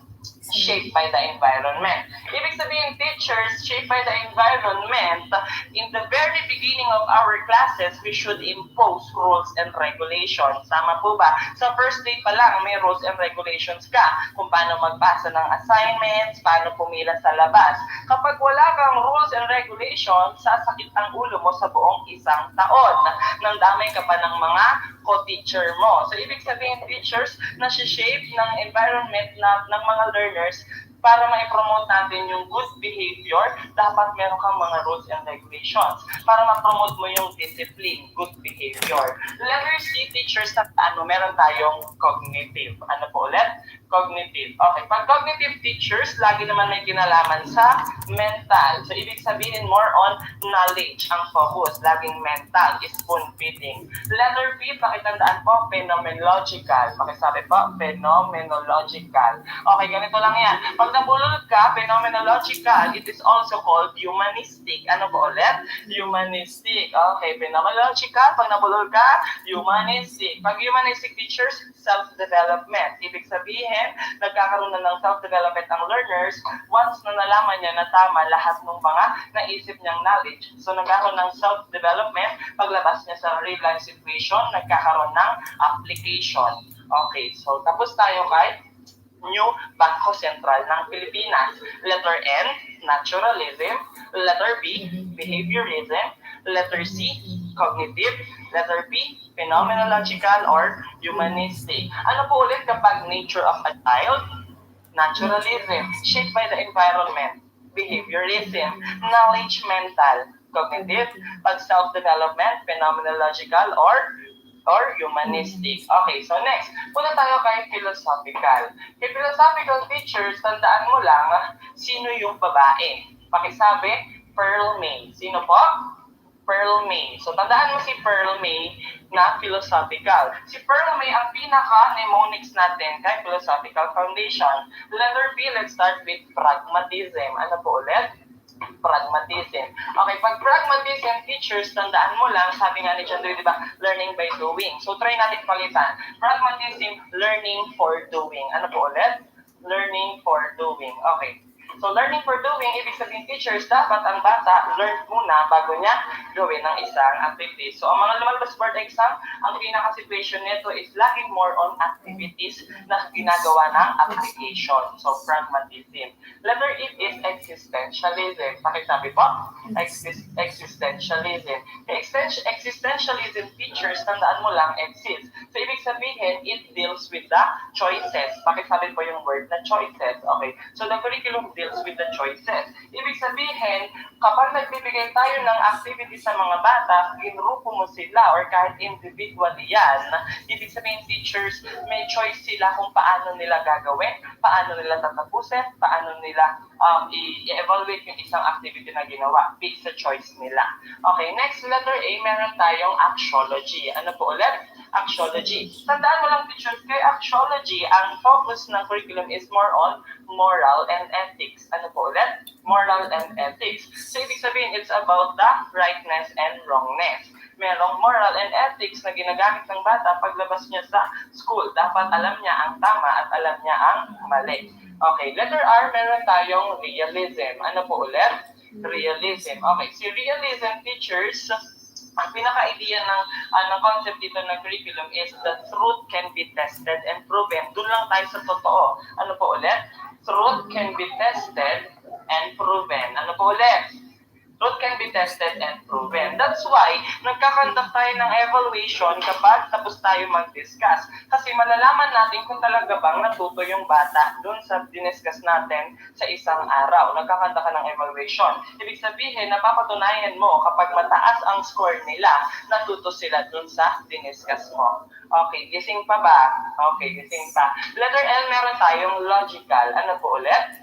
Logical. Kay logical teacher, so kung pahirapan sarili mo, syempre it's about thinking logically. Ano po ulit? Thinking logically.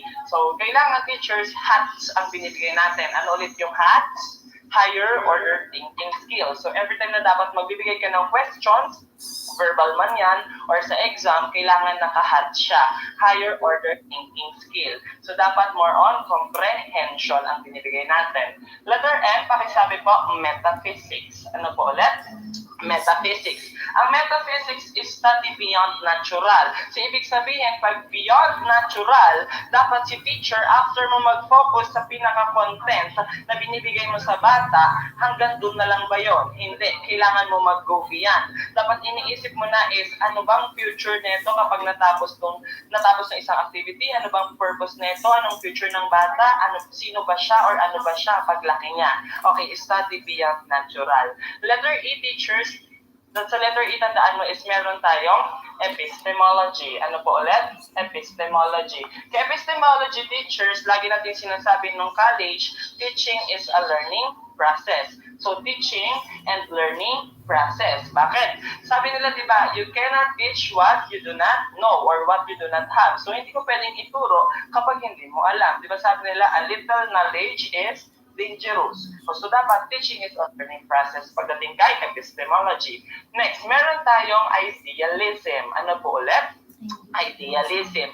Kaya idealism teachers, ang focus lang nito is about the importance of mind and spirit. Ano po ulit? Mind and spirit. So may kinalaman siya lagi sa mind, knowledge, and spiritual value. So kapag si teacher idealistic, lagi niyang iniisip na ito yung tama. So ito ang spiritual aspect. So idealism ang tawag natin doon. So balik tayo sa philosophical, pragmatism, existentialism, axiology, realism, logical, metaphysics, epistemology, idealism. So, sino tatandaan nating babae? Si Pearl May. Again, letter B, pragmatism. Letter E, existentialism. Letter A, axiology.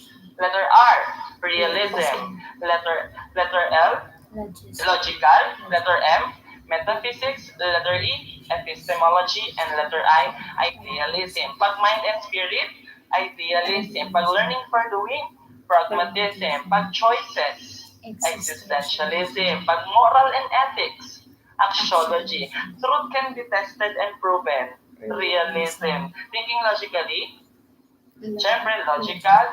Study beyond natural, metaphysics. Teaching is a learning process, epistemology. Mind and spirit, idealism. Teaching is a learning process, epistemology. Moral and ethics, axiology. So, kaya pa ba? Yes, kaya pa. Okay, so teachers, meron din tayo, syempre, ang educational philosophies. Ano po ulit?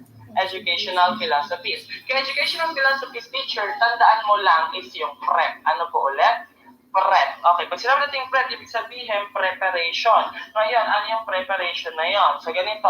Preparation daw ng learners na dapat ma-ensure nila lahat ng principle na yon or ng mga ism-ism na yon, ma-apply nila sa real life situation. Let's start with letter B, progressivism. Ano po ulit?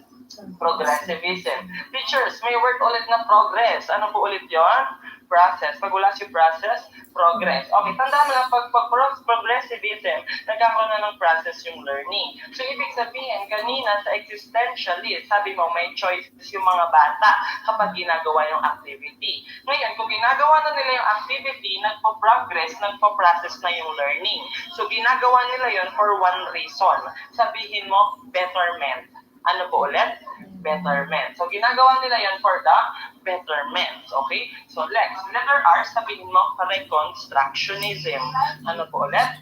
Reconstructionism. Okay, pag reconstructionism, teachers, reconstructionism, nakita mo si word na re. Pag sinabi natin re, to repeat, di ba? Pag sinabi natin letter C, nakita mo naman si letter C sa constructionism. So, si RC ang tatandaan mo. Bakit? Pag reconstructionism, it's about the rebuilding culture. Ano po ulit? Rebuilding culture. Okay, pag rebuilding culture, ano nakita mo? Letter R at letter C. Bakit rebuilding culture and society? Kay reconstructionism, dito na po nagkakaroon ng essence lahat ng ism-ism na yan. Dapat daw si learners, ine-ensure niya yung application ng lahat ng ism-ism sa outside world or sa real life situation based sa mga na-experience niya. Okay, letter E, meron tayong essentialism. Ano po ulit? Essentialism. Okay, essentialism, essential. Pag sinabi natin essential, teachers, dapat, ito daw is common sa ating lahat. So, pag common sa ating lahat, alam natin na 1 plus 1 ay 2. Ilan ang planet natin? Sino ang pambansang bayani? So, ibig sabihin, common siya sa ating lahat. Bakit? Common body of knowledge. Ano po ulit? Common body of knowledge. Ibig sabihin, kung common body of knowledge, basics siya. Ano po ulit? Basics. Okay, ang tatandaan mo lang, basics. Kapag essentialism, basics, prior knowledge nating lahat. Naintindihan po? Okay. And letter B, teachers, perennialism. Ano po ulit? Perennialism. Okay, perennialism is also called perpetual learning. Ano po ulit? Perpetual learning. Pag sinabi natin perpetual learning, perpetual, it is timeless, endless, hindi nagbabago. Ibig sabihin, kay perennialism, may forever, hindi siya nagbabago ang isang konsepto. Naintindihan po? So, hindi nagbabago. Perpetual learning, timeless, endless, forever. Hindi nagbabago ang concept. Halimbawa, formulas ng math, ng history ng araling panlipunan, so hindi natin siya pwedeng baguhin or hindi talaga nagbabago yung isang konsepto. Okay. So again, sa mga ism-ism, let's try to recall. Pag educational philosophies, ang tatandaan natin, PrEP, letter P. Letter P ng PrEP natin is progressivism. Letter E, essentialism. Letter R, reconstructionism, and letter B again, perennialism. Let's try to recall lahat ng ism-ism. Sa New Bangko Sentral ng Pilipinas, letter N, naturalism. Letter B, behaviorism. Letter C, cognitive. Letter P, phenomenological. Pag nabulol ka, ano ulit yun? Also called humanistic. Sino yung tatandaan natin babae? Si Pearl May. Letter B, pragmatism. Letter E, existentialism. Letter A, axiology. Letter R, realism. Letter L, logic. Letter M, metaphysics. Letter E, epistemology. And letter I, idealism. Dun tayo sa PrEP, letter P, progressivism. Letter R, reconstructionism. Letter E, essentialism. Letter P, perennialism. Nature of a child, naturalism. Shape by environment, behaviorism, mental and knowledge, cognitive, self-development, phenomenological or humanistic, choices, existentialism, learning for doing, pragmatism, moral and ethics, axiology, teaching is a learning process, epistemology, truth can be tested and proven, realism, logical, thinking logically, study beyond natural, metaphysics, mind and spirit, idealism, betterment, progressivism, forever, perennialism, basics, common body of knowledge, essentialism, rebuilding culture, reconstructionism. So yan ang pinakatatandaan natin sa mga ism-ism na yan. Kaya pa ba? Yes, so I hope meron kayong hinangatan dyan. Okay, next teachers. After ng mga ism-ism, pag-usapan naman natin teachers ang curriculum reforms. Ano po ulit? Curriculum reforms. Okay, curriculum reforms teachers, unahin na natin ang dalawa. Meron tayong NESC at NSEC. Ano po ulit ang NESC at NSEC? Okay, kapag next teacher, next, tatandaan mo is the new elementary school curriculum. Tandaan mo lang kay new elementary school curriculum, dapat daw yung boyfriend mo ay totoong lalaki. Ano ulit? Ang boyfriend mo ay totoong lalaki. Bakit? Ang mundo ay isang malaking adobo, maraming paminta.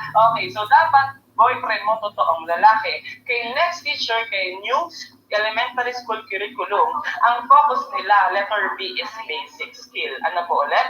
Basic skill. So, ibig sabihin, kay elementary pa lang, mula kinder, grades 1 to grade 6, nasa kanila na ang basic skill. Bakit? Sila ang foundation. Kaya ang mga BEd teachers, sila ang pinaka-pressure sa lahat dahil nasa kanila ang foundation. Bakit? Konting pagkakamali lang ng words nila, dala-dala na yan ng bata habang buhay. Kailangan facts lahat ang tinuturo ng ating mga elementary.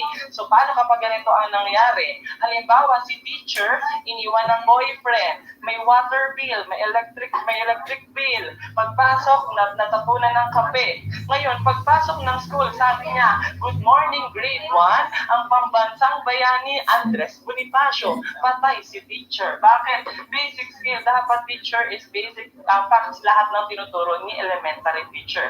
Ngayon, si letter H teachers under ng new elementary school curriculum, meron tayong tinatawag na health and living development. Okay, health and social living development. Okay, kay health and social living development, kung mapapansin nyo, ang mga elementary teachers natin, especially kinder, grade 1, grade 2, and grade 3, more on palaro sila. Tama po ba? More on games sila. But it doesn't mean na hindi sila nagtuturo. Way lang nila ang pagpapalaro para makapagturo sila dahil nakuha na nila ang interest at ang mga focus ng learners. So, kasama talaga sa health and social living development, kaya puro palaro ang ating mga elementary teachers. Okay.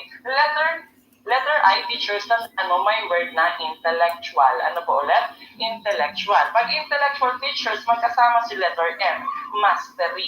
Okay, intellectual and mastery. So, tandaan mo ulit, boyfriend mo dapat totoong lalaki. Basic skill, health and social development, intellectual, mastery. Kay intellectual and mastery, kaya nung elementary tayo teachers, more on ang concept, lahat ng tama is tinuturo sa atin, dapat memorize natin, dapat master natin. Anong ginawa sa atin sa math nung nag-multiplication table tayo, nag-memorize tayo, ang sabi natin sa harapan, 1 times 1 equals 1. Tama po ba? Pagdating sa 8, anong ginawa natin? 8 times 1 equals 8. 8 times 8, tapos nagbilang ka na.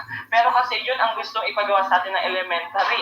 8 times 8, hindi mo na alam, bibilangin mo na. Pero kasi ang focus ng curriculum ng NES or New Elementary School Curriculum ay mastery ng intellectual. Lahat ng mga knowledge dapat master natin. Okay, tandaan mo lang kay NSEC naman, NSEC is National Secondary Education Curriculum. Okay, kay NSEC teachers, ang tatandaan mo lang is unique siya. Ulit, unique. Letter U is unidisciplinary treatment. Okay, unidisciplinary treatment in the content. Ibig sabihin, teachers, nung high school pala tayo, nung first year, second year, third year high school, general science, halimbawa. First year, ang teacher natin, general science. Second year, biology. Third year, chemistry. Fourth year, physics. Ngayon, pag sinabi natin uni, may isa. So, isang treatment sa bawat subject ng general science. So, ibig sabihin, hindi natin pwedeng i-underestimate yung mga first year teacher. Kasi ang konsepto natin nung high school tayo, kapag nasa fourth year high school teacher na science, or halimbawa physics teacher, ang iniisip natin is sila yung magagaling. Pero hindi yun ganon. Ibig sabihin, teachers, lahat sila is may function sila individually. Halimbawa, kapag si first year high school teacher, hindi niya ginawa yung responsibilidad niya na si general science, hindi niya naituro ang fundamentals ng biology, chemistry at physics, kawawa yung mga teachers na nasa taas dahil hindi alam ng learners kung ano yung fundamentals ng mga sinundan niya. Halimbawa naman, si biology, hindi niya tinuro yung basic concepts din. So, hindi din nila maituturo ng maayos. So, may unidisciplinary treatment sa content. Letter N, syempre, nationalistic. So, dapat nationalistic, ibig sabihin teachers, applied siya national. And letter I, syempre, meron ulit intellectual. Okay, so may intellectual ulit value na nasa secondary. Ngayon, kanina may intellectual din sa elementary. Syempre, kailangan naman talaga natin ibigay yung knowledge and yung concept. Pero si letter C kasi, kay NSEC, meron ng comprehensive. Ano po ulit? Comprehensive. So, ibig sabihin, pumasok na ang comprehension. Dapat si mga BSEd teachers or mga secondary teachers, dapat is mas deep ang ating mga binibigay na question sa mga bata or mga exam sa mga bata. Syempre, letter S is spiral. Ano po ulit yung spiral? Simple to complex. Mula fundamentals papuntang complex na konsepto. Okay, so NESC or NESC and NSEC. Okay, next. After ng NSEC features, dumating na ang RBEC. Okay, so ang RBEC features or ang tinawag nating Revised Basic Education of 2002 or RBEC 2002. Revised Basic Education Curriculum. Tatandaan mo lang kay RBEC features, lumabas na dyan ang ating M4. Ano yung M4? Ang core values natin, makatao,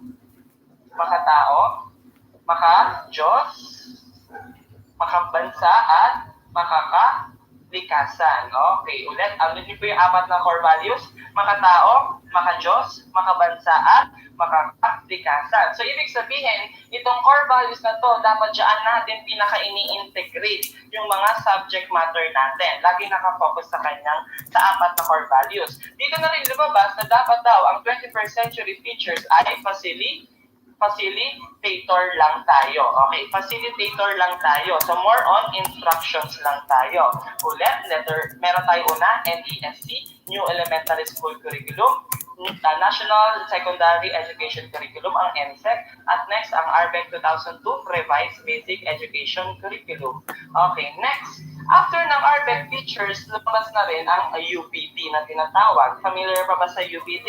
Okay, pag sinabi natin UBD teachers, understanding by design. Okay, pag understanding by design teachers, ang tatandaan mo lang is backward design. Ano po ulit? Backward design. Bakit siya backward design? Okay, ganito lang ang backward design. Kanina, pinag-usapan natin si curriculum. Sabi natin, ng stakeholders, nag-create sila ng competencies, ng intended goals. So this time, teachers, balik na rin natin. Una muna ang experience ng learners bago makapag-create ng mga intended goals, bago makapag-create ng mga learning competencies. So baliktad. Kanina, gumawa muna ng intended goals bago pina-experience sa bata. So backward design, experience muna bago gumawa ng intended goals.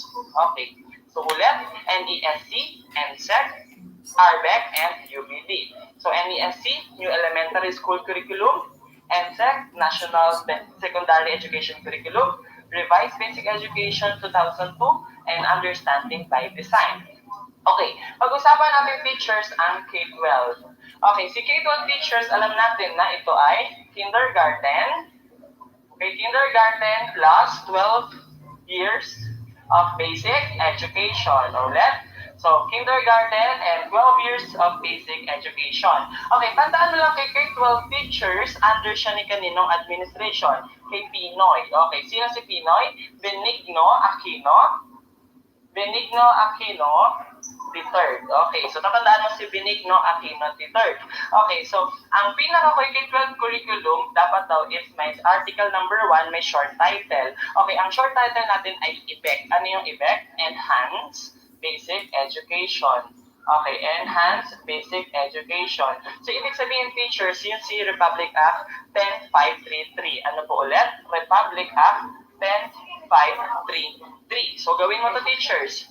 10533. O, parang K-pop lang. 10533. Okay, Republic Act 10533. Okay, kay Republic Act 10533, Article 1 is kailangan may short title, Enhanced Basic Education, or ang ating 12, kindergarten, 12 years of basic education under ni Benigno Aquino III. Okay, next, teachers. Tandaan natin, pag sinabi natin RA, di ba, Republic Act, pero this time, ibahin natin. Pag sinabi natin RA, dalawa po kung bakit in-implement si K-12 curriculum.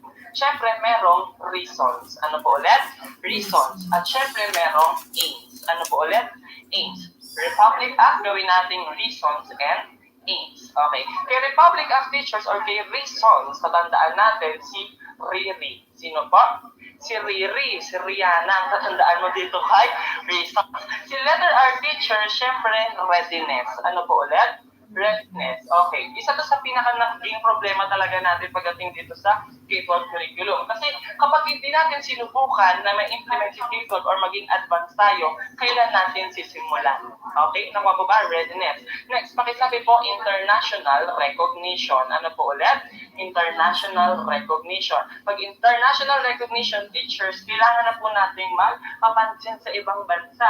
Kailangan ma-recognize na nila tayo na isa na rin tayo sa mga advanced na bansa na nagpo-promote ng quality education. Okay, then letter I is immersion. Ano po ulit? Immersion. So, isa sa reason, kailangan na daw is magkaroon ng specific targets. Ano po ulit?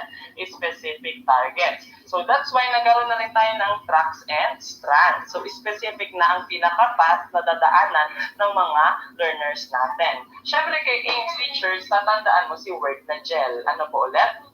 Gel. Okay, si letter G is, lagi natin sinasabi, si K-12 curriculum ay globally competitive. So, kailangan maging globally competitive na tayo. Pero syempre, meron din locally. Kaya tawagin natin siyang globally. Globally and locally competitive daw dapat ang ipoproduce nating mga learners. Letter E, syempre, enhance. Pakisabi po. Enhanced basic education. Okay. So, enhanced basic education. So, before, curriculum natin more on basic, pero this time, i-enhance na natin. Mas advanced na rin ang level ni K-12. So, dapat daw pala, sa ibang bansa, 2 taon pa lang, alam na ang alin, mga shapes, alphabets, so mga colors. Dapat dito sa Philippines, pag 2 taon pa lang, kabisado na periodic table, kabisado ng geography. Hindi, joke lang. So, dapat advanced na rin po. And letter L, pakisabi po, lifelong learning experience and employment. Okay. So, lifelong learning experience. Punta muna tayo sa word na experience kasi kanina pa natin pinag-uusapan sa experience. That's why si K-12 curriculum is experience. More on experience sa bata. Actual nilang ginagawa lagi ang mga activity natin. Kaya nga, learner-centered. Sila mismo ang nag-e-experience. Ngayon, bakit siya learner-centered? Kasi naka-anchor siya sa mission, vision, philosophy ng K-12. Nakalagay doon na learner-centered. Next, employment. Ibig sabihin, teachers, ang K-12 is isa sa pinaka-aim niya is employment. Kaya kapag nakasakto yun na grade 12, gagraduate sila ng ilang taon sila? 18 years old. Kaya nakalagay din doon sa aims is employment. Dahil sakto yun na 18 years old sila, nag-graduate at qualified na sila for employment. Okay, reasons and aims. Next, teachers. Pag-usapan natin ang structure ng curriculum, ng K-12 curriculum. Okay, so structure, teachers. Okay, so ibig sabihin, yung kindergarten or yung kinder, ilang taon sila? 5 years old sila. So, ibig sabihin, kinder, 5 years old sila. At dapat, pag nag-grade 1 sila, marunong na silang magbasa. Kaya yung mga PE-Ed dyan na early childhood, double effort sila na nagpapabasa sa mga learners natin sa kinder. Ngayon, pagdating nila ng grades 1 to grade 6, ilang taon sila? So, sila ay 12 years old na. Okay, so grade 1 to grade 6. So, pagdating ng grade 7 to grade 8, grade 10, ilang taon na sila? 16 na. So, 16 years old na sila. Ngayon, pagdating ng grade 11 and grade 12, nakasakto yun na 7 to 18 years old na sila. So, nakasakto siya dun sa kaninang ready for employment na sila. Dahil ang grade 12 ay graduate ng 18 years old. Okay. So, next teacher, sabi natin is 18 na. So, sa grade 11 and 12, sa grade 11 and 12, meron na tayong mga tracks and strands. So, huwag kang malilito doon, teachers. Meron tayo una is meron tayong 4 tracks. Okay. Tandaan mo lang kay 4 tracks. Number 1, meron tayong academic. Number 2, technical and vocational.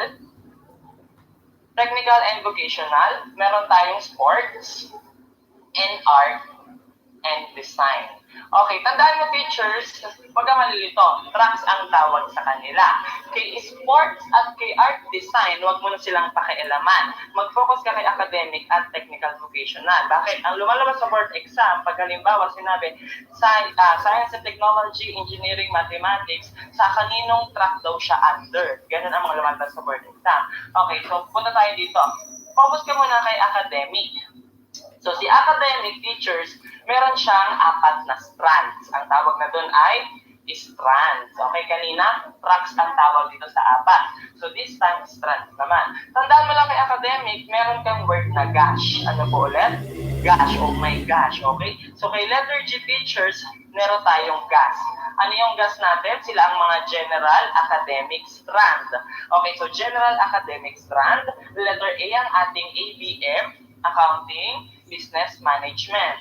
Letter S, meron tayong STEM, science, technology, engineering, and mathematics.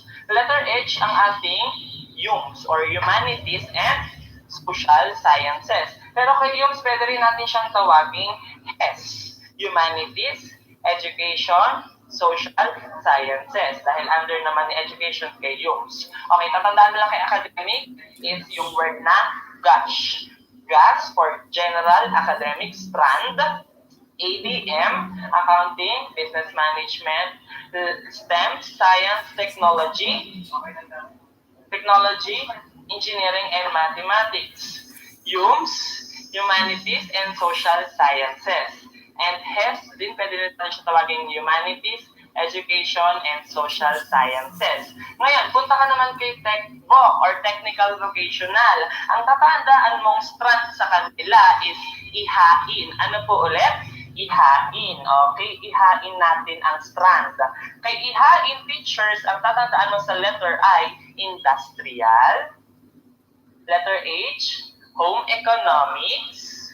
Letter A, agriculture and fishery or sabihin na natin agri-fishery. And IN naman, information, communication, technology or ICT. Ulitin natin. Kay technical vocational, ang 4 strands niya ay industrial, home economics, agricultural and fishery or agri-fishery, and ICT, Information Communication Technology. Again, ang tawag natin 4 tracks. Ano yung 4 tracks? Academic, Technical Vocational, Sports, and Arts and Design. Ngayon, ano ang 4 na strand ni academic? Ano tatandaan mo? GASH. Letter G or GAS, General Academic Strand. Letter A, ABM, Accounting, Business Management. STEM, Science, Technology, Engineering, and Mathematics. HUMS, Humanities and Social Sciences or pwede rin natin tawaging HES, Humanities, Education, and Social Sciences.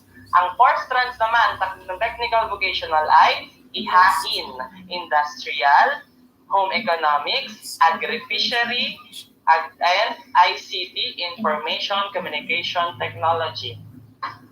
Okay, so wag malilito doon. Next, pag-usapan natin teachers ang grading system.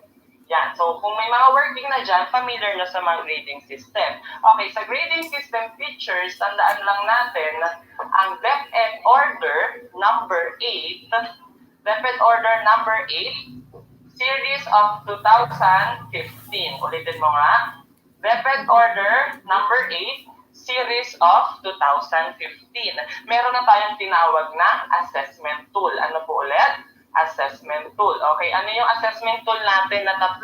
Meron tayong written works, performance tasks, and quarterly assessment. Okay, kapag written works teachers, ito yung mga pinapagawa natin quizzes, mga essays, basta lahat ng mga output sa papel. Pag sinabi naman natin performance tasks, lahat ng mga practical examinations, mga role-playing nyo na tinidan nyo, na may rubric syempre. Lahat ng performance ng bata. And syempre yung quarterly assessment o yung pinaka sa mag-exam or unit test. Ngayon, teachers, tatandaan mo, ang lumabas sa board exam is yung mga percentage ng mga subject. Ganito lang tandaan mo, teachers. Kapag quarterly assessment, lahat tayong subject 20%. Okay? So lahat, English, Math, Science, lahat yan, 20% tayo sa quarterly assessment. Okay?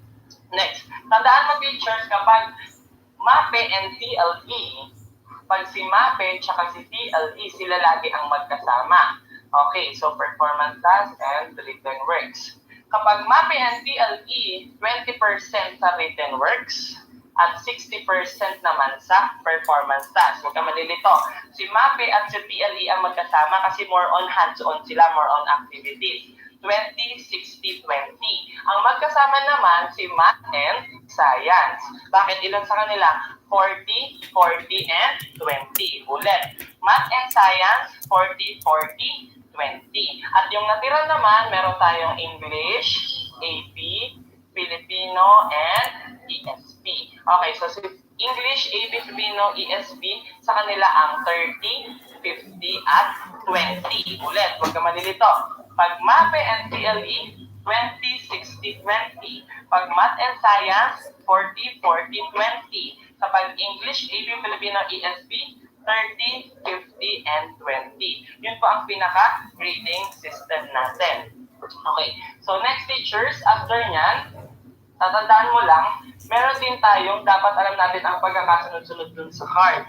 Okay, yung pinaka-card ng bata. So, yung nomenclature, ano yung nasa una? Kapag grades 1 to grade 3 kasi, meron silang mother tongue. Ulit, yung mother tongue teacher, ina-apply lang siya kung ano yung dialect ng isang lugar sa grades 1, grade 2, and grade 3. Doon ginagamit ang mother tongue. So, dapat yung pagkakasunod-sunod ng card, diba? English, Filipino, Math, Science, AP, PLE, and MAPE. Tandaan mo kay MAPE, magkakahiwalay sila. Music, art, PE, and health. Tapos, meron silang, yung MAPE may general average. So, yun yung tatandaan natin. May mother tongue, sa card ng grade 1, grade 2, grade 3, may mother tongue yon.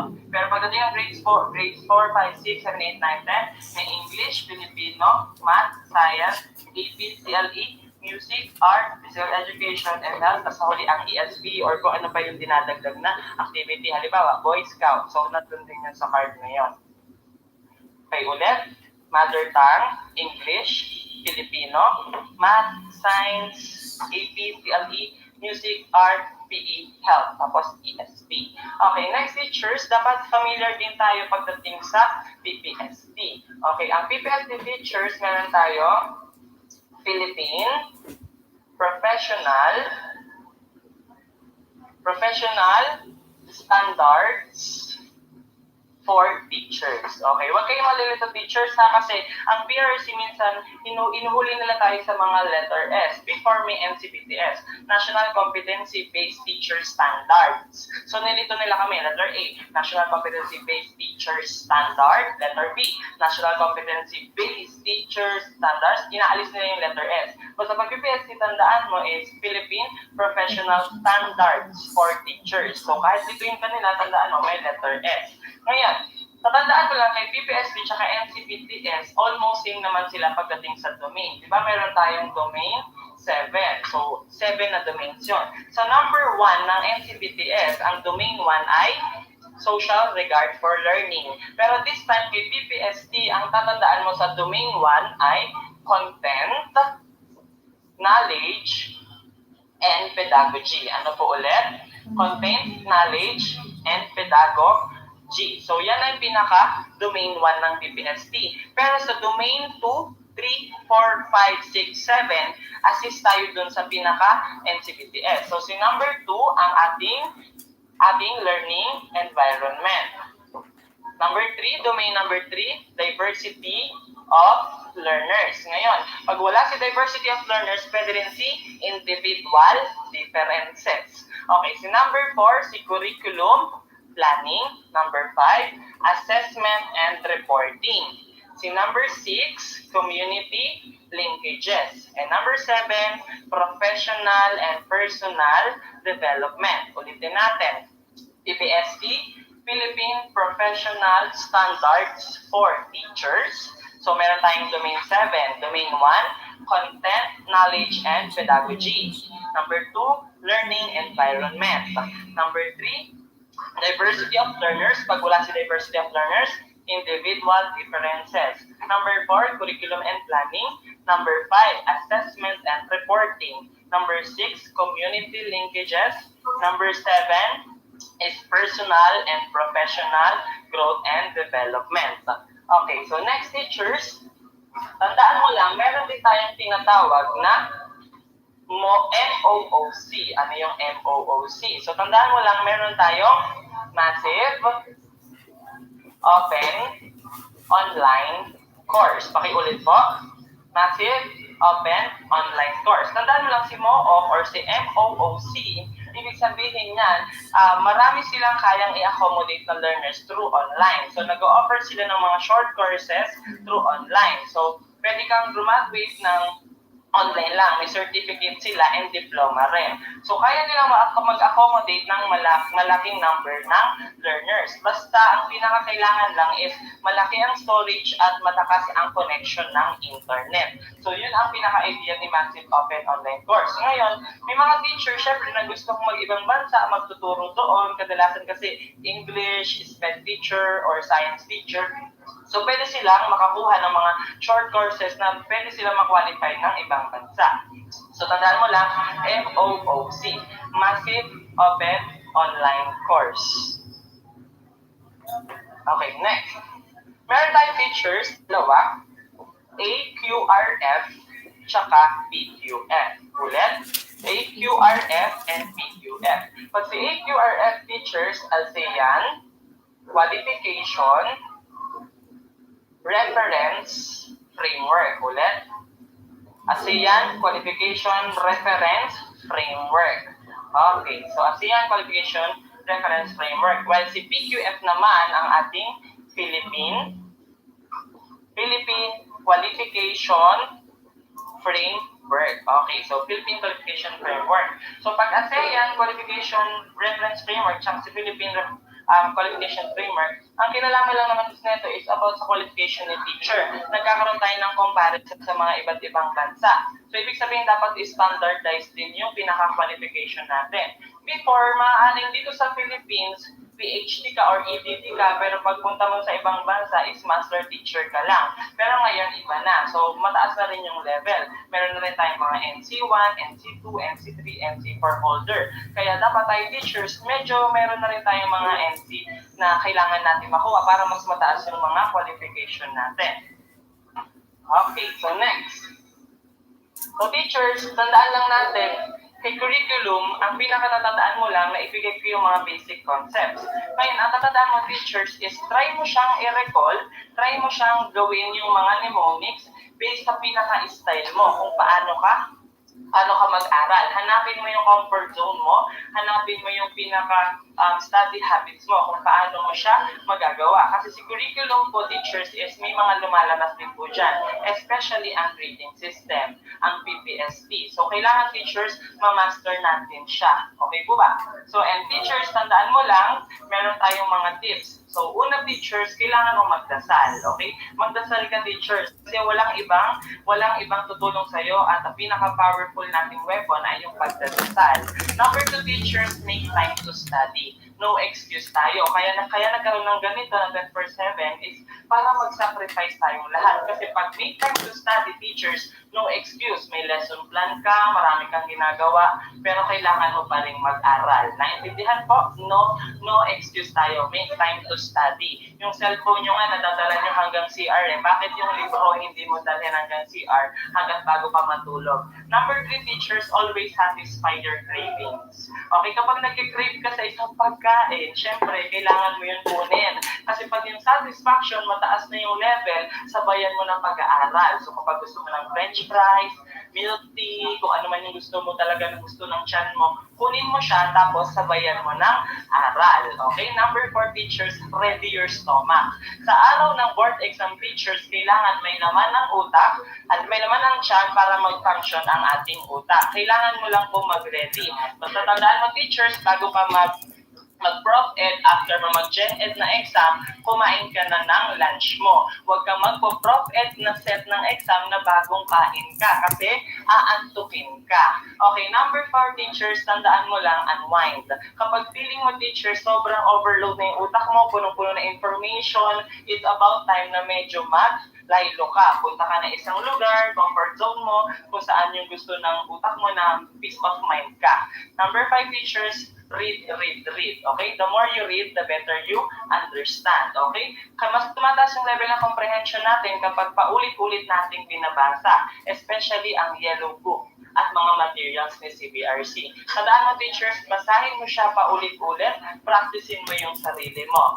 Next teachers, no erasures and no revisions. Please lang, iwasan nating magbura. Ang gagamiting pencil, especially sa mga eagles, ibibigay ni CBRC, Mongol 2 yun, hindi Mongoloid 2. Naintindihan po? So dapat wala pong magbubura. Iwasan nating mag-erase kasi marami pong bumabagsak na teachers hindi dahil sa hindi nila naintindihan yung LED. Bumagsak sila maaaring nagbura sila or maaaring may ginawa silang mali. And next teacher, kailangan po natin is do not procrastinate information. Isa sa pinakapangit na ugali natin, teachers, kapag may nalaman tayong isang information, anong sinasabi natin? Mamaya na yan. Mamaya ko na alamin to. So wag teachers, do not delay information. Kailangan kapag may isang concept kang hindi naintindihan, i-search mo agad. Hanapin agad sa libro. Naintindihan teachers? And next teachers is stay connected to your friends and family. Bakit? Ang big quiz na yan, hindi sariling laban mo yan. Laban din yan ng family mo at ng friends mo. Sabi nga nila, di ba, kapag lumabas na ang resulta, sino unang titingin ng result mo? Yung kaaway mo. Kaya dapat galingan mo, ipasa mo, isampal mo ang lisensya mo sa kaaway mo. And lastly, teachers, kailangan mo ulit bumalik dun sa number 1. Magdasal ka ulit. So after mo teachers na makapasa is kailangan mo ulit magdasal. Naintindihan ko teachers? So again teachers, in curriculum development, ang important teachers is na ibigay lahat ng mnemonics, gawin mo siya, i-apply mo siya sa sarili mo. Kapag ang tanong tungkol sa teacher, ikaw si teacher. Kapag tungkol tanong sa mga bata, isipin mo ang learners. Again teachers, I'm Eduardo Silucta Jr. and this is the curriculum development. God bless teachers. Yo, Kuya Beg, Ate Tang, hello po sa inyo dyan. Sorry na agad, sorry na. Yeah, I'm done. Next one.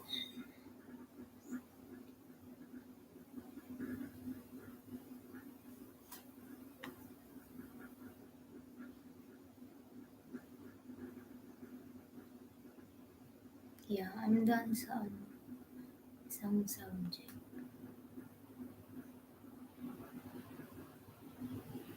Next.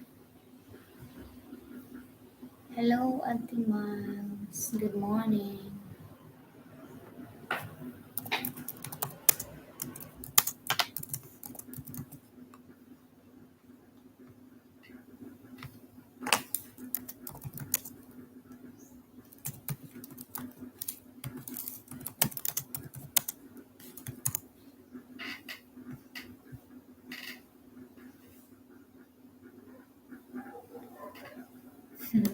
What to do, Kuya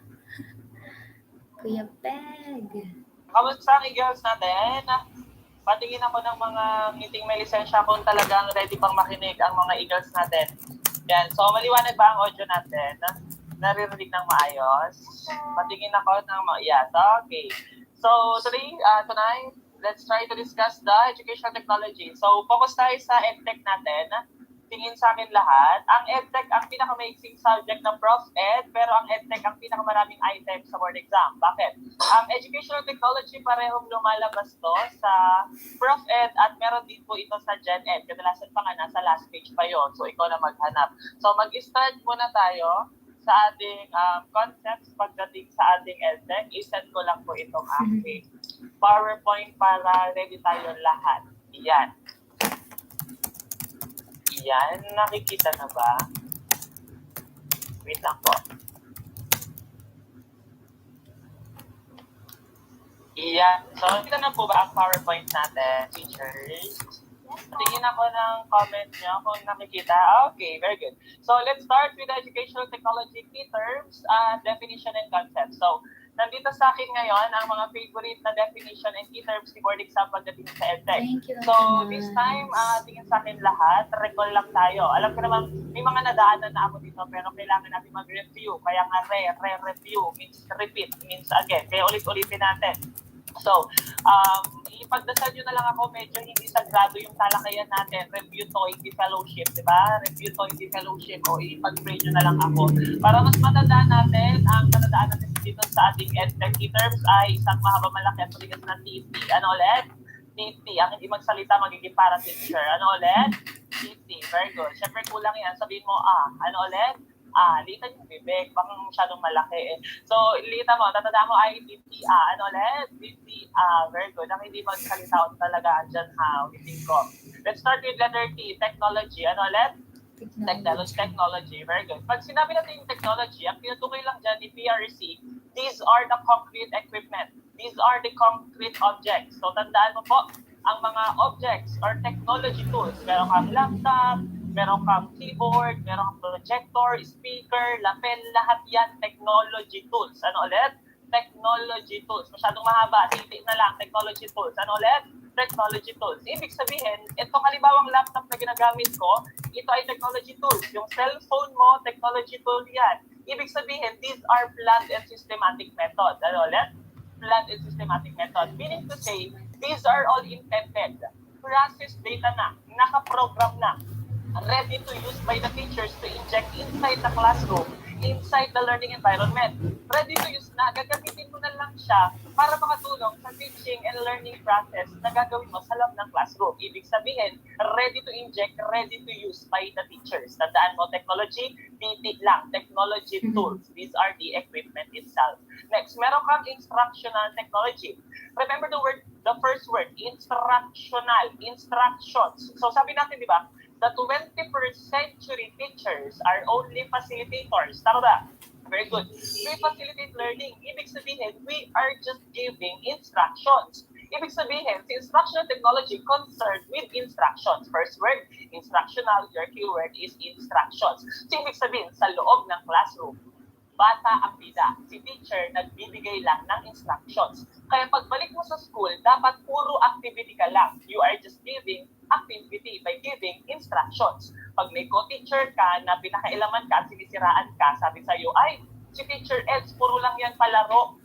Si Teacher Eds, puro lang pa-activity yan. Kotokan mo bigla. Naintindihan? Sabi mo, ang paper curriculum ay learner-centered. Si teacher ay facilitator lang. Naintindihan? It is concerned with instruction. Letter T, meron kang technology in education. Ano ulit? Technology in education. Ang first word mo naman ay technology. Tama ba? Very good. Technology. This time, we are giving instructions but with the application of technology. Ibig sabihin, we are the modernized teacher. Lahat tayo 21st century at ang 21st century education kasama ang technology base. So, ibig sabihin, we are all engaged in technology by using technology tools. Ang lumabas sa board exam, sabi ko, Teacher Ed is engaged in technology. Hindi sinabing expert. Naintindihan, magkaiba yan. Sabi, engaged sa technology. So, ibig sabihin, ibibigay mo na lahat ng activity mo, lahat ng instructions mo, pero gagamit ka ng technology tools sa loob ng classroom. Ano ulit gagamitin mo? Technology tools. Tisip po yun. Naintindihan? So, gumagamit ka naman ng laptop. Very good. Nagpa-PowerPoint ka na ba? Very good. Naglalapel ka? Pagpaus ka? Very good. So, lahat tayo ay gumagamit ng mga technology tools. Nakasunod? Very good. Pag sinabi naman natin educational technology, EdTech. So, this is the broadest concept or the whole range, the broadest concept of technology integration for the whole educative system. So, ibig sabihin, lahat na po ito. Si TPA, under niya, si education technology. Ulitin ko, si EdTech, under niya yung buong TPA. Naintindihan? Ibig sabihin, these are the discoveries and inventions by the experts. So, ibig sabihin, lahat ng technology tools, ginawa lahat ng to ng mga experts when it comes in technology. Ibig sabihin, bakit ba nila kailangan gawin lahat ng technology tools to satisfy educational needs ni teacher? May teacher lang ba? Si teacher lang ba may educational needs? No. Kasama natin ang learners. Ulitin ko. Si teacher, si learners, at syempre, huwag mong iwawala ang community. Ulitin ko. Ginawa ang mga technology tools to satisfy the educational needs ni teacher, the learners, at the community. Meron kang tatlo, teacher, learners, and community. Pero hindi nga kasi yun yung gustong sabihin ni PRC. Sabi niya doon, teachers are engaged in technology. So, magiging apat. Si teacher, titik ni teacher, or technology tools ni teacher, si learners, at si community. Ulitin ko, teacher, titik ni teacher, learners, at community. Sinimulang gamitin ni teacher ang technology tools niya, ginamit ng mga estudyante, nag-process ang learning, in-apply sa community. Nakasunod? Very good. Next, meron kang educational media. Pag sinabi natin educational media, tandaan mo si media. Media. Ang tinutukoy dito ang instructional materials. Ano ulit? Instructional materials are ang ating mga visual aids. O lumabas sa board exam. What if nasa choices ang instructional materials at visual aids? Ang sinasabi ay learning materials ni teacher. Ang pagpipilian, visual aids. Meron ding instructional materials. Sino mas pipiliin mo? Visual aids o instructional materials? Tandaan mo, pag visual aids, anong sense lang ang ginagamit? Ito lang. Tama. Ito lang ang gumagana. Tama. Very good. Pero pag instructional materials, holistic.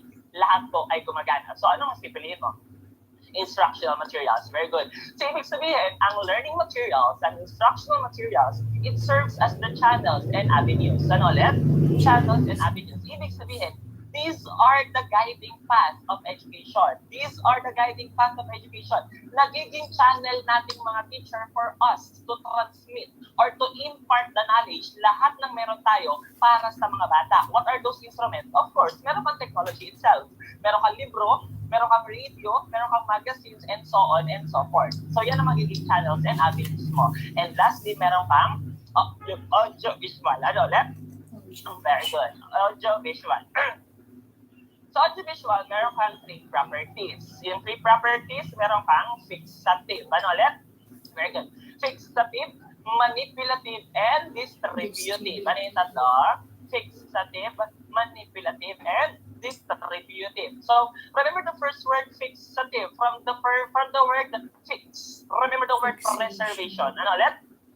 Preservation. Ibig sabihin, ipipreserve natin ang paggamit ng technology tools inside the classroom. In what way? By continuously using different kinds of technology during your discussion. Ibig sabihin, araw-araw gagamit na tayo ng technology. Nakasunod? Very good. So, ibig sabihin, pinipreserve mo. Gagayahin mo lang ba yung mga unang gumamit nito? Hindi. So, kailangan magkaroon ng manipulation or manipulative. Ibig sabihin, magkakaroon ng rearrangement. Ano ulit? Rearrangement. I-update ni teacher. Ulitin ko, pinipreserve mo at the same time, nire-rearrange at ina-update mo. Nakasunod po? Bakit mo kailangan i-update? Halimbawa, PowerPoint mo. Pag gumagawa ka ng PowerPoint, di ba may design na agad? Pipili ka na lang. Tama ba? Yes, nakikinig mo. Sa unang slide, nakikinig sila sa'yo? Yes, nakikinig sila kasi maganda, colorful. Pero sa pangalawang slide mo, hindi na yan nakikinig hanggang matapos ka. Bakit? Wala namang bago sa ginawa mo. Tama ba? Very good. Kaya dapat magkaroon ng rearrangement. Halimbawa, i-update mo siya. I-update mo yung PowerPoint mo, halimbawa sa interest ng bata or trending ng society. Halimbawa, background ng PowerPoint mo ang BTS, sila Jungkook, sa tingin mo, aabangan kaya ng mga bata yung slides mo? Yes, aabangan nila. Bakit? Yun ang trending ng society, ang mga K-pop. Tama ba? Pag ayaw pa rin ng K-pop, ilagay mo ang players or characters ng Mobile Legends, sila Mia. Sa tingin mo, yun ang trending? Interesado sila? Yes. Pag ayaw pa rin ng Mia, ng Mobile Legends, ilagay mo ang Mia Khalifa, gano'n. Joke lang. So, ibig sabihin, kailangan mo i-update, pinipreserve mo, pero ina-update mo para ma-arouse yung interest ng bata. In that way, properly, nadidistribute mo, natatransmit mo lahat ng knowledge na meron ka. Ulitin ko, pinipreserve mo, fixative. In-update mo, nire-arrange mo, manipulative. Kaya nagkakaroon ng proper transmission or distribution ng knowledge sa mga bata. Kaya meron kang distributive. Nakasunod po? Very good. So, tandaan mo lang yung word na TTA. Ano ulit? TTA. Very good. So, tandaan mo po, after ng TT, meron kang partner. Siyempre, ulitin ko, hindi sa grabe yung talakayan natin, ha? Ipag-pray nyo na lang po ako. Sorry na po, ha? Review ko hindi fellowship, di ba? Okay, so, under technology, may ka-partner ang TT. Meron kang TP. Ano ulit? TP. Very good. Meron kang process and product. Ano ulit? Process and product. Ano po ulit? Process and product. Very good. Ganito lang. Ang tinutukoy lang ni process, yung progress of learning. Ano ulit? Progress of learning. Very good. Ibig sabihin, process or progress ng learning sa paggamit ng technology tools ng mga estudyante sa loob ng classroom. Nag-process, nag-progress yung learning ng bata sa paggamit ng technology, kaya nagkaroon siya ng output. Yung output na tinutukoy ay product. Ano ulit? product. Very good. So, nag-process yung learning sa paggamit ng technology tools, kaya nakaka-create siya ng output or product. Very good. So, meron naman tayo, so tandaan natin, meron naman tayong 5 dimensions of educational technology. Ano ulit? Very good. 5 dimensions of educational technology or 5 domains. Very good. So, ang tatandaan mo naman dito, ito lang, sabay-sabay. Sabihin mo, 1, 2, 3, go. Ang dede ni Ugi ay malaki. Ano ulit? Ang dede ni Ugi ay malaki. Ulitin ko, sorry na. Review to, hindi fellowship. May titi, may dede ka na. Kompleto na sila. Very good. Okay, let's start with design. Ano ulit? Design. Ang hina. Hindi ko marinig. Marinig ako. Hindi mo design. Very good. Patingin mo na ako ng ngiting may lisensya. Very good. Design. Designing phase or the planning phase. Ang tinutukoy lang kay designing phase or planning phase at tayong mga teachers, pinagpaplanuhan natin lahat ng technology tools. Lahat ng instructional materials, ni-layout mo yan, dinicide mo yan, inangkop mo yan sa objectives na gusto mo. Halimbawa, itong laptop, PowerPoint ko ngayon, itong cellphone na ginagamit natin ngayon, dinicide ba yan ng mga experts? Yes. Pinagplanuhan ba yan ng mga experts? Yes. Ni-layout nila yan. Nung na-layout na nila, ang next na dyan ay development. Ano ulit? Development. Ibig sabihin, nagkaroon ng enhancement. Ano ulit? Enhancement. Pinagplanuhan, dinesign, finalize, at produce. Nagkaroon ng finalization and production stage. Ano ibig sabihin nun? Ibig sabihin, final na ito yung materials mo, ganito ang functions, ganito gamitin, ganito ang mangyayari kapag pinindot ito or ginawa ito. So, ibig sabihin, nagkaroon ng finalization at pre-produce. So, pre-produce na ba ang laptop, ang computer, ang cellphone, ang clicker? Yes, noon pa. Tama ba? Very good. Ulitin ko. Dinesign, pinagplanuhan, dinevelop, finalize, pre-produce. Kaya nung evidently na, nagkaroon ng utilization. Very good. Ganito lang. Sa board exam, medyo malilito ka doon. Pag walang utilization, hanapin mo yung letter A, application. Ano ulit? Application. Pareho lang yun. Utilization at letter A, application. Pero pag wala pa rin silang dalawa, hanapin mo yung letter I, implementation. Ano ulit?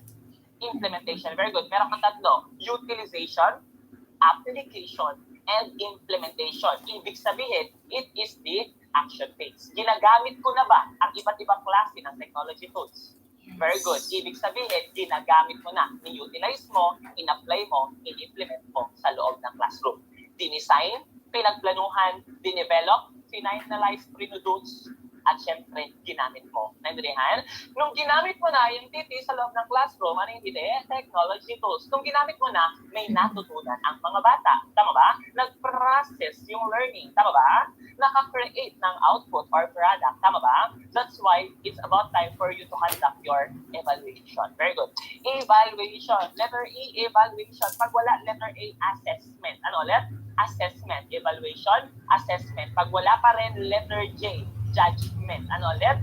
Judgment. Ulitin ko. Evaluation, assessment, judgment. Pag wala pa rin, feedback. Ano ulit?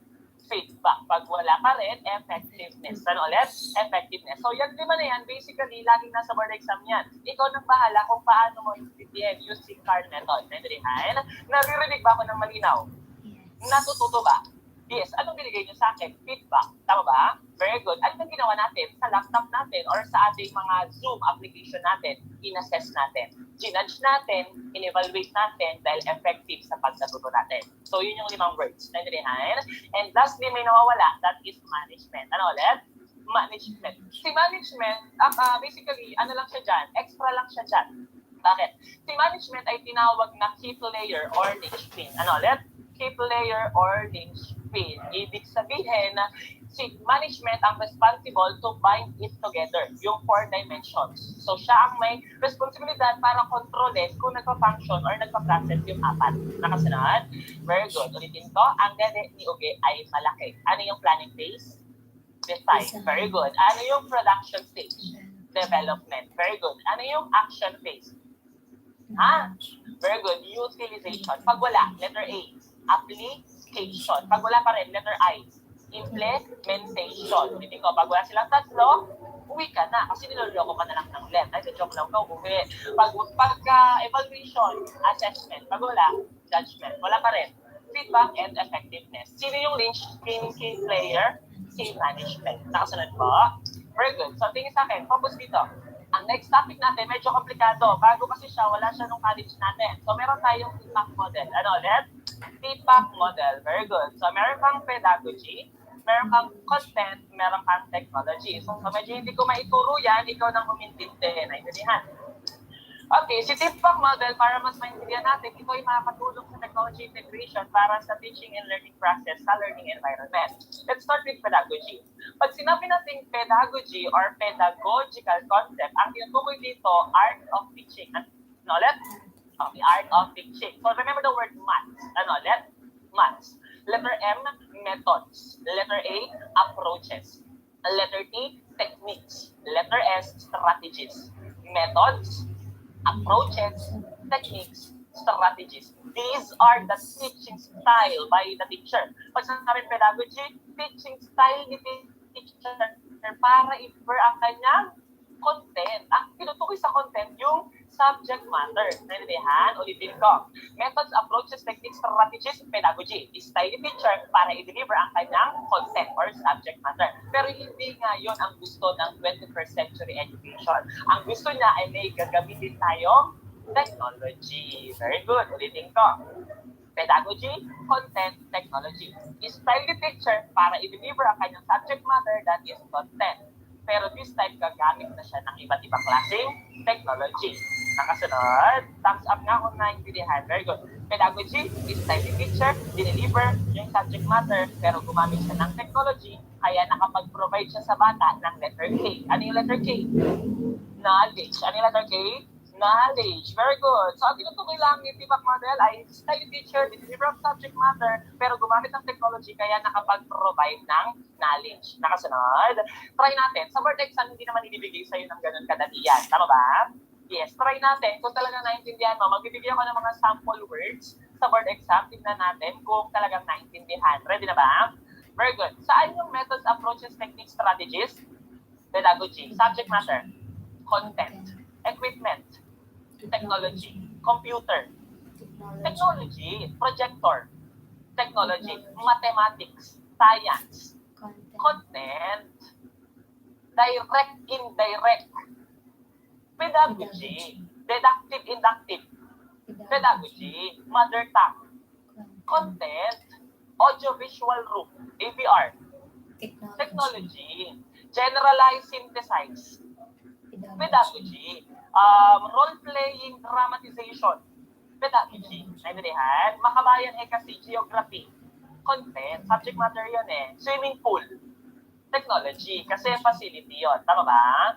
Very good. Sa board exam, intindihin mo lang mabuti yung tanong. Naintindihan kung ano yung tinutukoy doon, kung pedagogy, content, or technology. Nakasunod po? Very good. So, punta tayo sa technology integration. Kaya pa ba? Very good. So, punta tayo sa technology integration or ang ating technology integration matrix model or team model. Okay. Pag malilito, meron kang letter E, letter A, letter A, letter I, letter D. Meron kang it. Ano ulit? It. Anong iyut? It. Walang it dito. It po. Ano ulit? It. Very good. So, let's start with letter E. Ano yung letter E? Entry. Very good. Entry. Tandaan mo. Sa board exam, ganito nakalagay doon. Let's say ako, Teacher Eds. Ako na lang isa sample ko. Teacher Eds introduce his technology tools to deliver the curriculum content inside the classroom for the students. Ulitin ko. Teacher Eds begins his technology tools inside the classroom. Sinimulang ipasok ni Teacher Eds ang titik niya, ang hindi technology tools sa loob ng classroom. Kaya nga entrance. Huwag mo pahirapan sa sarili mo. Entrance. Sinimulan mo na, teacher-centered. Sinimulan mo nang gumamit ng technology tools inside the classroom. Nakasunod? Very good. Next, meron kang adoption. Ano ulit? Adoption. Very good. Sa adoption, tandaan mo, teacher-centered pa rin yan.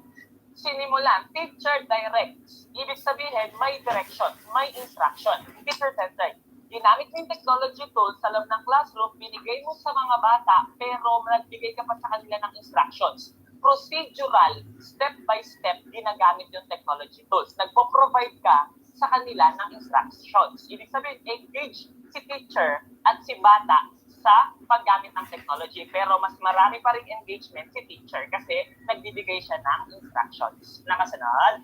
Very good. Huwag ka malilito. Kapag adaptation, regularly engage ang bata sa TV mo. Ano hindi? Technology tools. Very good.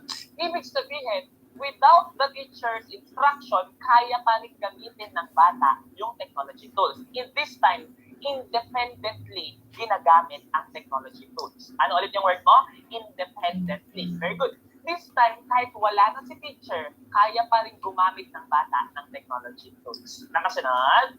Very good. Next, meron kang infusion. Ano ulit? Infusion. From the word itself, infuse. Infuse. This time, choose a tool. Ano ulit? Choose a tool. This time, si teacher nag-provide ng technology tools. Tama ba? So this time, si bata naman, hahayaan nating mga teacher na pumili based sa choice nila. Based sa freedom to choose kung anong klase naman ng technology tools. So this time, dalawa na. Teacher-centered at learner-centered. Naintindihan? Si teacher nag-provide ng technology tools. Hinayaan niyo yung mga bata na pumili naman ng gusto nila na klase ng technology tools. Pinagsama yung dalawang yon, kaya nagkaroon ng infusion. Nakasunod po? Very good. What if ganito nangyari?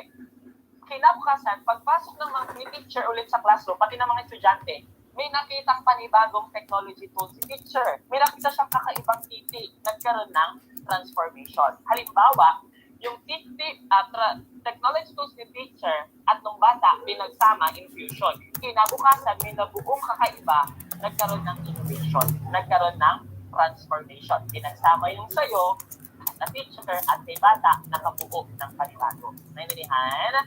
Very good. So, yan ang tatandaan natin pagdating sa technology integration matrix. Nakasunod? Try ko nga. Sinimulang ipasok ni teacher yung technology tools or learning materials sa loob ng classroom. That is entry, entrance. Nakasunod? Very good. What if si teacher nagbigay ng instruction sa mga bata kung paano gamitin ang technology tools? Adoption. Very good. Wala na si teacher. Ginagamit pa rin ng mga bata. Regularly engaged pa rin sila. Adaptation. Naintindihan? What if teacher and learner-centered ito? Magkasama yung technology tools ni teacher at technology tools ni learners. That is infusion. Nakagawa ng panibago po. Nagkaroon ng innovation. Nagkaroon ng mga social media, nagkaroon ng mga applications sa Play Store at App Store. That is transformation. Nakasunod po? Very good. Next. Meron tayong SAMR model. So, SAMR model, medyo na-discuss ko naman to sa mga napuntahan ko, pero makinig ng mabuti. Medyo komplikado to. Let's start with substitution. Ano ulit?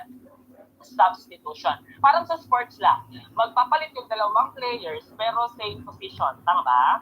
Okay, let's try to compare the traditional picture at modernized picture. Saan ka ba doon? Modernized. Ganito lang. Traditional picture. Manila paper, nandun yung content. Tama ba? Very good. Modern teacher, lahat na sa Manila paper na content, ililipat sa PowerPoint or sa technology. Modern na. Naintindihan? Substitution. Lahat ng nasa traditional, lahat ng nasa Manila paper na content, ililipat na sa PowerPoint. Nakasunod? Substitution. Nakasunod po? Halimbawa, imbis na magpa-exam ka sa paper and pencil, gumamit ka ng Edmodo. Substitution. Naintindihan? Pinut mo into technology. Nakasunod pa? Very good. Augmentation. Ano ulit? Augmentation. Very good. Augment. Pag sinabing augment, tinaas. Tama ba? Raise. Tandaan mo. Augmentation. Ibig sabihin, lahat ng nasa Manila paper na content, nilipat mo sa PowerPoint, pero wala kang iniba sa content. Dinevelop mo, dinagdagan mo yung content. You don't have the right to change the content. Ang pwede mo lang gawin ay i-improve at i-develop. Nakasunod. Halimbawa, itong Zoom, di ba? Itong ginagamit natin. Nag-lecture kami dito, pero nakikita nyo may mga instructions na binibigay sa inyo kung paano gamitin yung Zoom, may pag-mute, may pag-unmute, kasi may dinagdag kami kung paano mas mapapadali yung communication natin. Pero wala kaming iniba kung paano gamitin yung Zoom. Naintindihan? Nagbigay lang kami ng mga instructions. Nakasunod pa. Next, meron kang modification. Ano ulit? Modification. Pag sinabing modification, hindi ibig sabihin binago. Naintindihan? Hindi ibig sabihin pinalitan. Ibig sabihin, nagkaroon ng minor changes lang para mas mapadali. Walang iniba pa rin sa content. Naintindihan? Wala pa rin iniba sa content. Minodify lang. Paano minodify? Pinadali. ginamitan ng mga acronyms, ginamitan ng mga mnemonics. Halimbawa yung ginagawa natin kanina, ang dede ni Uge ay malaki, TTA. Tama ba? Wala akong iniba sa content. Pinadali ko yung content. Naintindihan ko? Very good. And lastly, meron kang red definition. Ano ulit? Red definition. Ang tinutukoy lang sa red definition, tandaan mo yung red. Naintindihan means again. Naintindihan? Ni-reteach ni teacher. Ni-reteach ni teacher lahat ng tinuro niya sa pamamagitan ng paggamit ng mga concept mapping, semantic mapping, semantic webbing, mga paradigms. Naintindihan ko? Inulit ni teacher. Okay. So, kaya pa. Meron tayong mga factors affecting the selection of education technology.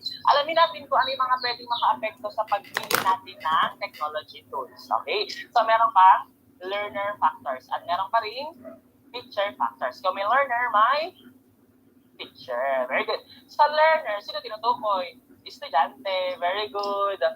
Okay, so tandaan mo, kay learner factors, ganito lang. Sabi mo sa curriculum, di ba? 21st century education ay inclusive education. Tama ba? Yes, magkahalo ang regular students at may mga special needs or may mga impaired students. Tama ba?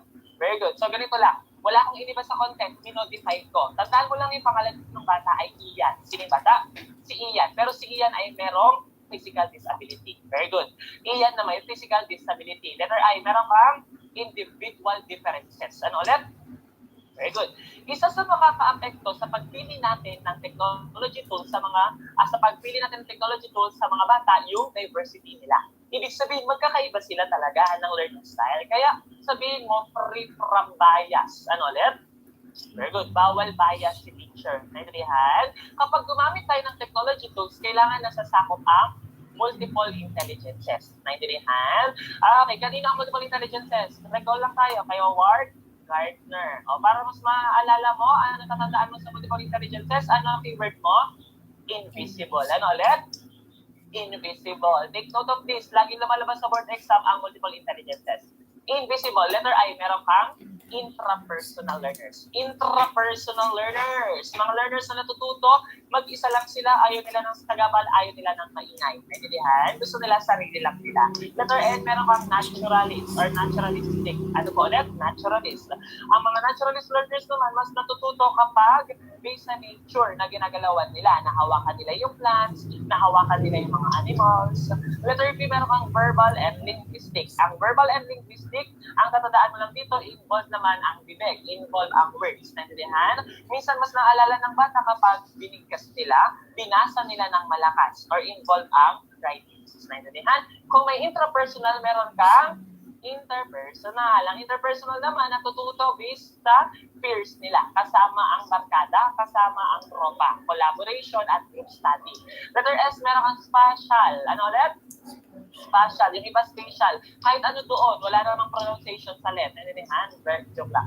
Okay, so spatial or tinawag silang visualizers. Involved naman ang visual. Okay, mga visual learner. More on symbols. Okay pa.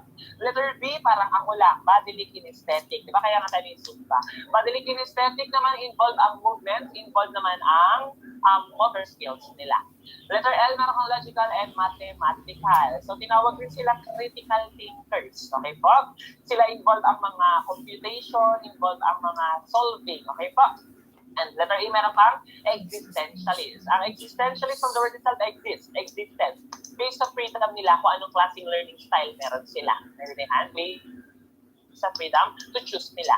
Ano keyword mo? Invisible. Pero may nawawala. That's letter M. That is musical. Tandaan mo, multiple letter M. Musical. May mga musical learners naman. Involve ang instruments, involve ang music. Okay pa? Ulitin ko, ang mga ka-apekto, individual differences. Siyempre, letter A, meron pang attention span. Isa sa magiging problema mo rin ay ang attention ng bata. Intindihan. Sabi diba sa child and adolescents natin, 2 to 5 minutes tapos ng attention sa'yo ng bata. Tama ba? So, kailangan may gawin ka. Balikan mo yung kanina, manipulative. Naalala mo ba? Yes, di ba sabi ko kanina, i-update mo, i-rearrange mo. Tama ba? Yes, sa tingin mo, yung PowerPoint na gagamitin mo kapag interesado ang bata at yun ay trendy ng society, matagal kaya ang attention nila sa'yo? Patingin ako thumbs up. Yes, matagal. Kasi gusto nila yun. Very good. At letter M, meron kang number of learners. Let's accept the fact na sa public school, 50 students, 60 students. Sa private, may mga 30 students. Ikaw, walang projector, gumagamit ka ng laptop sa harapan. Sa tingin mo, readable kaya sa likod? Hindi. Tama ba? Ano ginagawa mo? Gagamit ka ng projector. Tama ba? Minsan, pag walang projector, naghihirap ang school, naghihirap si teacher, compress na lang yung mga bata sa harapan. Di ba? Uupo na lang sa sahig. Tama? Okay lang din yun. Okay po. At syempre sa physical disability, tandaan mo, kailangan mo mag-adjust sa technology tools na gagamitin mo. Kasi kailangan mong ma-modify yung activity mo based sa special needs ng bata. Halimbawa, sa English at Filipino, halimbawa, recitation, yung estudyante mo ay mute. O paano ngayon siya mag-recite? Magpanood ka na lang sa kanya ng mga video presentation. Halimbawa sa MAPES, tatakbo yung mga bata, legally blind yung bata. Hindi naman totally blind, legally blind lang. Paano siya tatakbo? Tatakbo siya pero papahawakin mo siya sa lubid. Ibig sabihin, provide ka ng technology tools. Naintindihan? Kay teacher factor, isa lang naman problema natin. Teaching methods, strategies and methods, at practice constraints. Okay? Yan lang tatandaan mo. Dito, ang problema lang talaga kay teacher, nagkakaroon tayo ng limitation. Paano tayo nalilimitahan? Minsan kasi, may mga teacher na kapag gumagamit ng PowerPoint, sobrang crowded. Ang dami nilalagay ng information. Di ba ang rule natin, 6x6? 6 words only or less, and 6 lines only or less. Yun yung lumabas sa board exam. 6 words only or less, and 6 lines only or less. So, nagkakaroon tayo minsan ng limitation. Minsan, sobrang dami mong nilalagay, wala kang animations, wala kang mga transitions. Minsan, nilipat mo, andyan lahat ng information. Walang gulat factor, walang surprise factor. Wag pong ganon. So, sana tayo mismo nag-e-effort how to manipulate different kinds of technology tools. Nandiyan po? Very good. So, yan ang tandaan mo, si Ian na may physical disability at strategies, methods, practice constraints. Kaya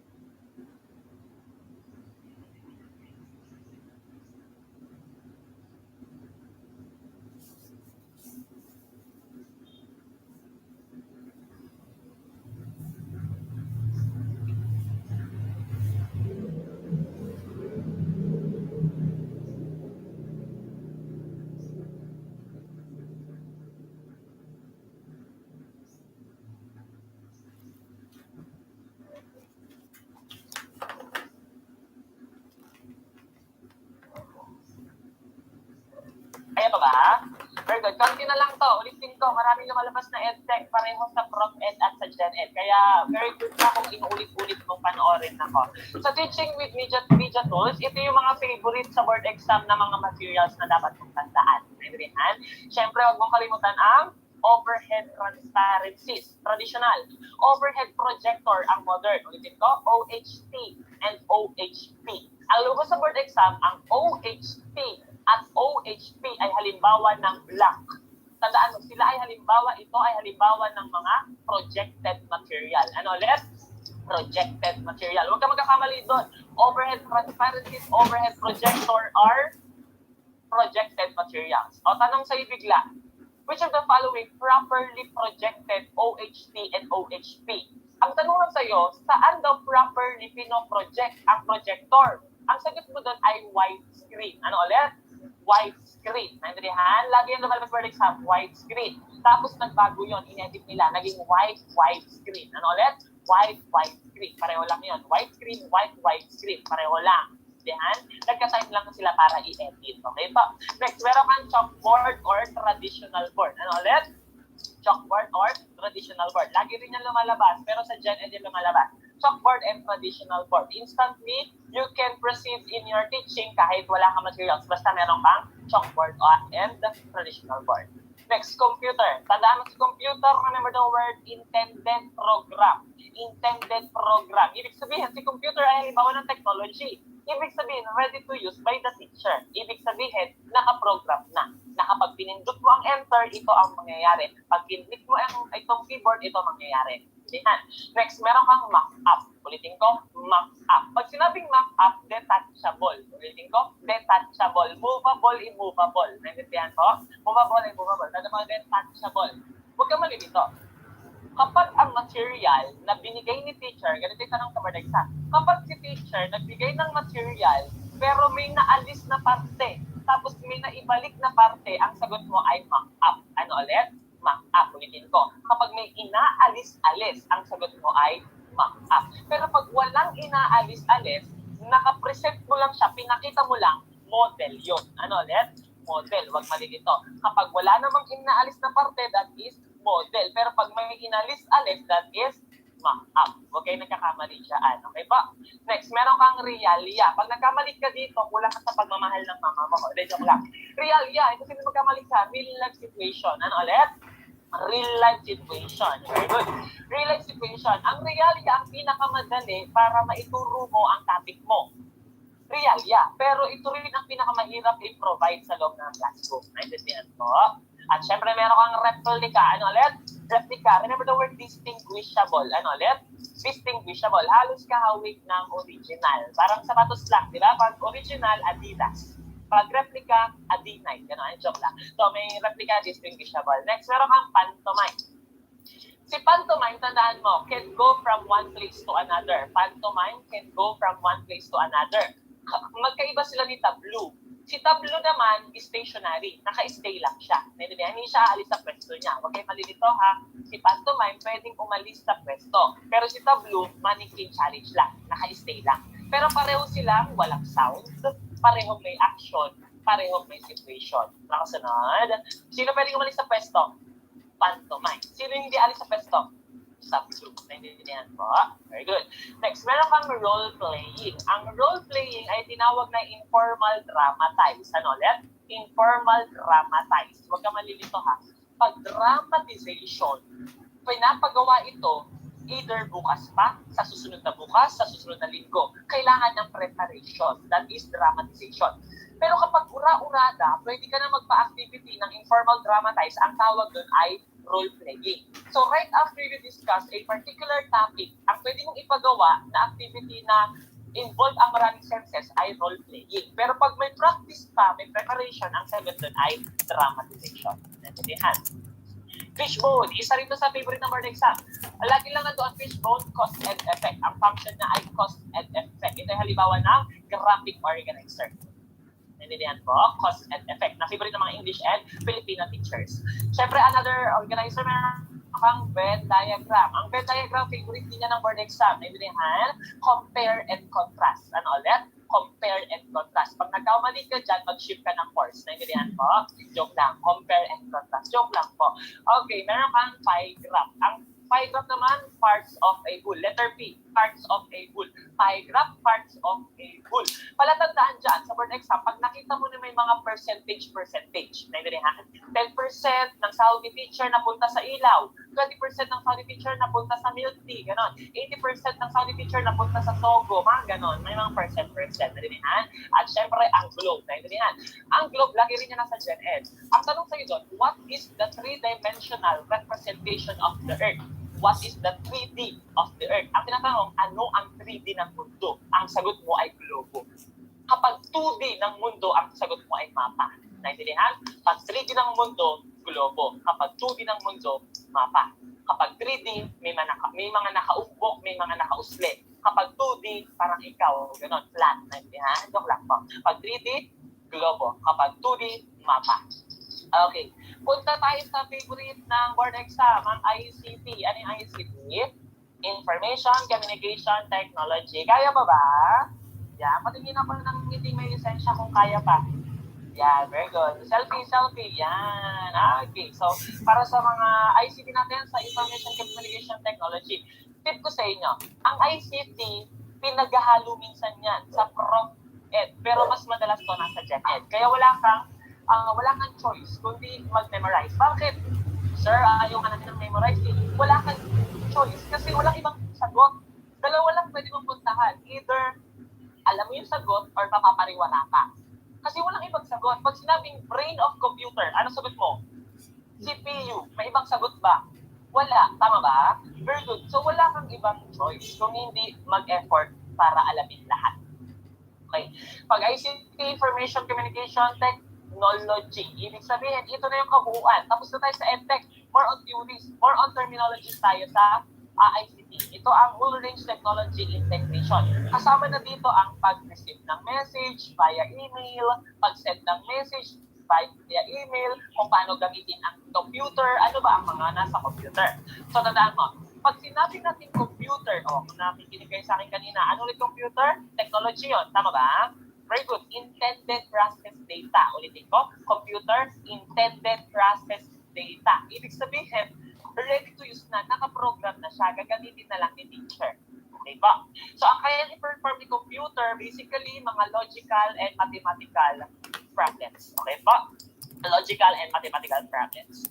Huwag ka mali dito. Meron tayong 4 na tatandaan under computer. Unahin mo na yung supercomputer. Lagi rito na sa board exam. Pag supercomputer, ganito lang tandaan mo. Largest, fastest, biggest, trillions. Ulitin ko. Fastest, largest, biggest, trillions of instructions ang kaya niyang i-perform sa loob lang ng ilang segundo. So basically, ito ay hybrid type ng computer. Pag supercomputer, largest, fastest, biggest, trillions ang kayang i-process.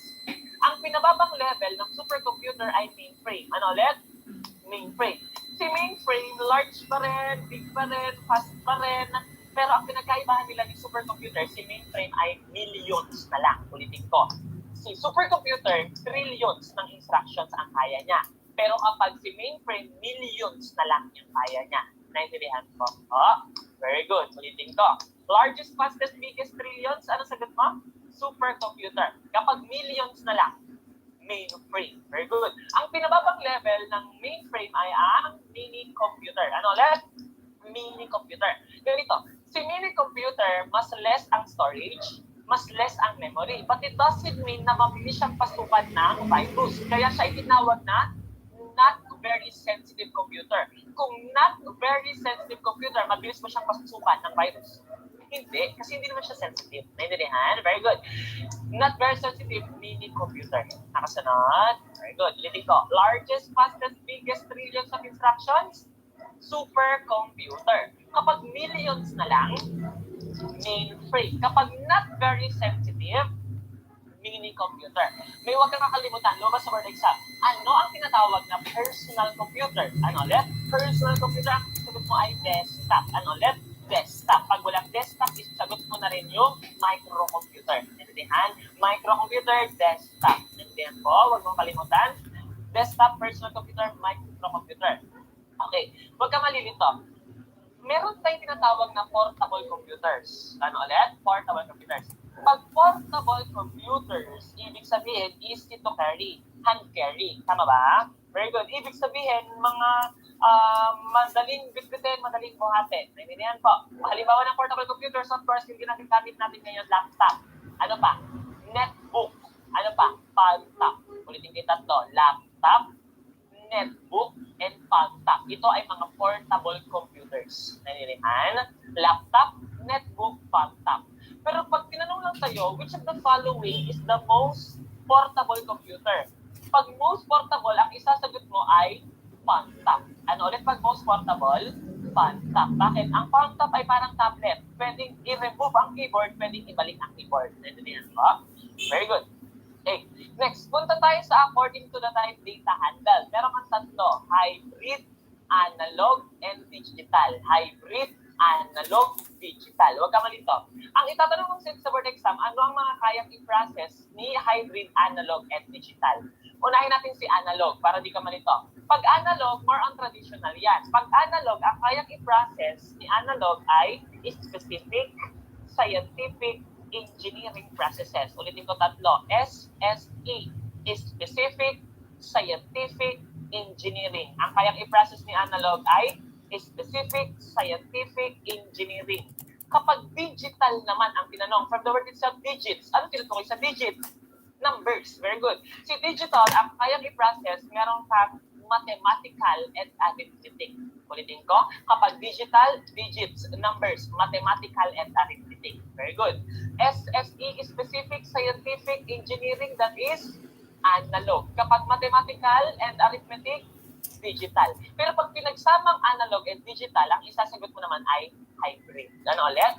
Hybrid. Hybrid combination of analog and digital. Nakasunod? Konti na lang. Sorry po, Sir Paul. Konti na lang po talaga.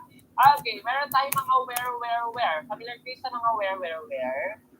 Very good. Ano yung mga where mo? Peopleware, hardware, ano pa? Software, and Tupperware. Joke lang. Walang Tupperware.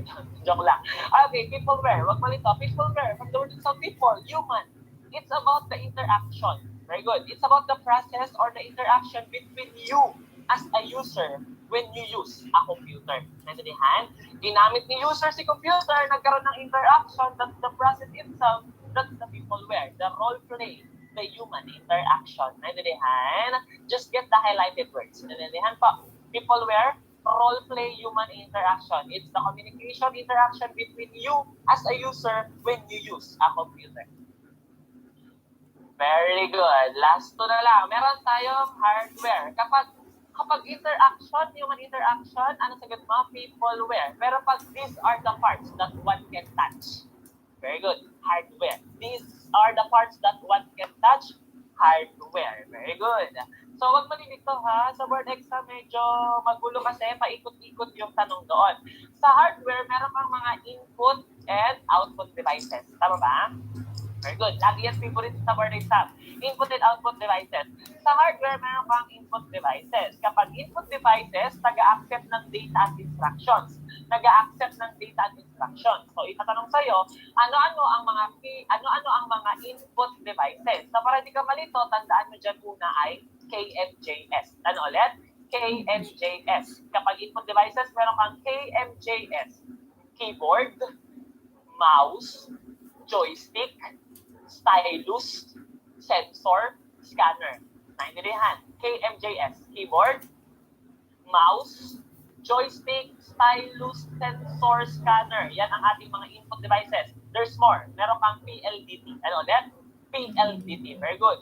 PLDT, pointing device, light pen, digitizing table, trackpad. Meron kang PLDT, pointing device, light pen, digitizing table, trackpad, trackball. Yan ang ating mga input devices. KMJS, PLDT. Keyboard, mouse, joystick, stylus, sensor, scanner. Pointing device, light pen, digitizing table, trackball, touchpad, touchscreen. Naintindihan yan ang ating mga input devices. Very good. So, focus tayo sa keyboard. Bakit? Sa board exam, merong 4 hanggang 5 lumalabas doon na key shortcut. So, familiar tayo sa keyboard shortcut natin. Recall lang tayo. Ano yung letter A? Select all. Ano ulit? Select all. Tandaan mo, A all. A all, select all. Letter B, bold. Ano ulit? Bold. Letter C, meron kang fonts. Fonts. Yung mga higher, low, Times New Roman. Very good. Letter E, center. Letter E, center. Tandaan mo lang, epicenter. Ganon. Epicenter. E, center. E, center. F, find. F, find. G, go to. G, go to. Very good. H, tanda mo lang, find and replace. Mas matatanda mo, replace. H, replace. Yung last sound ng replace. Replace. H, replace. H, replace. Naintindihan? Very good. Letter I, italicize. Ano ulit? Italicize. Letter J, meron bang justify. Ano ulit? Justify. Letter K, hyperlink. Ano ulit? Hyperlink. Pansinin mo, saan nagtatapos ang hyperlink? Letter K. Very good. Letter L, left align. Ano ulit? Left align. Letter M, indent. Letter M, indent. Letter N, new document. Letter N, new document. Letter O, open file. Letter O, open file. Letter P, print. Ano ulit? Print. Letter Q, remove text format. Letter Q, remove text format. At natanda mo lang sa Q text. Q-text lang tandaan mo. Q, remove text format. Kung may left align, may right align. Letter R, right align. Letter S, save. Letter S, save. Letter T, hanging indent. Letter T, hanging indent. Saan may tatapos yung indent? T. Very good. U, underlined. U, underlined. V, takes. W, close file. X, cut. X, cut. Y, redo. Z, undo. Try natin. A, select all. B, bold. C, copy. D, fonts. E, center. F, find. G, go to. H, replace. Anong hyperlink? H, replace. Hyperlink. Kukutongan kita dyan. H, replace. I, italicize. J, justify. K, hyperlink. L, left align. M, indent. N, new document. O, open file. P, print. Q, remove text format. Q, remove text format. R, right align. S, save. T, hanging. U, paste. W, close file. X, cut. Y, redo. Z, undo. Yan po ang ating mga keyboard shortcuts. So, kadalasan lumalabas dyan ay D, fonts. C, copy. Yan mga favorite nila. O, open file. X, cut. Yan mga favorite nila. Tanda mo? D, O, X, S, save. Yan mga favorite nila. Okay pa? Okay, so punta tayo sa output devices. Kung may input, meron pang output devices. Very good. Ang output naman ng mga nag-return, ng nagbabalik sa user or sa another computer system. So, para hindi mo malimutan, ito ay sa mga papansa. Ano ulit? Sa mga papansa. Ang input devices, meron kang letter S, speaker. Letter S, speaker. Letter M, monitor. Letter M, monitor. Letter P, printer. Letter P, printer. At pinalaking printer, platter. Ano ulit? Platter. O, titig ko. Speaker, monitor, printer, platter. Yan ang ating mga output devices. Sabihin mo nga sa akin kung input o output. Keyboard. Keyboard. Input. Mouse. Input. Printer. Output. Speaker. Output. Joystick. Input. Flash drive. Ang flash drive ay input-output. Very good. Meron tayong input-output. Naintindihan? Ang mga drive. Tandaan mo lang mga drive. Input-output yan. Meron pang disk drive. Disk drive, hard disk drive, optical disk, and modem. Alam niyo yung modem sa router natin sa Wi-Fi. Very good. Disk drive, hard disk drive, optical disk, and modem. Yan ang ating mga input, output. So, saan ang flash drive? Input, output. Very good. Okay, so huwag makalimutan, meron tayong software. Pero recall muna tayo. Try ko muna kung naalala nyo pa. Keyboard, input, mouse, input, printer, output, flash drive, input, output. Control H, replace. Ano nga yung pwedeng na naman kukutungan kita? Control H, replace. Very good. Control X, cut. Control X, cut. Kaya pag X na, putulin na ang communication. Wala na dapat communication. Nandiyan. Very good. Okay, meron tayong software. Si software ay tinawag din na program. Also known as program. Para naman mag-function ang ating computer, yan ang software. Very good. So, meron kang SOLU. SOLU. Meron kang system software, operating system, language translator, and meron kang utility program. Ang system software, yung nagpa-facilitate kay user when we use a computer. Nandito yung mga instructions, directions na binibigay na biglang nagpa-pop up na lang na lumalabas bigla sa computer natin. Mga system software. Operating system, operation. Ito po yung nagmamanage at nagagather ng mga resource files or data files na pinapasa natin kay computer. Very good. Language translator. Ang tinutukoy lang sa language translator, yung English-like instructions. Ibig sabihin, ang computer natin or kahit anong technology ay may kakayahan na i-translate into other language yung text format. Kaya sa computer, alam naman natin, English is universal language, kaya may automatic translation siya into English. Kapag hindi naka-English, format yung text. Si utility program naman, yung nag-organize din at nag-gather ng mga data files natin. Okay pa? SOLU. Okay, role of computer. Last two topics na lang, Sir Paul. Standby ka na dyan. Sa role of computer, meron tayong tatlo. Meron kang informative tool, meron kang productivity tool, at meron kang communicative tool. Ang lumalabas dito yung communicative. Focus muna tayo sa informative. Pag informative, mga information sa mga websites, may mga ginagawa tayo minsan na bigla na lang may susulpot na mga information. Di ba minsan nanonood ka ng mga kadenang ginto, biglang lalabas yung mga Shopee, yan, mga advertisement, mga information yung pinoprovide sa atin. Di ba minsan may lumalabas sa gilid, mga ganon. Mga lumalabas sa gilid ng mga information doon na mga ads, yung mga gigil ka kasi na-interrupt yung panonood mo, di ba? Productivity tool naman includes yung mga word processing natin, yung mga publisher, spreadsheets or Excel, merong mga PowerPoint, merong mga electronic spreadsheets. Communicative tool.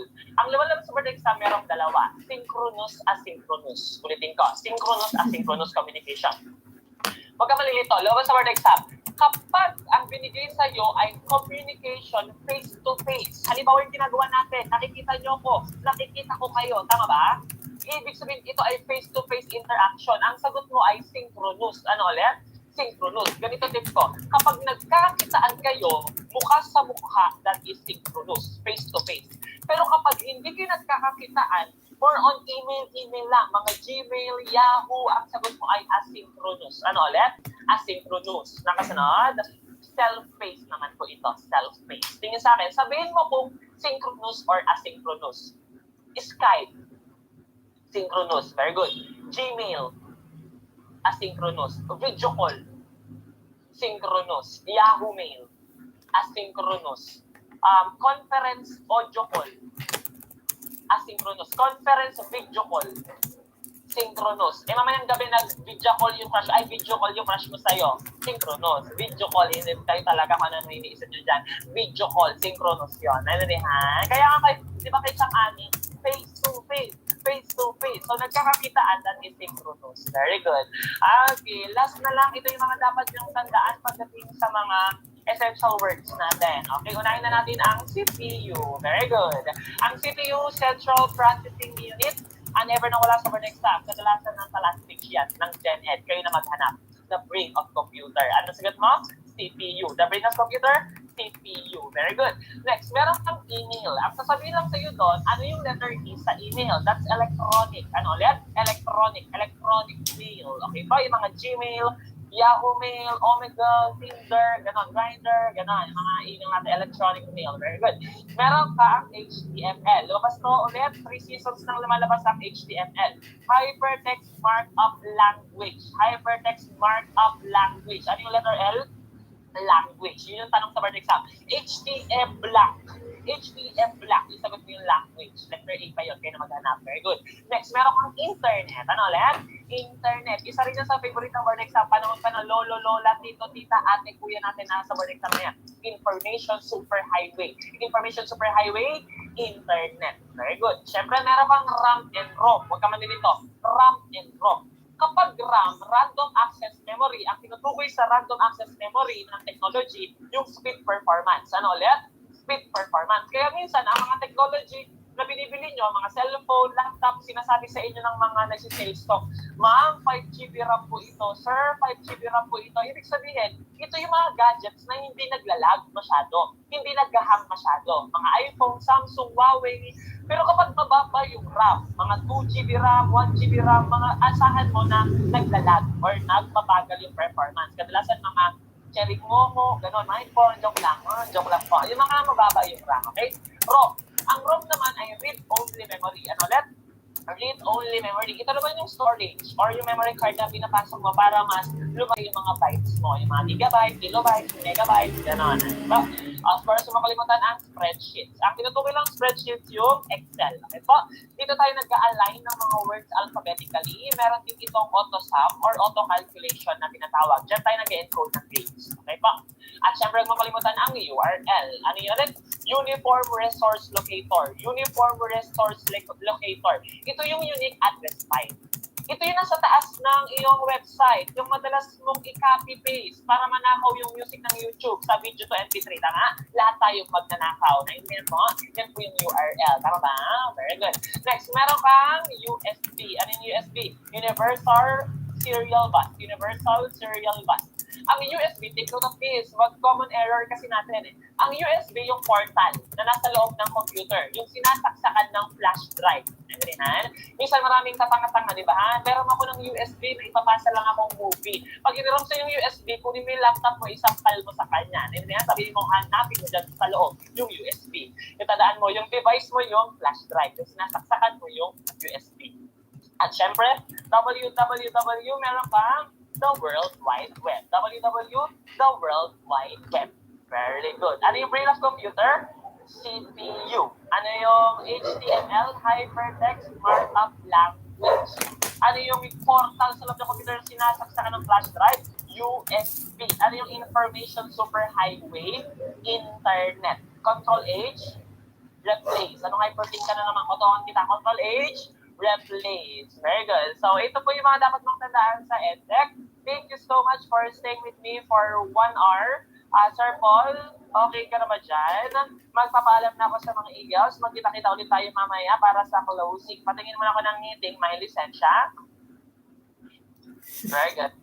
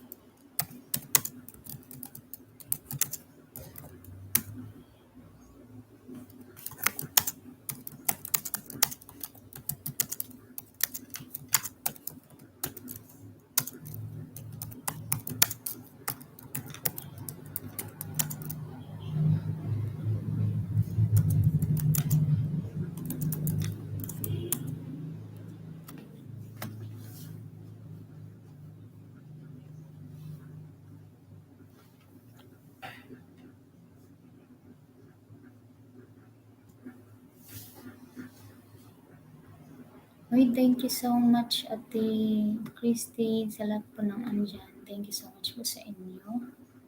And I need to say goodbye because it's already 7:38, almost 8 na din.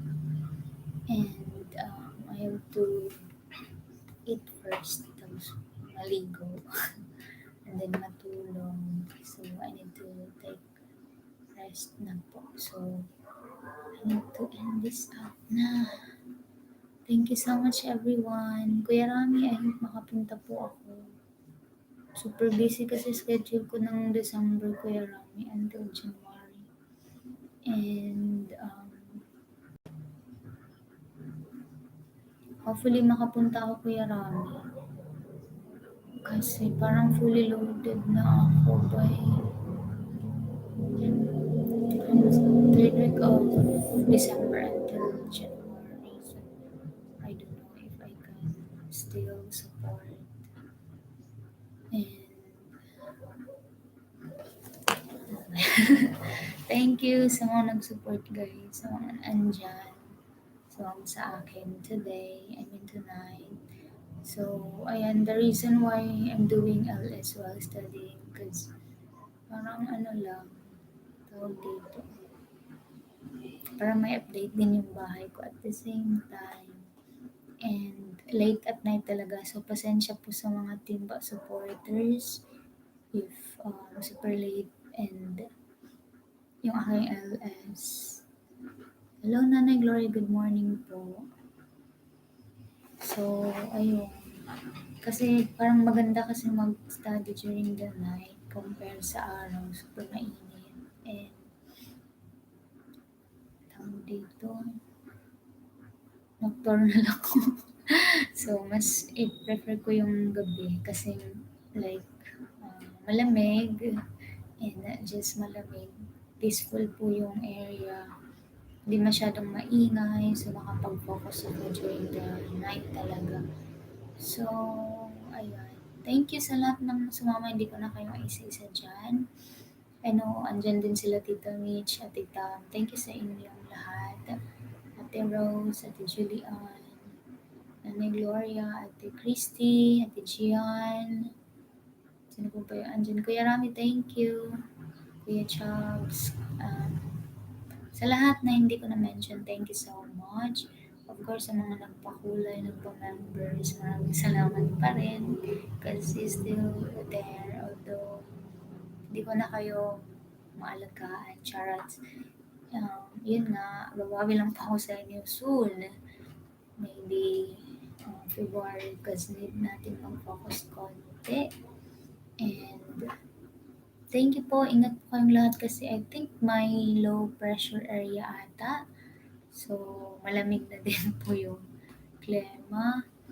Baka magkasakit kayo kasi pag ganito, taglamig, para nag-change yung ating So, uso din ngayon yung sipon at ubo. Kaya, ayan, ingat po. And, ayun, tawag dito. Baka mapagkamalang corned beef na yung ubo at sipon nyo. Although, dala lang ng panahon. Anyways, mag-ingat po kayong lahat kung saan man kayo naroon. And of course, always remember guys that you are highly blessed, greatly favored, and deeply loved by God. So, ayan, thank you so much once again. God bless you all. And keep safe. Now, Lemzin Vlog is signing off. Ciao everyone. Thank you Kuya Rami. Guys, in-invite ko pala before ako mag-end. Invite ko kayo sa first anniversary ni Kuya Rami and members friend live stream ata niya this coming December 19, it's 11 a.m. onwards. I hope mga supportive po kayo. Ano daw, sabi mo kayo. Ayan. Uy, walang problema yun. Akala ko nga ikaw din si Berna. Ayan, anyway. Uy, it's okay. No worries, Kuya Rami. Ako din naman, hindi na ako masyadong active. Thank you, Ate Christy. Ingat po kayong lahat. I know, naka-busy lang po kayong lahat dyan. Sina Ate Rose. Tita, thank you po. Bye, everyone.